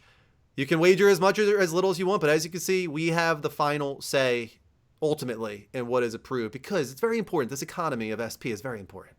Got to make sure it doesn't get out of whack, right? But over the next month, we're going to need some more bets. So please, if there is something that you want to, either by user score or some other thing that you can think of where you want to put make a wager and put SP down, like say you wanted to bet how many delays that Cyberpunk was going to have, at the end of this, or if you think it's going to get delayed again or something like to that nature, then like that could be something we can negotiate as well. So we're willing to listen to any of your bets, and we'll bring them up here and we'll negotiate it however we want. So guys, please join in on Halftime Hedge. We'll make this a really fun segment for everybody here. I'm already really enjoying it, I have to say. Yeah, I'm really I keep getting surprised by it. Like the way you guys are interacting with it is really fun. So way to go. Far Center and Hemp Man. Once again, way to go, guys, on taking part in that segment, and we hope we get more of that. Moving on, we're going to get back into the level update, now with my official topic, and it should come as no surprise that I want to talk about Final Fantasy. Oh, really? Really, I do. I do want to talk about Final Fantasy. That you were interested in Final Fantasy at all. So we actually got a pretty good info dump this month for Final Fantasy 16 with a teaser website. Now, it's not a ton of information, but I thought it was worth discussing because it is the only information we're going to get for quite a while. It definitely until 2021, and I would bet probably pretty far into 2021 before we get a lot more information about this game. And it also led to some renewed excitement for me. Because the original reveal, as much as I was surprised by it and I was engrossed by it, there were certain things about it that didn't quite click for me. But this teaser site kind of pulled me back in. I want to start off with a message that was posted to the website coming from producer Naoki Yoshida. Now, if you guys don't know who Naoki Yoshida is, he is the guy behind the reboot, really, of Final Fantasy XIV. He saved Square Enix in a lot of ways. And he is now considered like one of their golden geese at this point. Yeah. So a lot of people, I think, were hoping maybe that he was the director on this. So this is the official confirmation here that he is not the director. He is a producer, saying, quote, "The exclusive footage comprised of both battles and cutscenes running in real time represents but a fraction of what our team has accomplished since the start of development on this, an all-new Final Fantasy game. In that span, the team size has grown from a handful of core members to a full-fledged unit that continues to polish and build upon what they have created so far. all to provide players an experience unmatched in terms of story and gameplay. Our next big information reveal is scheduled for 2021, so in the meantime, I expect everyone to have fun speculating, as we have a lot in store, not only for the newest entry in the series, Final Fantasy XVI, but also for Final Fantasy XIV too. Needless to say, I'll be working hard on both. So he is still very much involved in that specific title, so not too surprising there that he passed the torch to Hiroshi Takai, directing Final Fantasy 16.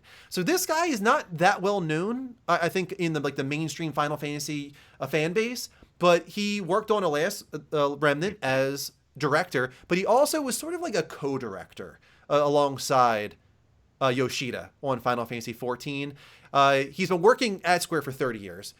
He worked on the Saga series, for example, and he described his position when he was working on Final Fantasy 14 as to work on odds and ends that trouble the developers. He said, quote, "I'm directly in charge of effects and oversee the level team that is in charge of planning the fields and dungeons. But essentially my work is really a bit of everything, kind of a jack of all trades," right? His work began, though, on Final Fantasy 16 in 2015, with Heavensward kind of being his exit from Final Fantasy 14.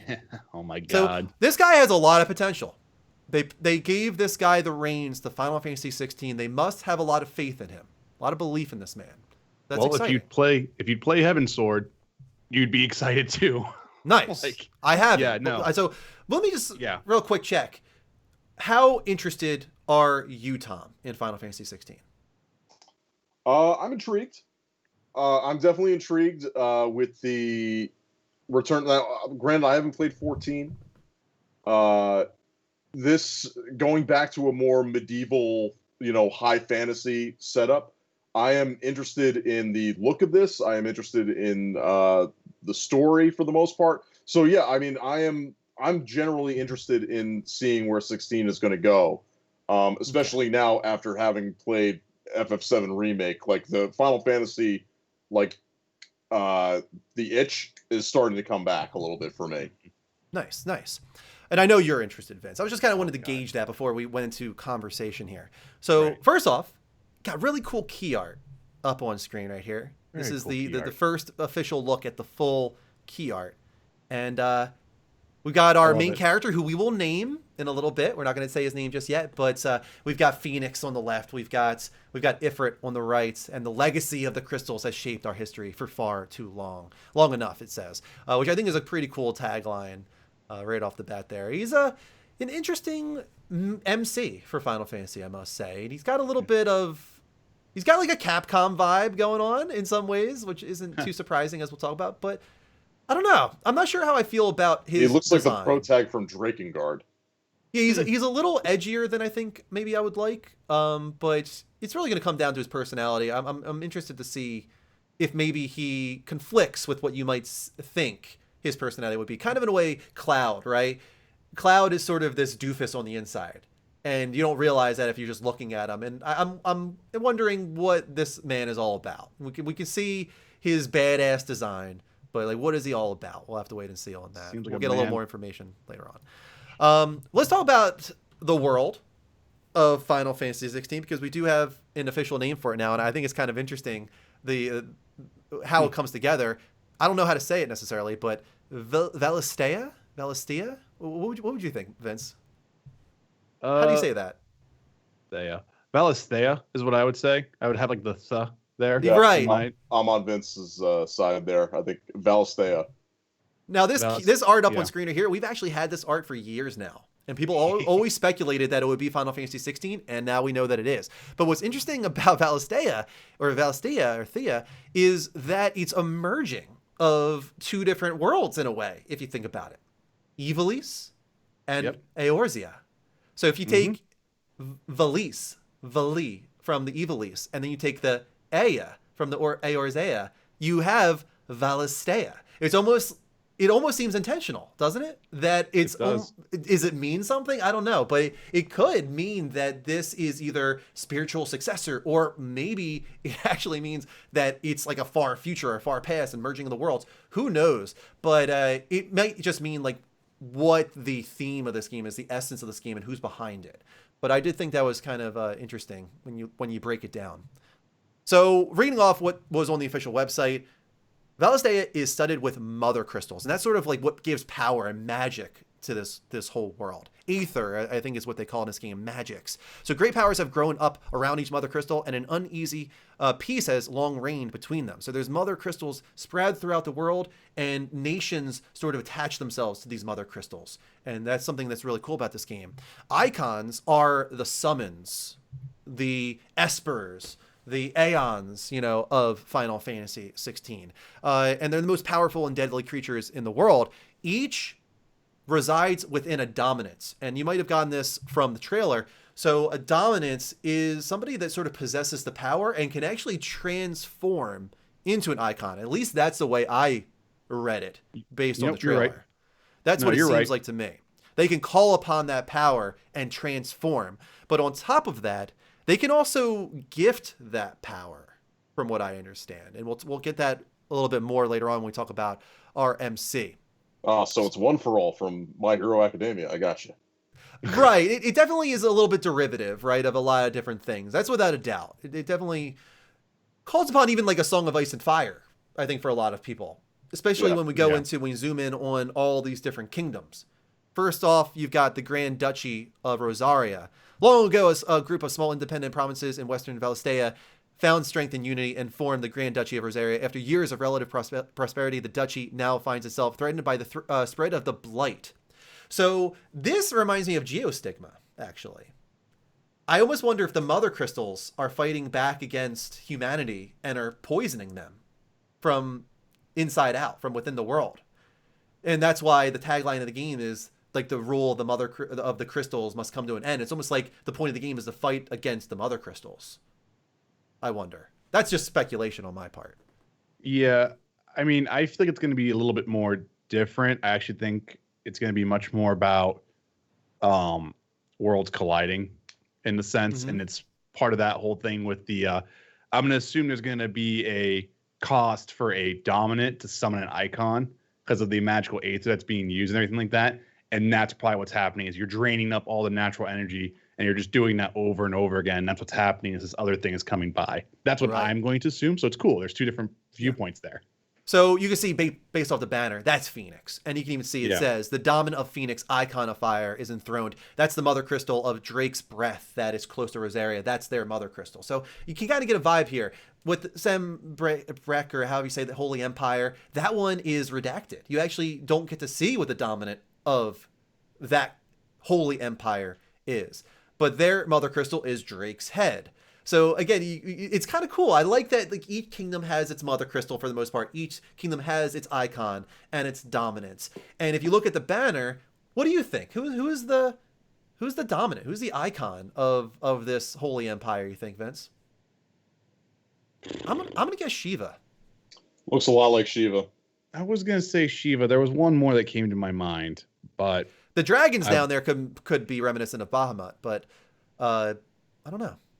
Yeah, I can't. I'd say they look more closer to Leviathan. Oh, yeah, Leviathan. I was gonna say, I forgot it. Never mind. I can't keep up with it. So abundant aether in this region. Sounds like they're happy. They're wealthy in aether, and they worship the Holy Emperor as like a true deity. So there's also a lot of religion and stuff involved in this, as we'll get to a little bit later on. The Kingdom of Walawed. Again, I could be butchering this. Another redacted dominance. Claims the entirety of Ash. The kingdom's control of the continent has often been tested by the orcs and other beastmen who make their home there. Kingdom's Mother Crystal, again, we got another one. Drake's Spine is this one. That is clearly Odin. Without a doubt. That is Odin. It's got the 6 legs of Sleipnir. I feel like there's no doubting that one. The only other one you might be able to say is Ixion from Final Fantasy X, which would be kind of like a deep cut. But I'm going to go out on not even a limb here and say, yeah, we've got Odin, which is awesome because Odin is one of the most badass summons in Final Fantasy, in my opinion. Moving on to another one. I found this one of the most interesting, so I'm going to read this one off. The Dhalmekian Republic. Dhalmekian Republic is made up of 5 states from which the members of its ruling parliament are drawn. Its mother crystal, Drake's Fang, is half hidden in the heart of the mountain range, the Republic's control over it, and its aether securing the obedience of the large part of southern Valistea. The dominant of Titan, which we saw in the trailer, icon of Earth, is installed as a special advisor to to Parliament and has a significant say in its decision making. I think this is the woman who's smoking. I think she's talking to maybe the Duke in that scene, talking to Parliament. She's the advisor. She's got the yellow I was gonna say, polish isn't the on her yellow fingers, nails which is kind of, you a know, the big color giveaway? of Titan. So I think that she is the dominance of this. And she actually is saying in that scene that she's not going to offer her help to them. They want her to help as Titan. And she's saying, the army of the Republic has got you covered. You don't need me. So I'm pretty sure that she is the dominant of that region, if I had to read into it. This one is also fascinating to me, and I think maybe gets me more excited than anything else. Iron Kingdom. A small group of islands off the coast of Storm, the western half of Valistea's twin realms. Here, the crystalline orthodox and extreme faith that worships crystals reigns supreme, so very religious. The Iron Kingdom controls Drake's breath, which another one did as well. So there's a fight here over a crystal that is sort of centralized between two kingdoms. The mother crystal that sits at the heart of one of their islands, long a source of contention with neighboring Rosaria, which was Phoenix. So, considering what happened in the trailer at the beginning, is that something to do with the Iron Kingdom going against Rosaria? We'll have to wait and see. Isolated and aloof from the mainline nations, the Ironbloods speak their own language. Orthodox doctrine judges dominance to be unholy abominations, and any unlucky enough to be born on the island are executed. So if they find somebody that is imbued with the power of the icon, a dominant, they murder that person. They execute them. So religious fanatics, potentially, from the Iron Kingdom. And then finally, the Crystalline Dominion. That right off the bat makes me think Shiva, but as I said earlier, maybe Shiva was a part of the other kingdom that we were looking at. This mother's crystal is Drake's tail. We don't have, I don't think, an icon represented here. No dominant makes their home here, it says. So that one's kind of interesting. But if I had to guess based off the Crystalline Dominion, like the naming convention there, the artwork that we're about to see here, that's got to be it, right? Look at those huge crystals there. Really beautiful artwork. This is what is getting me back on board with Final Fantasy 16, right? Because that trailer, if I was concerned about anything, was how muted it was in color. That I didn't feel a lot of magic and fantasy. But when you look at this, yeah, like that's Final Fantasy right there. Like look at those huge crystals overlooming this sort of Alticia-like city, from Final Fantasy 15. Very inspired by maybe Venice or something like that. Beautiful artwork there. Gets me very, very hyped. And I think we had another one coming up after this. We might be getting into the characters now at this point. Let's see. Yeah. We're getting into our characters. So there you go. We finally know the name of that badass warrior. And it is Clive Rossfield. Very like kind of, it's not what you would expect for a Final Fantasy game though, right? Yeah. I like it. Not what I would expect. I'm not against it. Just not what I was expecting. So you can see he sounds a lot more like he's a Resident Evil character as opposed to being a Final Fantasy character. Chris Redfield, Clive Rossfield, and that's going to continue with the next character as well. But Clive, main character over the course of a lot of years. You can see he looks young here because the game has a huge time jump in it. He's the firstborn son of the Archduke of Rosaria. Though all expected him to inherit the Phoenix Flames and awaken as its dominant, Destiny chose his younger brother Joshua to bear this burden. In search of a role of his own, Clive dedicated himself to mastering the blade. His practice pays off when at just 15 years of age, which is what he is there, he wins the ducal tournament and is dubbed the first shield of Rosaria, tasked to guard the Phoenix and blessed with the ability to wield a part of its fire. So that's what I was talking about earlier, where a dominant can bless somebody with the power. Now, we saw in the gameplay in this game, he is using multiple powers, not just Phoenix. I think I saw Ifrit in there. I think I saw Titan in there. So how is that going to work? That's like, is he going to travel the world, go from kingdom to kingdom, and somehow be blessed with the power of these dominants? Or is he going to kill the dominants? Avatar, is what he is. Yeah, right. Yeah. But what 10 years in the future, once that time jump happens, and he wants his revenge, as we'll talk about, maybe that's what like the traversal of this game is. You're going from kingdom to kingdom. And getting these powers. My big question is this open world? Are we using airships? Are we using chocobos? Or is it, hey, I'm just going to choose, or it's going to do like a time lapse and it's going to jump forward and now we're in this kingdom and we didn't see the traversal. I hope that we have that feeling of a big world, a big journey where he's traveling from kingdom to kingdom, What do you think, Vince? I mean, I think that's what's going to happen. I mean, the trailer actually kind of points that too. He's not part of a kingdom or anything like that. He's like part of some group that's actually like a bounty hunter. And I mean, like they're going after the one dominant. I forget in the trailer now which one it is now. I think they're actually Shiva. going after the one Shiva dominant actually. And they actually gave a hint there that it was like only the girl, I think is what they said.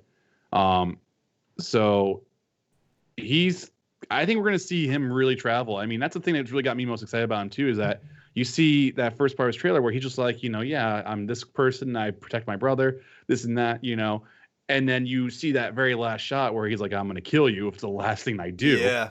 It's exciting. I'm very, I mean, his character I'm excited to see what he does. Yeah, I'm questioning if it's going to be just like a one-time time jump, like 10 years later, or if we're going to see him grow older.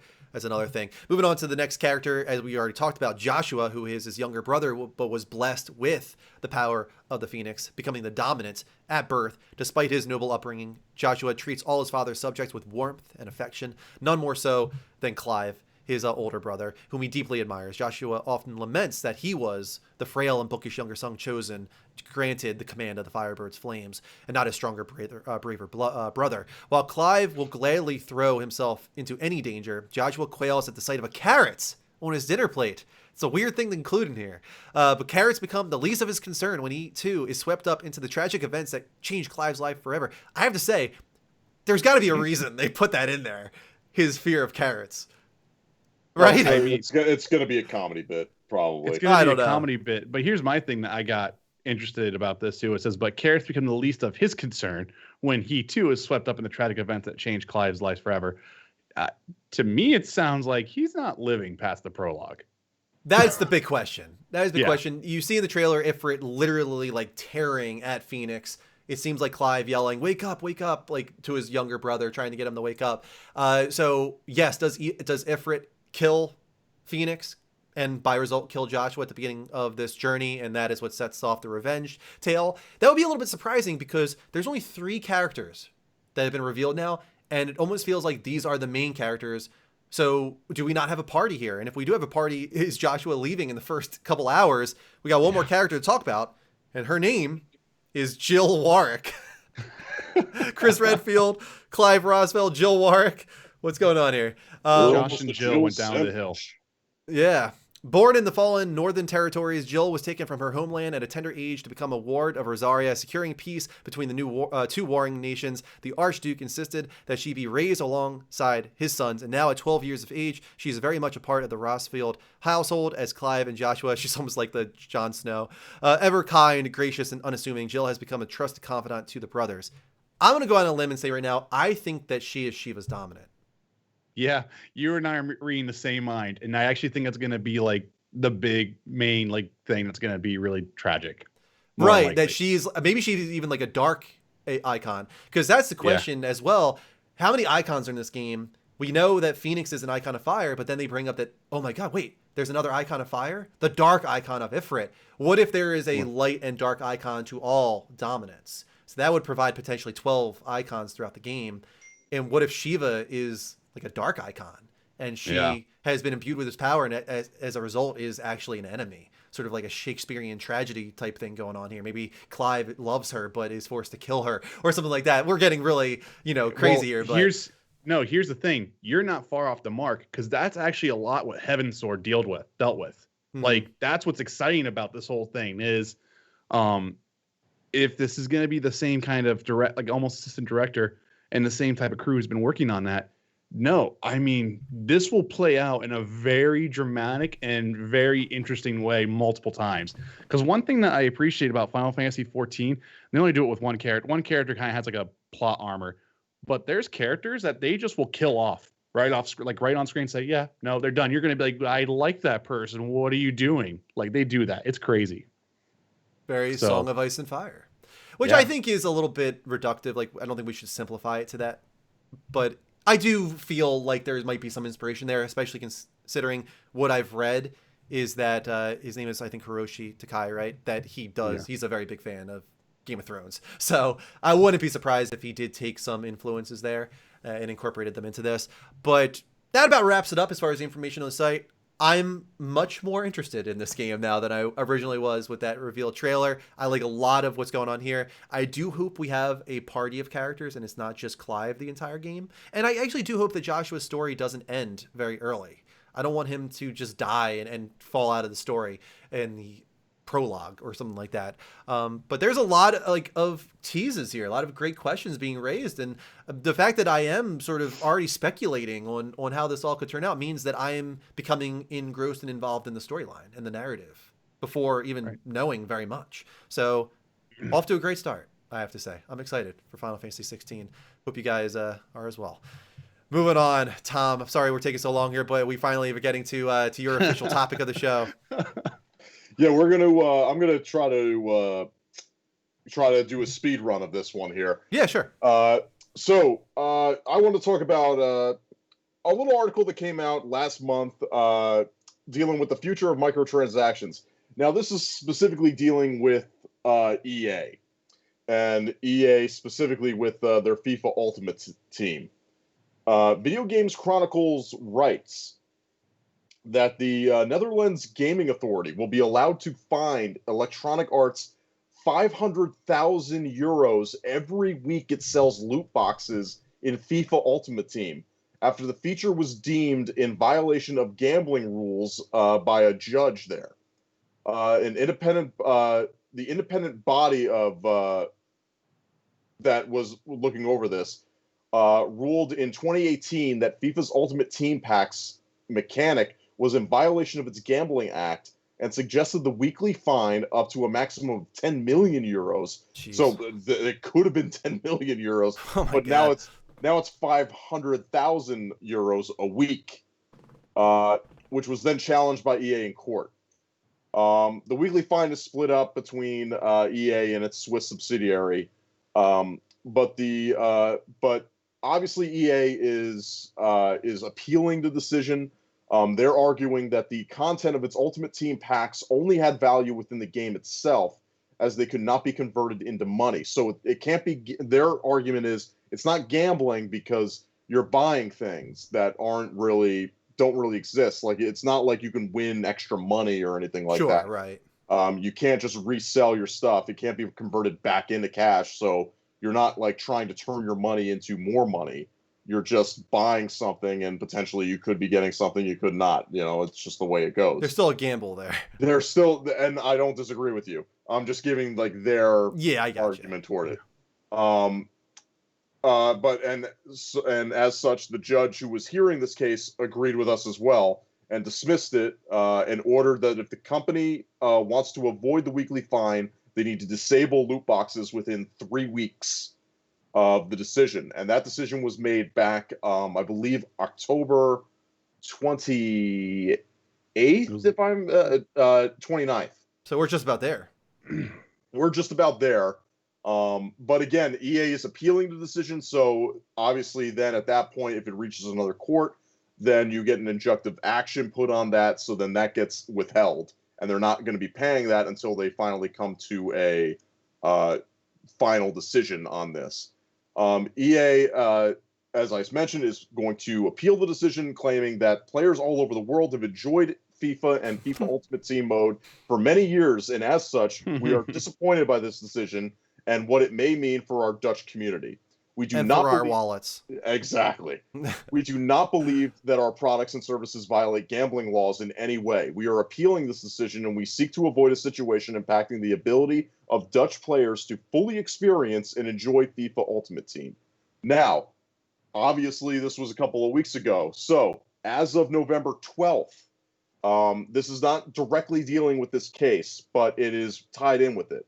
As of November 12th, EA has launched an in-game monitoring tool into FIFA called FIFA Playtime, which will track how much time you played FIFA, as well as how much in-game currency you've spent. And the key phrase there is in-game currency. It's not telling you how much real-world money that you've been spending in FIFA.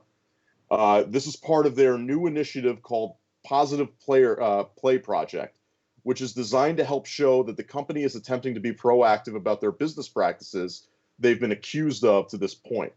Okay. This comes off the heels of yet another class action lawsuit that was recently filed claiming EA uses their dynamic difficulty adjustment tools, which they have patented to them, to encourage players to spend more money on FIFA Ultimate Team. Wow. So the long and short of it, this isn't necessarily the loot boxes themselves.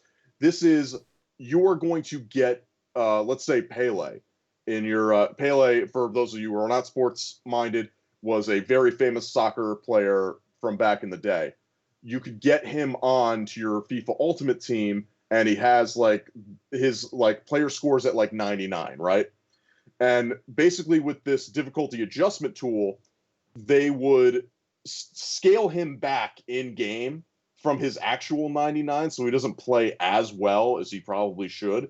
Which the idea is that then it would encourage you to keep playing, to keep putting more money into the loot box mechanic to try and get more players to surround him with to try and bring up the overall score of the team that you have. Yeah. And also of note, FIFA 21, according to NDP Group, FIFA 21 was the best-selling game in October across PS4 and Xbox One. That doesn't surprise me. EA understands, and in the US specifically. So EA understands that this is a game that is an extremely big cash cow for them. More likely, probably even more than Madden. I don't actually have the numbers for that. I would say probably, yeah. I bet it is. Because they actually took time out of a press conference to talk specifically about FIFA at one point. And it was a big deal, the fact that they had gotten Champions League at one point. But that being said, the Ultimate Team has been their cash cow for a while now, because there are quite a few whales when it comes to FIFA Ultimate Team. It is, I shudder to editorialize a little bit too far by saying that this is gross, that it's a gross part of their business model and how they've been making money over the years by doing these Ultimate Teams, specifically now with FIFA. But the implication now that this could be considered gambling, and that they're actually going to be facing real fines in a real country in the EU, which, just because it's the Netherlands, you know that the rest of the EU is also going to be bringing this up.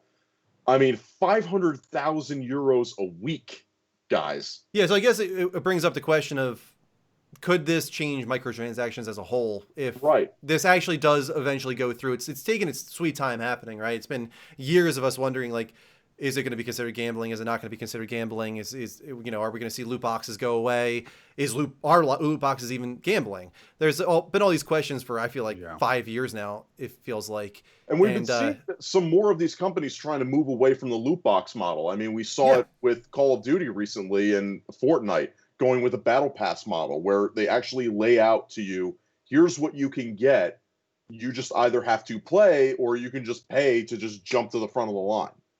So they give you, but at the very least, that's a better option because you know what it's going to take to get to a certain point.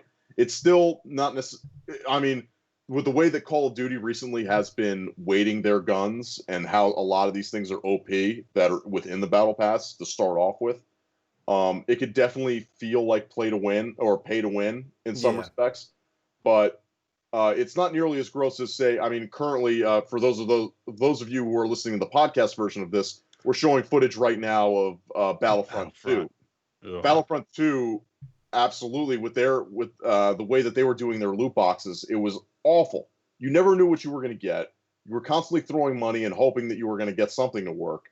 It's the same kind of way with Genshin Impact right now. Yeah. Right. So you have to kind of look at it like, are we going to see the end of loot boxes at this point? Because it seems like the juice isn't nearly worth the squeeze. Especially, they'll find a different way though, right? Because we talk about this a lot with Game Pass being maybe pushing people further towards microtransactions as a way of subsidizing or getting money back on going in on that sort of system, that delivery method. So I don't think microtransactions are going anywhere.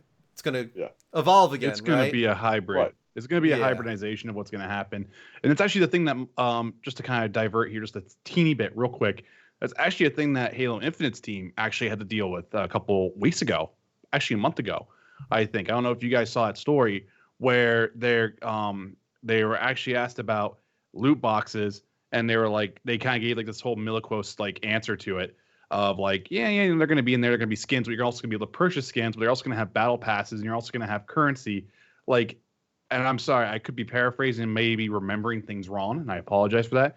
But like, that's the thing is like, one group is going to try to do all of it all at once. You know, they're going to try to do like a loot box mechanic on top of a battle pass, on top of a, you know, pay like straight up pay cosmetic skin thing. You know, like I think it's going to be a thing that's going to happen. Right. Which at that point you're turning into some sort of weird Frankenstein's monster. But that's what's going to happen. You know, that's what's going to happen. Like you're going to get the people who like the loot box experience, but you're also going to get the people who are like, well, I'll have the battle pass that gets me a loot box. I don't have to worry about it. Like think about like if you have like an Overwatch system to where every time you level up, you got a box to where that randomly opened up things for you that would also progress your battle. Like it's it. I'm losing my voice here, but like that's a thing. I actually kind of see that kind of being the thing. Right. Or what we're going to see is we're going to see that big rumored Fortnite thing, which is just pay us $18.99 a month for, you know, the battle pass. Yep. Yeah. All right. I think we got to move on here because we are an hour behind schedule. We're going to go to a quick commercial break, and we'll come back. We're getting into our seasonal segment, and we're going to have to start moving a little quick, unfortunately, to get through everything for the rest of the show and try to wrap this up, you know, before midnight. But hold on tight. Thunder is quiet. We'll be right back. Welcome back to Season 0, Episode 1 of Next Level Gamescast, a Level Up Network's monthly gaming talk show live on Twitch at twitch.tv/levelupshow. That's on the third Sunday of every month. Make sure you never miss an episode. Hit that heart button here at twitch.tv/levelupshow and turn on notifications so you get alerts whenever we go live with either variety gaming or talk shows. If you're listening or watching to an archive, hit the subscribe button on YouTube. Follow us on Apple Podcasts, Spotify, or elsewhere. And of course, become a part of the community even when we're not live on Discord at discord.gg/thelevelupnetwork. Let us now move on to our seasonal segment, which each season of Next Level Gamescast, we will present a topic that spans the episodes of that season. So for this month and the next, we will be determining our top 5 games of the generation. But for this episode, we're going to keep it a little bit more broad. We're going to kind of rapid fire this roundtable style of our top 10 games of the generation. And first off, we each have about 5 honorable mentions. So let's do this really quicker. I'm just going to fire them off and give a quick snippet on why. So first off, What Remains of Edith Finch? One of the best indie titles of the generation, one of the most somber games I've ever played. But if you're talking about a great walking simulator, this is one of the best I've ever played. I was so involved in this game. It's only a couple hours long, doesn't overstay its welcome. Just a great pace to that game. Another one, Dreams. The game I put the most hours into, actually, last year. Turns out PlayStation reported to me. I'm not surprised because I spent so much time building in that game. And that's what it all is for me. Honestly, I couldn't care less about what other people are making. I didn't really check that out at all. I had so much fun creating myself that I've got to put Dreams on an honorable mention. Super Mario Odyssey. I really wanted this in my top 10, but it got pulled out because I felt like some other ones deserved to be there more. But one of the best Mario games I've played in a while. I liked it more than any of the ones in the most recent pack-in. I really enjoyed Odyssey a lot, so I wanted to give that a shout out. Another indie title that 100% deserves a shout out is Celeste, one of the best games of last year, up there with like God of War, honestly, for me that year. I love Celeste so much. One of the best controlling, just snappiest side scrollers that I've ever played. Those speedrun type moments in that game where you are just your brain is firing off and your hands are just like making all these decisions so quickly and it just falls into place. Everything flows so well. So Celeste gets a shout out. And finally, The Last Guardian, one of the only games that ever make me cry, sob on stream. I put this in honorable mention because I don't think anybody else will show the appreciation for it that I have. But I don't care about its frame rate. I don't care about clunky controls. I don't care. The connection that I felt to that game, to those characters, to that creature, never happened anywhere else in any game. So Last Guardian gets a major shout out from me. Nice. Let's go on to you, Vince. We're going to skip Mike for now. Yeah. Mike, unfortunately, is not here. Yeah, Mike's not here. For me, my honor mentions would be Hellblade, Senua's Sacrifice, a really fantastic narrative game. The 3D audio was fantastic. One of the more best performances I've seen. Someone who's not really famous, and a really good story. I really liked it. Yeah. Great. But Prey, a really great immersive sim game from Arcane Studios. A little underrated, underperformed well, but man, something about the open-endedness of the space station and just figuring out how to solve or fill in a quest, and kind of having to balance out what powers you wanted to not bring out like this evil creature. Great little experience, great fun game. I'd recommend anyone who hasn't played it. Another honor mention for me was Dead Cells. Yes. I really like roguelites. I haven't got to play them very more, but Dead Cells is actually kind of a cool thing. It's actually kind of how I found this community, so it's actually kind of cool. And then That's me true. playing it with Drew as a chicken, is just, it kind of cemented the love for that title for me as an honor mention. Another one for me is Resident Evil 2 Remake. I'm not someone who's really huge on the Resident Evil franchise, not so much like Jersey Tom is, but I had an absolute blast playing Resident Evil 2 Remake. I have it on my PlayStation. I even bought it on my PC. I have a lot of fun with that game, and it showed what remakes could do for an old title. And then another mention, my last mention for me would be Apex Legends, one of the better battle royales out there that everyone thought wasn't going to make it, and it's kind of the one other than Fortnite that you talk about anymore now, So Yeah. that's it for me. Moving on to Tom, what about your honorable mentions? Okay, starting from my fifth one, Rocket League. It's Nice. Rocket League. Honestly, has been it's been a big part of like my group of friends. Something that we've been playing constantly. It's one of those great games that came out that it's very easy to understand. It's pick up and play, and I'm also slightly partial to it because with one of the networks that I formerly worked with, we were holding the Universal Open, a Rocket League tournament that was broadcast on live television. So, I mean, that just speaks to the reach that Rocket League has had this generation. Number 4, PT, I threw up there. And you can argue whether or not PT should be up there, but for me, No, I agree with you. it was a phenomenon this generation. Everybody had to play it. Everybody was trying to figure out what it was leading up to, and unfortunately, it led up to a game that was not going to ever come out in Silent Hills. That was going to star Norman Reedus, but we ended up getting 2 games out of that. One of them was Death Stranding, and the second one is my third honorable mention, Resident Evil 7 Biohazard. Why do I say Resident Evil 7 Biohazard? Because it is very clear from the demo of RE7 to the actual gameplay of it, they saw PT come out and they were like, yo, we have to make this game. Like, it has to be done.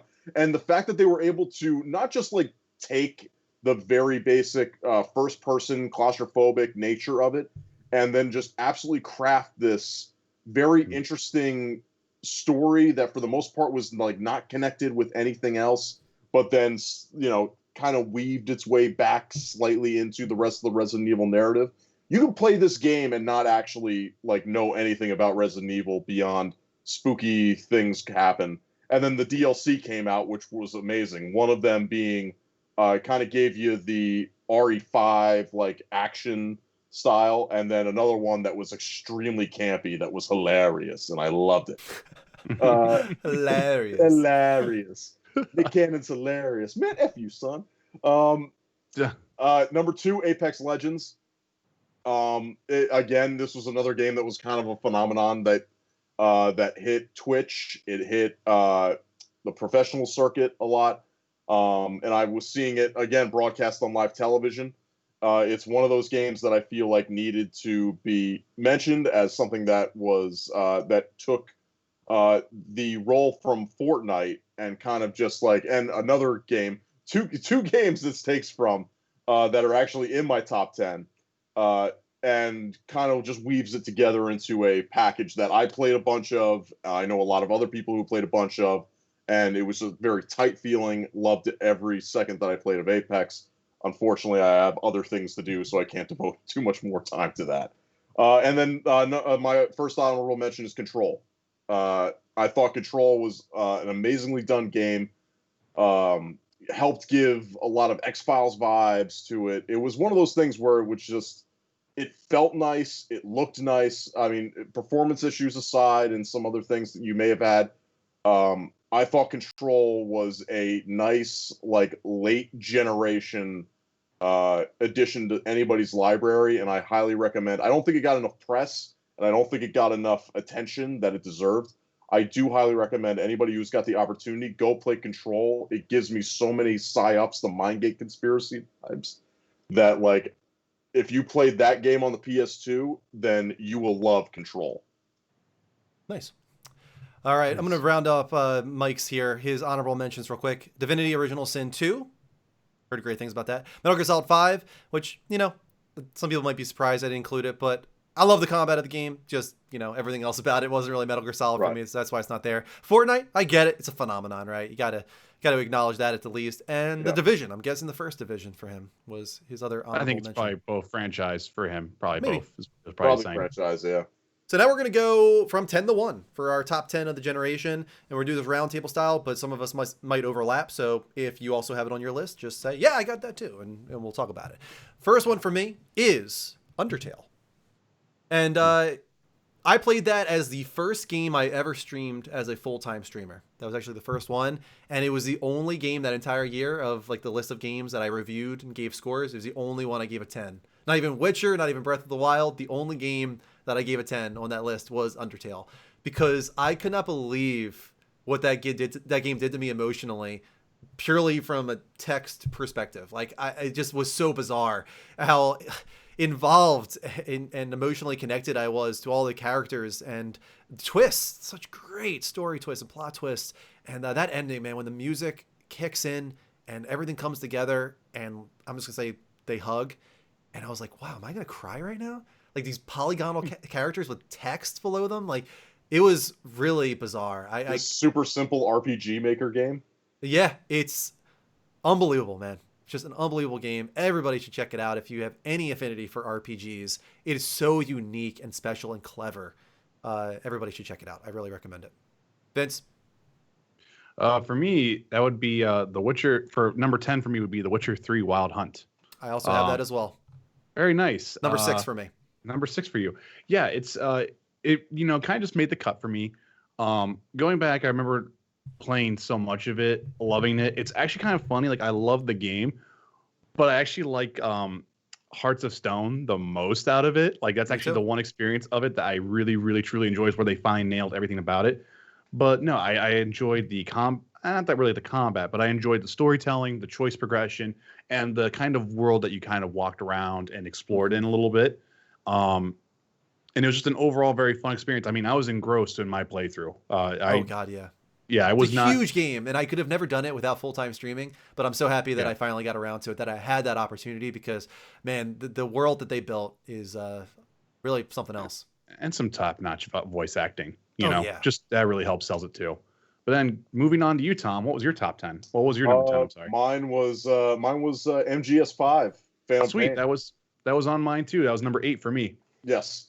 I threw it up there just because, look, I know a lot of people have issues with it. I have issues with it as well. Yeah. But the minute-to-minute gameplay of it, the ability to just go in and attack a mission in any style that you wanted, you going in guns blazing, taking a super tactical route, the dynamic way that the enemies would counteract your play style, just all the little gadgets and everything else like that. Like MGS5 is 100% a game that you get out of it what you put into it. Yep. And if you're willing to sit down and attack a mission in like a million different ways just to see how you can manage to make it, maybe you want to send D-Dog in, or maybe you want to send the horse in, or maybe you want to, if you were smart enough to get it on PC and bring in your helicopter as John Cena's theme music comes blaring in. You knew that was going to be an experience. There's so much left unsaid about that game that I wish Kojima was able to have unlimited time and unlimited money to finish that game, because it definitely needed more time. It needed to fully flesh out his vision, and unfortunately it just became such an albatross that he couldn't do it. But if you play the game, I do highly recommend find the unfinished scenes for the real true final mission that was supposed to be in that game.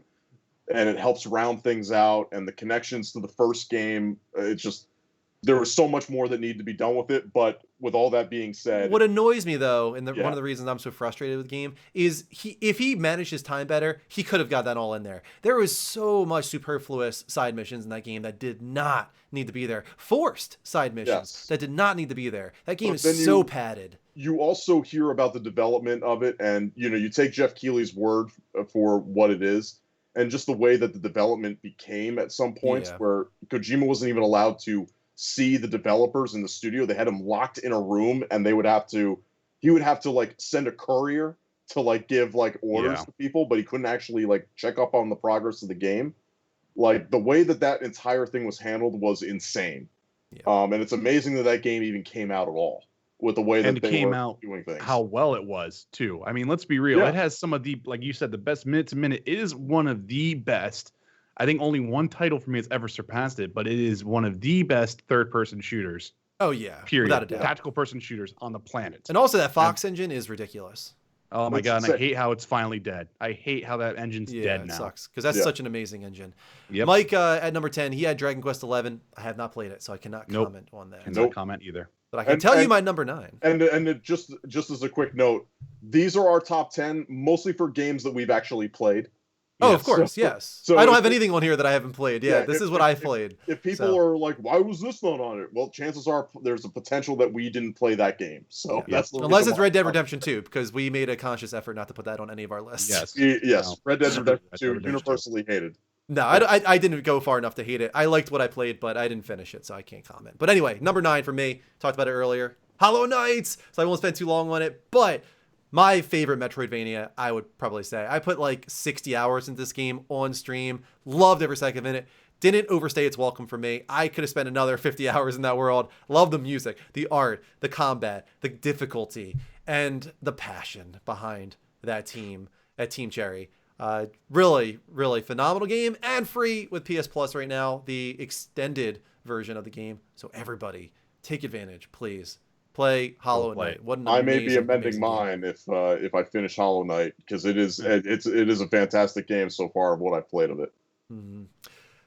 Vince, back to you. moving- Yeah, back to me. Number 9 for me, which is actually also Mike's number 3, is Destiny, the franchise. And I gotta say, it's one thing. I think you guys hear me say I love Destiny 1 minute, and I go and I say I hate Destiny the next minute. It's that relationship. I told you guys that. It's that relationship I have with Destiny. But for a social experience, there was nothing like Destiny 1 when it came out. Yeah. I cannot tell you the Vault of Glass raid, even in Destiny 2, going into the Leviathan's lair, like just those raids, spending literally 14 hours one day on the drop of one raid with 6 friends trying to get this whole thing figured out. There is something that is magical about Destiny when it works. Going on Destiny LFG, trying to find a group so that you could Yep. go and do that raid. Or doing that Nightfall run because, God, you just didn't have anyone coming on. You need to get that done for your group, for your weeklies. Yep. Yeah. Tom, moving on to you. My number 9 was Doom 2016. Nice. It is probably one of the top tier FPS campaigns of this generation. I put Doom 2016 over Eternal because Eternal, while it had some gameplay improvements, it just didn't feel nearly as tight of an experience as Doom 2016 did to me. I've heard about that. I've heard that a lot. Yeah, it just, for whatever reason, and I haven't really put my finger on it just yet, but I will say that Doom 2016 is the quintessential Doom experience to me. I loved and the it. fact that they were able to also do Doom VF and R, if you can handle doing it, Yes, it's I insane. definitely, I highly recommend like It's at least so giving good. it a try. Because it is a trip, guys. It really Oh is. my God. So definitely, if you play one FPS, if you're not even a big fan of FPSs, give Doom 2016 a try, because it is the definitive FPS experience for me. At least single player, old school style FPS, because I have another one on the list coming up. Mike, as number 9, had SteamWorld Dig. Okay. Yeah. 2. SteamWorld Dig 2. Specifically Can't comment on it. Got a very different taste here. Mike's list is very different from mine. But my number 8, Sekiro Shadows Die Twice. My number 3. Wow, you really had it that high. That's awesome. Dude, I told you that this game, I loved it. I Oh, absolutely I did loved too. it. Yeah, I mean, freaking loved every second of it. Well, actually, I shouldn't say that. At the beginning, it was so overwhelming that I was like, I don't know if I can handle this. I'd say it took several hours for it to really click for me, and then it was just, yeah, this is phenomenal. The combat, in the engagements, the tension, all of it together. Oh man, and those boss battles. Well, yeah, the boss battles, with it being somewhat like a Tenchu spiritual successor, my bad, was also a great thing for me too. And honestly, like I said, the combat in this game is so freaking good. Drew, I've commented to you multiple times. If I hadn't played this game, I probably would have been higher on Star Wars Fallen Order. But this game completely ruined Star Wars Fallen Order's combat for me. I couldn't handle it because there's that katana, that fine-tuned movement you have with block. Oh my god, I can go on for days about the combat. I agree. I 100% agree with you. It's absolutely fantastic. Oh my god. So yeah, Sekiro makes my number 8 and Vince's number 3. So there you go. Number 3. Tom, what about you? My number 8, Fortnite. Boom. Okay. Yeah, wow. I threw it on there because, again, as I was talking about with Apex and Rocket League, it was one of those games that this generation, it was a force. And this placement for me has very little to do with, how much enjoyment I may have had out of it. But I played the game. I played several seasons of it. I had a lot of great moments in that game. And I got a couple of W's out of it as well. But overall speaking, like, the game is just, it is the game of this generation. It just is. It's, for my personal top 10, it doesn't reach the top 5. But if you're going to talk about one game in this generation that just captured the gaming community as a whole, it was Fortnite. Whether you hated it or whether you loved it, everybody had an opinion on Fortnite. They just did. So for me, you can't have any top list of the best game in the generation without bringing up Fortnite if you're going to be just completely objective about it and not put subjective feelings in it. Yeah, I got you. Mike, at his number 8, had Final Fantasy 15. Okay. I did not realize he liked it that much. Yeah. I mean, he really loved that game. It's a great game. That game. Yeah. Yeah. I had a great time with it. I love that world. Love those characters. Great characters. Great team. I love that combat system. I really did. Yeah. I think at the time I really enjoyed it too. Like I've said before, I like 7 Remakes a lot more, but I like 15's combat just fine. I think it's I played the original iteration of it, so it sounds like it's not as good as what it is now, but even at the time, I thought it was a fine combat system. My number 7, continuing on with Soulsborne, Bloodborne. That's my number 5. Nice. Excuse me. Bloodborne captured me in a way I never expected because I don't like this atmosphere. I'm not into real gothic Victorian type atmosphere. It puts me in a bad mood. It's not what I want to be in. But there's just something about everything. The visuals, the atmosphere, the combats, the music, the way it all comes together. And I think it helped that I was actually really good at it. Yeah. I don't know why it clicked for me in the way it did, but I didn't have a lot of, I want to say it wasn't challenging. It was, but I never got frustrated with it in the way I think a lot of people did. So I never experienced that with Bloodborne. For me, it was always, this is challenging, but I'm overcoming it, and it feels awesome. Like the whole way through. The creature designs and everything about it. I think it's probably the best that From Software has ever done in that regard. So it's probably my favorite story from them, to be honest. From a lore standpoint, story from them. Yeah. But that's the only thing I really care for about it. Nice. Yeah. So # spin to win, baby. Had to have that on my list. And Witcher 3, as I said, was my number 6. So we already covered that. Moving back to you, Vince. Yeah, so this would be my number 7th, and this would be Deus Ex: Mankind Divided. Honestly, a game that was murdered by its boycott of microtransactions for really kind of no reason. But kind of also foreshadowing kind of like what things are happening right now with like Yes. the racial divide and all this type of stuff. And it also helps too that it's a really freaking good game as well. Adam Jensen is one of my favorite character designs, period. I know it might be generic, but the music behind the series, the art direction behind the series, the gameplay, the tackling the situation on how you want to be. Do you want to go in guns blazing? Do you want to sneak in? Do you want to do these augments? You had to balance out your augments on what you had there. I mean, it was an amazing experience. I hated the cliffhanger ending that everyone talks about, but it also got followed up with really fantastic DLC. The Palisade Bank is literally, I played that so many times just because of how open ended it is. I love it. Very nice. And Tom, moving on to you, number 7. My number 7, Horizon Zero Dawn. Nice. It's for me. This was probably the one game that took the Ubisoft open world concept of things, towers and everything else like that, and actually did it the best to me, where it wasn't a constant issue of having to find like a million different towers or things like that. You had like a handful that you need to go and do. But also just the gameplay in general. The fact that Aloy's story to me was fantastic from top to bottom. I was riveted the entire time. Lance Reddick showing up in the game put a giant smile on my face. Yeah. The bow and arrows, all the trick arrows that you could come up with, interacting with all of the robo dinosaurs and everything else like that. The DLC was even great.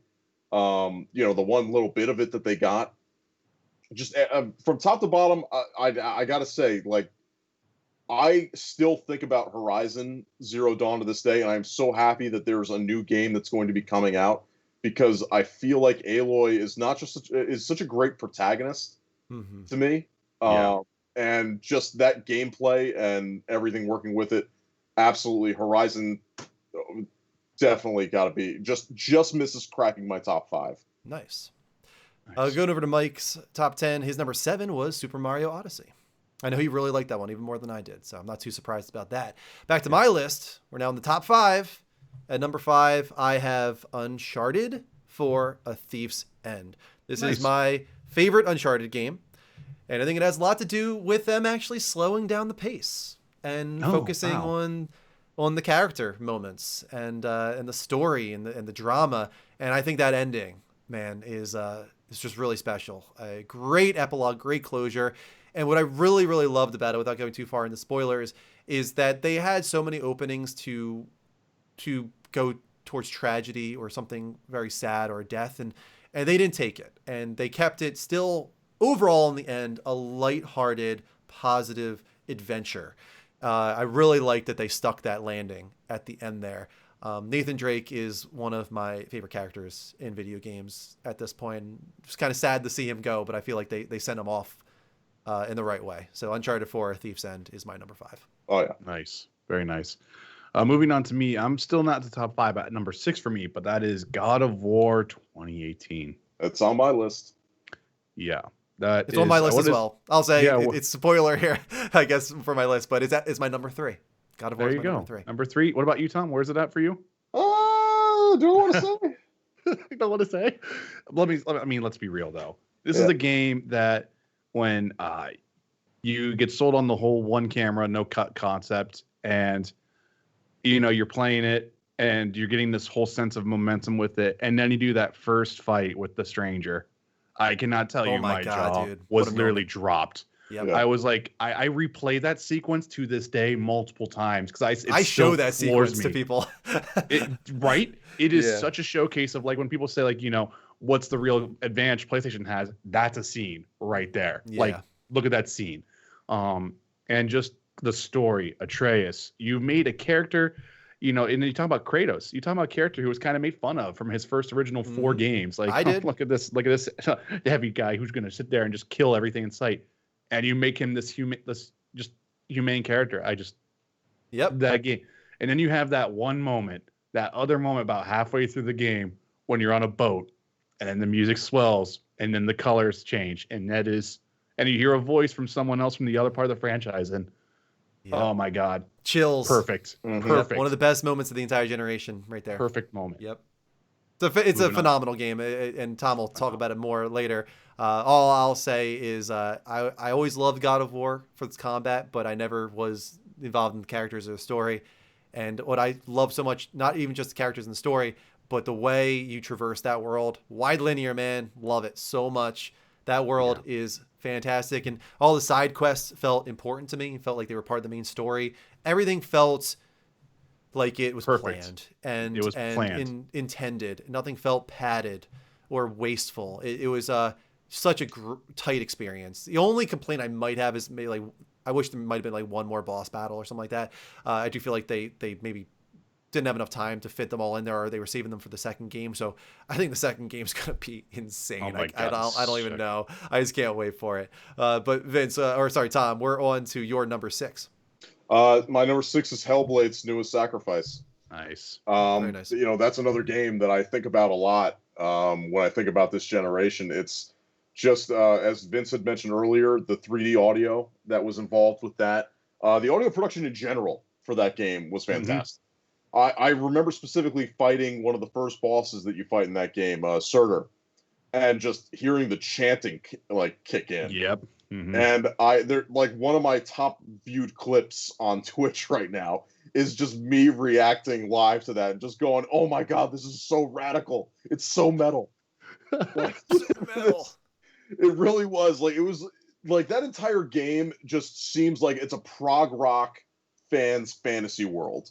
Yep. Of just like being able to just like go into a Celtic Norse mythology area and just like absolutely just feel dread, but also it just be the most like metal thing. Like, you want guitar riffs to like come in at any point in that game. Like, and plus the gameplay of it was tight, and the fact that it was made by like, this is legitimately an indie AAA game.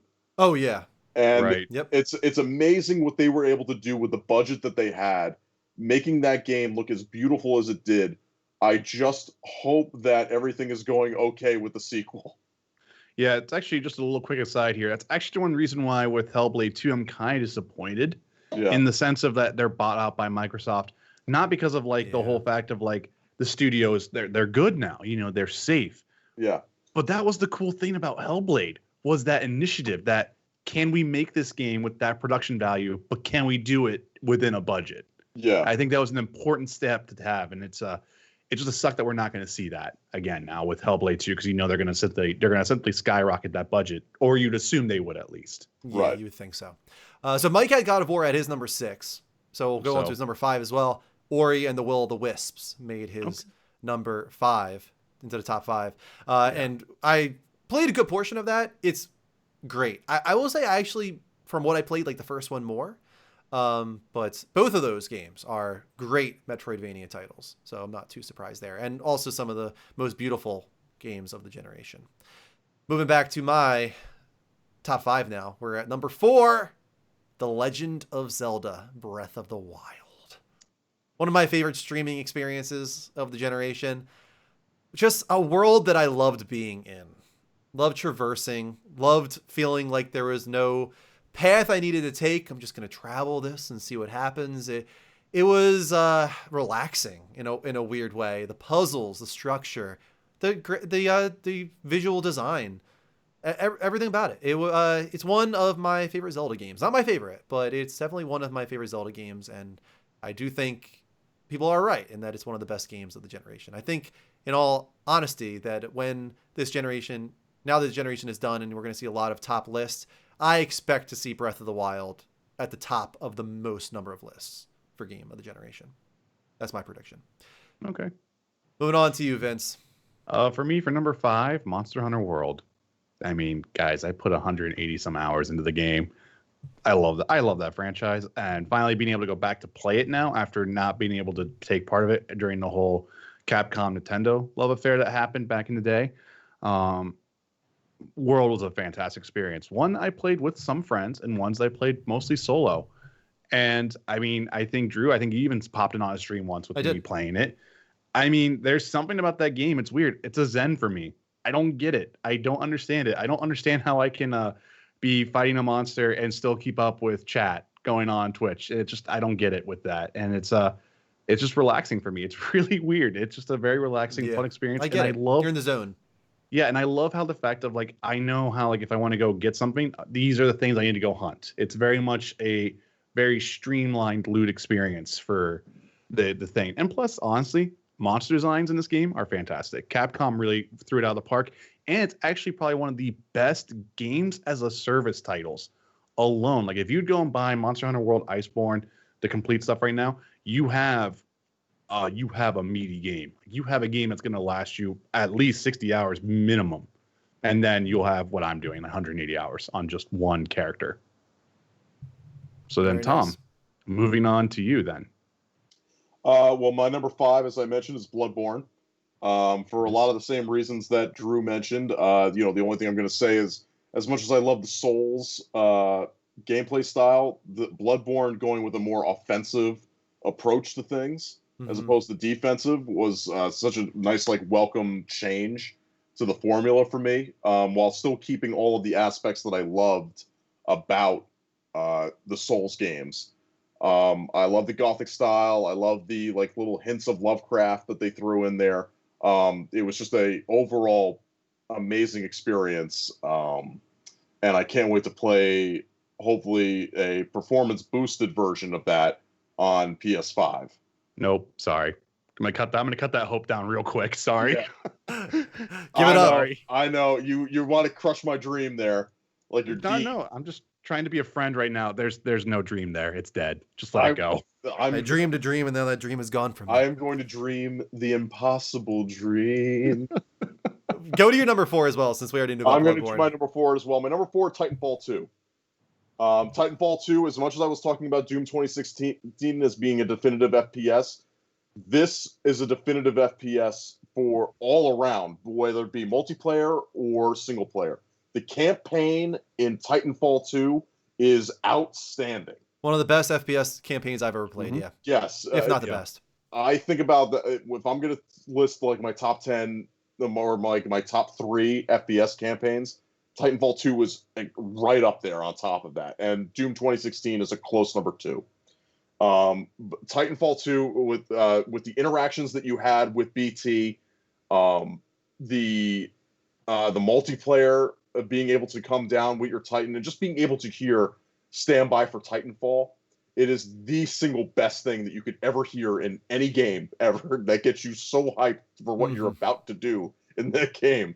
And then just one very small note, just whenever you eject from those in multiplayer and they had the little messages for you, just being able to look down and "See you, Space Cowboy," as you're ejected like 100 feet up in the air, like that always puts a smile on my face. And it's just a shame that not enough people got in on the Titanfall 2 train when it first released. Yeah.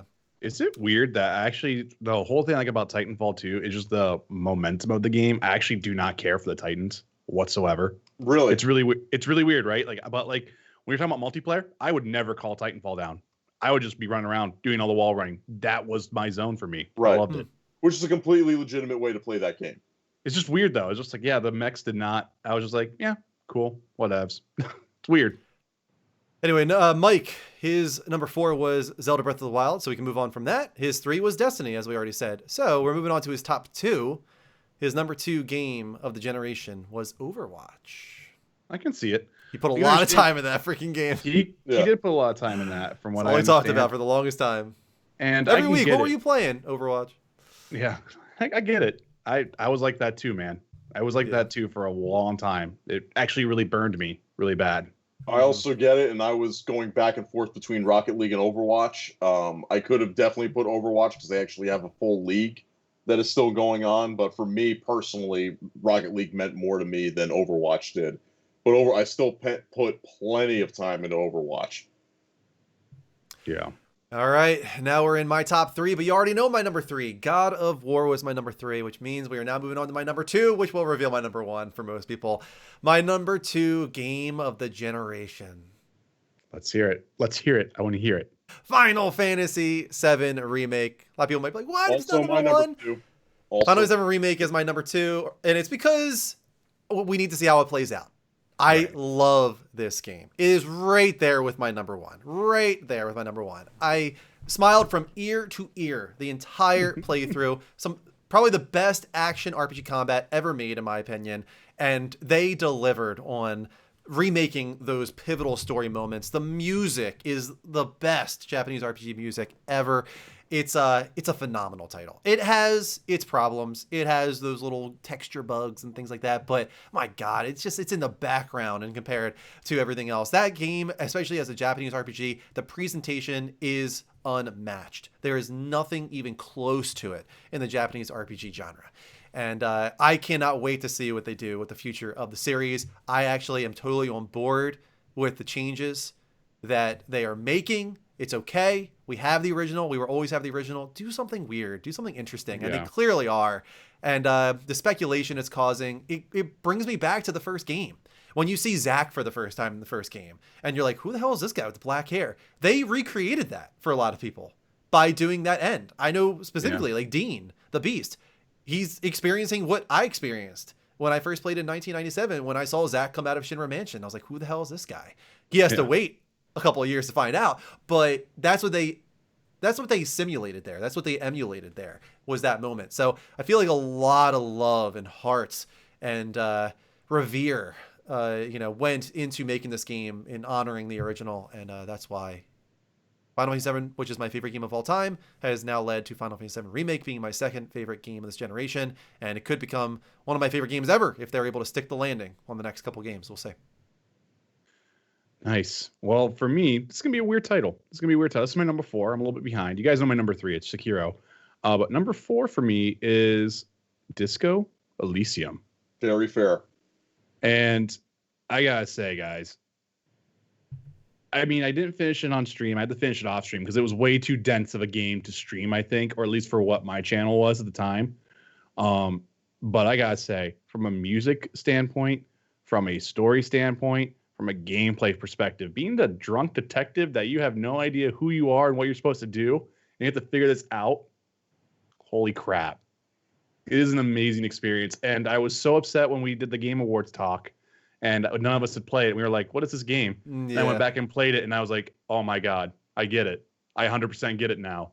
I honestly, if anyone ever has time, and they are supposed to be doing a console release soon, I would recommend playing this, even if it's just for the experience of trying it out. Because there's no violence in this game. There really isn't. You're not killing anyone. You're solving things through logic checks and stat checks. It's very interesting. Very cool. I want to play it someday. Hope we get around to it. Sorry, Tom, we're in your top games now. We know your number 2. Yeah, you know my number 2 already. So my number 3 is RE2 Remake. Nice. Being the huge Resident Evil fan that I am, when they announced, when they went up on stream and they revealed the shirt and just say, "We do it," I was there for them doing it. And they did it. They did it. They did it. Not only did they do it, they did it. But it was everything that I absolutely wanted in a Resident Evil 2 remake, and then more. The redoing of everything, being able to see Marvin, getting to see how Mr. X was going to play against you, how both the campaigns were going to work, getting to play as Ada, which was new and unexpected, being able to just experience everything in such greater detail, and just the memories flashing back at me. I hadn't felt this way since Remake Original 1 came out, where they just took everything that you loved about it and just went that little extra. And then on top of that, getting the Ghost Survivors DLC, which was a nice little addition. Still getting to do the Honkin' Tofu Survivor. Just everything about this game was fantastic. I love this game so much. I will go back and play this almost as much as I do Resident Evil 4. This is a game that I feel should be ported to every system moving forward because it is just a perfect game. Nice. To me. Nice. No, Vince, let's actually go to your number 2 so that we're kind of lined up here. Yeah, so number 2, this should be no surprise to anyone. Absolutely no surprise. Death Stranding. Yeah. Yeah, no, guys. I mean, that was my game of the year last year. That was a phenomenal experience. I know people don't like it, or people have really weird reasons for not liking it. But again, for Weird. me, what? What was that, Drew? Weird. I'm not sure if they're weird. No, there's some weird ones. Let's be real. And the whole dismission of the mechanics of the game, I think, also is kind of an odd thing, because I don't know. That's the thing for me, is like the entire world was a puzzle for me. So like that's where I looked at it. I looked at it from that aspect, to where I was like, okay, how can I take this quest and this quest and this quest and this quest and get it all here in the most efficient route? That was fun for me. That was that whole thing where I had fun with it, because it was like, well, wait a minute. I know there's a slope down here, so I could skate down this, have some momentum, maybe go up this way. I mean, that was the thing of like what I really enjoyed about that game. And I also enjoyed the story of it, even if it was a little bit odd at times. And there was definitely some cringeworthy moments, but the finale of this game, holy crap, was utterly fantastic. I mean, I really can just keep going on and on and on about all the things I love about this game. And he did it super quick too, which I think is also mostly impressive. Really did. So no doubt about that. Yeah, Very no impressive. surprise there, guys. No surprise. Mike, his number one game of the generation. Shouldn't be that surprising, actually. It's Diablo 3. It's the only game he's ever platinumed, I think. Yeah. He put a lot of hours in that game. He definitely was in love with it. So I'm not surprised. Diablo 3 is his number one. So Vince and I have the same number one. So we can talk about this together. The best game of the generation, according to the two of us, is The Last of Us Part 2. I mean, I don't know how we can even try to even like have to even justify this. This game is amazing. This game is so phenomenally well put together that it's insane. And the other thing too is the motion matching technology. This is a game to where it has made almost every other third-person game feel terrible. Yeah. That's the long-term implication that this game has for me, is that Ellie was super easy to control. I never had frustration with the combat. I had frustration with the sound design, but that probably was more on my end. But there was nothing wrong with how I felt that like a lot of that game flowed. The story was told very well, I thought. And I don't know, there's definitely a lot of things that you're going to see a lot of games take from this game. I think this is the front runner for Game of the Year for most people. I think that when it comes down to, when you add up all the Game of the Year winners, Last of Us Part 2 will have the most number of them. It is the most ambitious game I've ever seen from a narrative perspective. The risks that it takes are just unbelievable, really.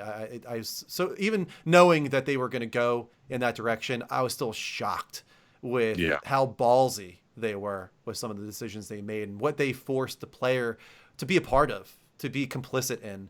That it doesn't even get into how fantastic the combat and the level design is, the graphics, the voice acting, the visuals, the cinematography, the score by Gustavo Santaolalla. It's just, there's nothing about that game that isn't of the highest quality, in my opinion. It is actually not even one of the best games of the generation. It is one of the best games ever made, in my opinion. Yeah. No, I would agree with you on that. It's probably top 5 games of all time for me. And I doubt it's going to be a very long time before another game can impact me emotionally in the way that game does. I still think back to that moment and I tear up just thinking about the fight in the water at the end of that game. When I watch other people's reactions of it, I cry every single time. It's the attachment that I had to both main characters of that game is it's really something I can't even put into words. It's a very powerful thing. So, game of the generation for me, The Last of Us Part 2. Tom. Well said. Your number one game of the generation. My number one, since we already mentioned my number two, was FF7 Remake. My number one is God of War. Nice. For all of the reasons that you mentioned about for Last of Us Part 2, of why you think that is, I feel that way about God of War. And I'm sure we could have a very protracted argument of why Last of Us Part 2 doesn't even show up at all in any of my lists. But God of War to me, just being able to take that character of Kratos, flip him into more of a character where you can see him actually grow as a person, seeing how he is actually able to internalize what his rage has done beyond what the one like split second of a scene that we got in God of War, like the original God of War, where he says, "By the gods, what have I become?" Like, you got that protracted over an entire experience of a game. Finally, it's a shame that it took him this long for him to finally get to that point. But for me, the world that was crafted, the implications of how other gods fit into this world, into this universe, just the beauty of some of the areas that you go into when you go into Niflheim, when you go into all these other different realms.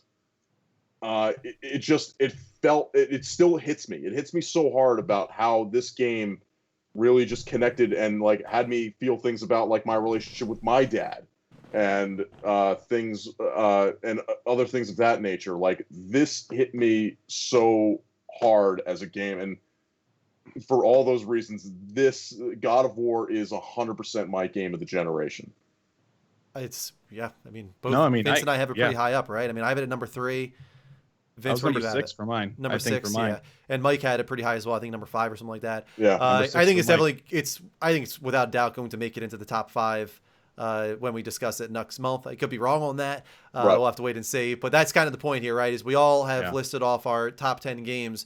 Next month, we have to compromise. We have to come to a consensus on what the top 5 games of the generation are as next level Gamescast. So there could be some blood, sweat, and tears next month to make this happen. We'll have to wait and see. All right, we have lost control of this show. We are past the 4-hour mark, and it is not over yet. But we are going to go very quickly through this last thing, as quickly as we possibly can, because it is called the speed run. Oh, and it's going to need to be speedy. It's going to need to be real speedy.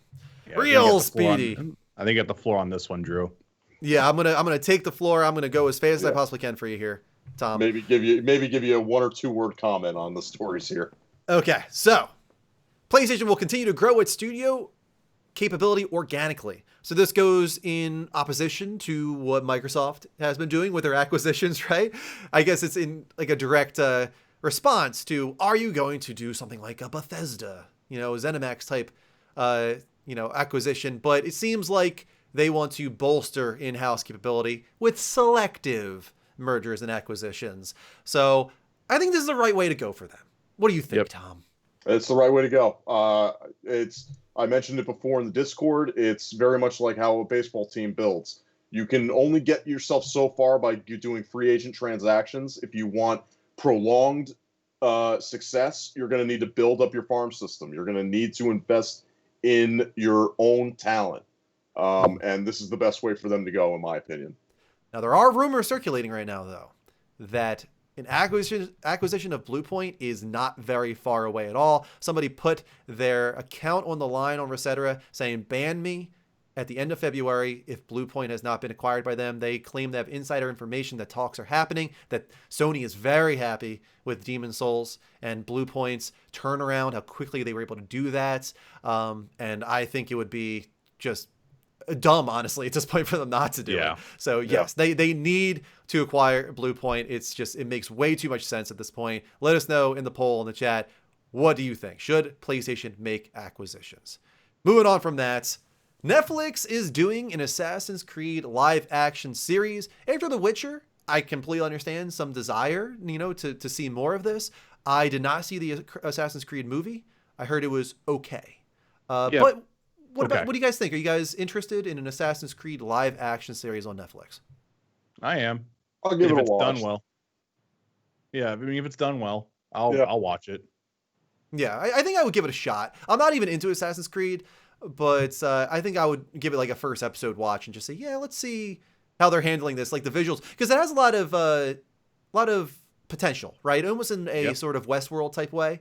where it's like each season could be a different, era of time, and it could keep refreshing itself, and visually could be really interesting in that regard, where they keep bringing you to different areas and different times. So they have a lot to play with there. There's definitely a lot of potential. Right.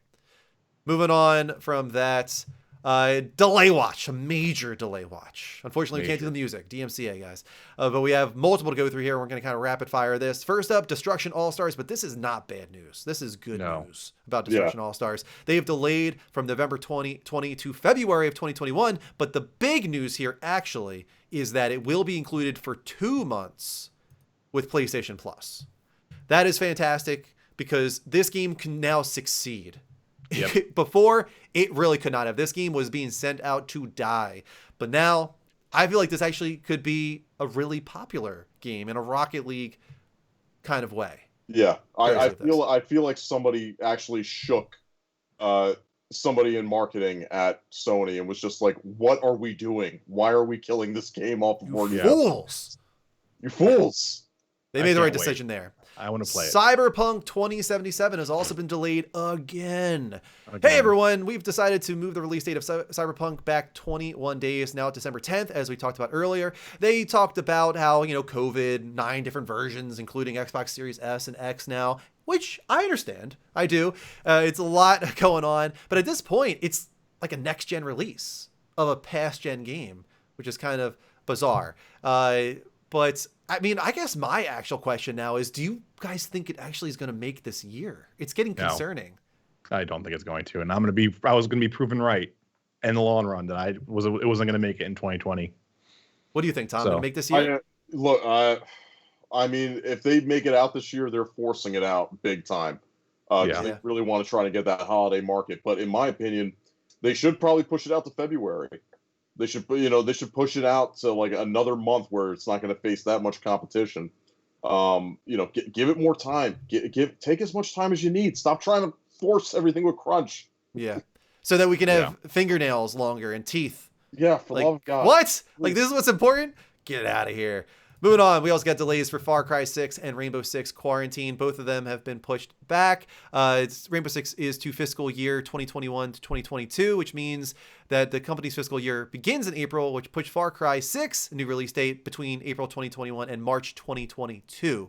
So this kind of falls in line with what they've been talking about recently, Yves Guillemot, and not rushing things out in the way they did with Ghost Recon, right, was the big one. Right. So trying to, course correct the ship a little bit there, and as Tom said, delay it as much as you need to. These games, stop with the crunch. We can wait with all these, make them the best they can be, and we'll be happy about it. That you're not putting these workers through hell.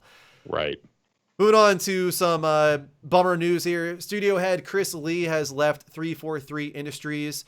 He was sort of the director, right, on Halo Infinite, and not the first one to step to the side. He said, quote, "I have stepped back from Infinite, and I am looking at future opportunities. I believe in the team, and I'm confident they will deliver a great game. Now is a good time for me to step away." I actually think it was more that he was pushed out, if I had to guess. Because they brought in a couple of Halo veterans for the single player campaign, and senior executive Pierre Hintz for the multiplayer, another, alumni. So it feels like they pushed him out and they're bringing back some, old blood to try and fix things potentially. But that's not the only departure. This one's not as big a deal. Try not to cause some fear mongering here, but Rare's Everwild has lost its creative lead. His name was Craig Duncan, and, studio head Craig Duncan thanked Simon Woodruff, who left, saying, "We thank Simon for all his hard work on Everwild and wish him the very best of luck in the future." This guy's been at Rare for a long, long time.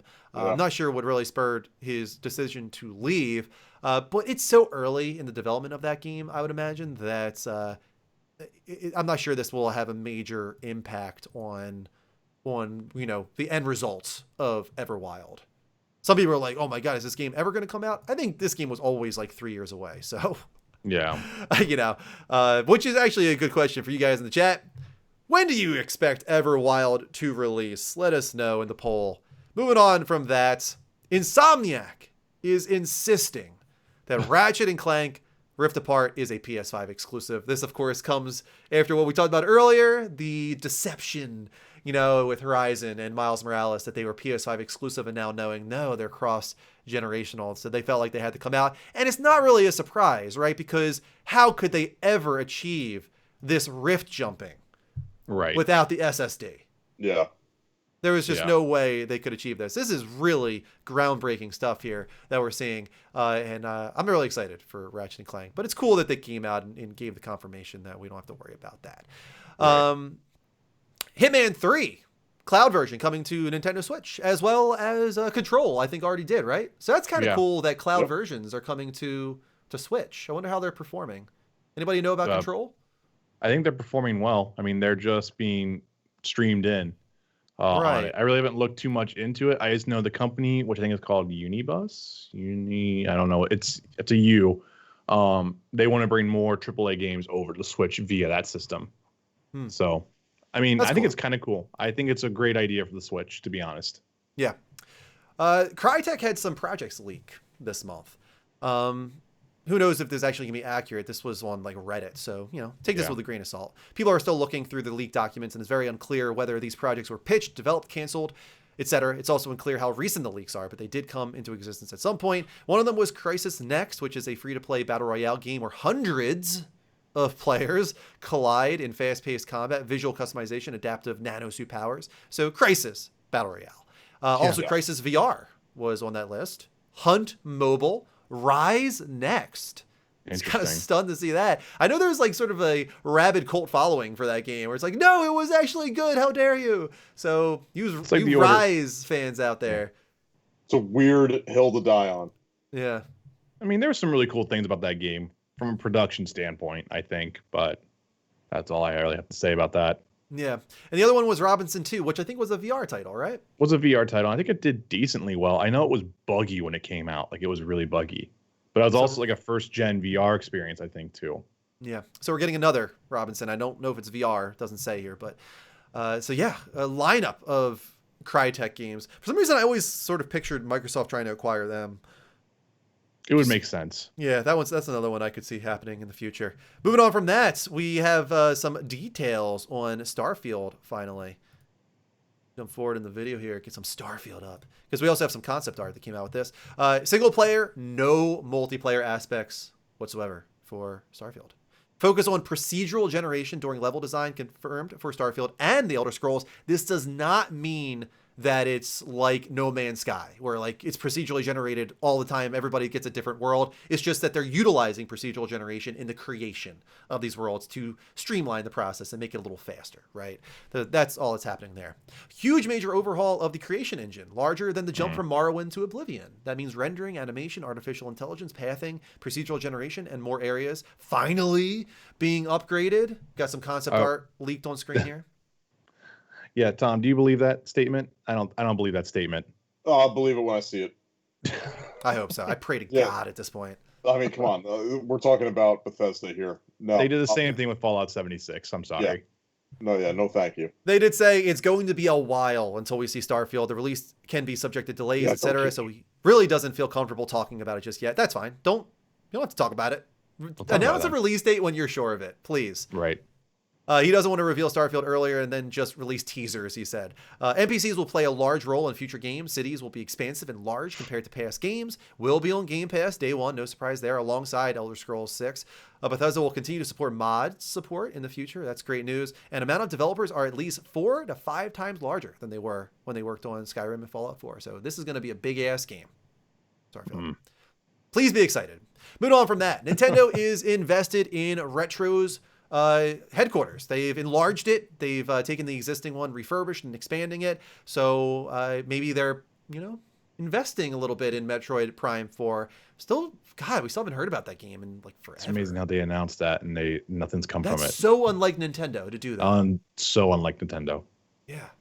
I will put a poll in the chat after this one. I'm curious what you guys think. When will Metroid Prime 4 release? We'll go to you guys first, I guess. When do you guys think Metroid Prime 4 is going to release? Oh, I'm going to say at this current indication, probably not until end of 2022, maybe early 2023. I was just going to say holiday 2022. Yeah. Even that I think is a little optimistic. Right? Yeah. I mean, that's even me just saying I'm optimistic about it, but I I don't even know what's going to happen. Didn't the rumors come out that that game has like been rebooted twice now? Yes. Yeah. Okay. It's not Okay. sounding good. No. Something seems afoot. So, moving on from that, Resident Evil Village will feature ray tracing. Yay! Yay! I'm excited for PS5 that. supposedly has issues with the game, but they're going to Has ray tracing. We Please got fix it. those. I don't believe any of that. I think the game will be just fine on all platforms. So I don't Please, think we need to worry. Capcom, stay Cap God. Did you see the new footage actually that came out with the tennis player playing the game? I like that comment. Tom? Oh God, you can run. That means if you can run, that means something's going to chase you. Yeah. Yeah. Did you see that, Tom? It actually has a couple new scenes. You should check it out. I didn't check out the scenes. I'm trying to keep. I'm trying to do a Media media blackout. blackout at this point. Oh, gotcha. Like, Okay. I saw what I wanted to see with the teaser trailer. I don't need to see anything else beyond that. Gotcha. So next month we need to put a big Resident Evil 8 Village segment on the show. Got Yes. I mean, if it's for the we show, won't allow this. If it's for the show, I'll deal with it. But for me personally, like I'm avoiding it. Gotcha. Gotcha. I will say, like, you can see like the sort of jittery and stutter of the trailer for PS5. So it did have issues. It's kind of cool though to see that they didn't sugarcoat it though, and they just showed it the way it is. So that's kind of neat, actually. Yeah. Moving on from that, the game still has time in development, so it's still got plenty of time in the oven. got a rumor going around that Silent Hills will be announced at the Game Awards next month. Silent Hill reboot. This came from business analyst Roberto Serrano, saying that he's got insider information that it will be there December 10th. Do we believe? Well, I don't know. For doubt. I actually don't believe that one from that source, but I do believe Night. Oh God, I can't talk now. It's too late. Jeff's tweet, whenever he had something like that, he actually said, like he had eye emojis. I'm sorry, I can't talk right now. It's late. It's getting late. We're wrapping this shit up. It was eye emojis to a Konami thing about saying, "What are you most excited for the Game Awards this year?" And it was like, "Why is Konami talking about this?" Mm-hmm. So it was like, "Wait, what?" So I believe it. Please I'm a believer. enjoy Silent Hill's There's been- gotcha game. You gotta there's believe. there's been a lot of smoke with Yeah. this, hasn't there? I actually thought it would be announced before this. Me too. I think they're saving it for the big silo. This is going to be huge, I think. I hope so. Let's And hope. we actually got a final story here. It's a pretty big one. A new Mass Effect is in development, and they finally confirmed that damn trilogy coming next year. So it's got a veteran team. They said next chapter in the Mass Effect universe. Creative director Casey Hudson now leads the entire studio. Mass Effect Andromeda director Matt Walters appears to still be with the company, so he's still working on it as well. And in the meantime, Mass Effect Legendary Edition is set to release in spring of 2021. They delayed it supposedly because they needed to work on the original game and bring it up to the quality of 2 and 3, supposedly. So maybe I will keep an eye on it. Maybe. You won't play it. I probably won't. No, I don't know if I'll be able to find the time is the problem. Right, that's the big but issue with this I'm not type of like game. against it if they really improve upon that original game, and everybody loves the second and third one, so maybe. Well, Do it for 9Fox. Do it for 9Fox. No, I won't do it for him. Do it for Derek. He Not needs for him. the love. Guys, that is the show. We went pretty quick. That was pretty good, right? That was pretty Oh. good. That was truly a speed run. That was a speed run. You did it. I went as You fast as did I it, Drew. possibly could there. That was actually going to be like a 30-minute segment. I brought that thing down to like 12 minutes. You Not did bad. great, Pat dude. myself on the Brought back. down to about right around there. You did a Sonic speed run there. We're going to call you Sonic Sonic from now on. Sonic Hero. That is the show, everybody. Thank you so much for being a part of this first ever episode of Next Level Gamescast. If you enjoyed the show, please join us again live next month. Hit that heart button here at twitch.tv/levelup show. Turn on notifications. Make sure you get those alerts whenever we go live with game streams or talk shows. And if you're watching or listening to this as an archive, subscribe on YouTube, follow on Spotify or Apple Podcasts or wherever else. Doesn't matter. Also very important, as you saw tonight on this episode, Discord is essential to the interactivity of this show. Join us. Discord.gg/the Level Up Network. Become a part of the community even when we are not live. Get in your submissions on Fake Fans, NLG's Got Game, How You Reviewing, The Halftime Hedge, and earn the seasonal points that you can spend to get collectibles and be number one of the season, because at the end of the season, we will be giving prizes out to the top scorers of Season 0. Lastly, we do have some major shout outs. Tom, take it away. Oh, stand by. Stand by for Tom. Stand He's by. got some shout outs for Our you guys. major shout outs. Yes, we must thank those that go above and beyond to support this show and make it possible. Our producers supporting at $25 and above, either here on Twitch or on Patreon. They are as follows. Kelly Jellyfish, thank you very much for your patronage. Agent Vincent, who is currently there looking. What? Oh my gosh. He's on the show and he's a producer. Good for you, sir. Good for best. you, Vince. 2 for you. Boz, OT3S, thank you. And Rock11, thank you. Let me give Baz a special shout out too, because he's not only just a patron of $25, he's also a tier 3 sub. So he's doing $25 Wow. in 2 areas. He's doing So, a lot there. So major Baz, producer. thank you so much for your support, and thank you all for your support. Whether you be a tier 1 sub or just following the show along.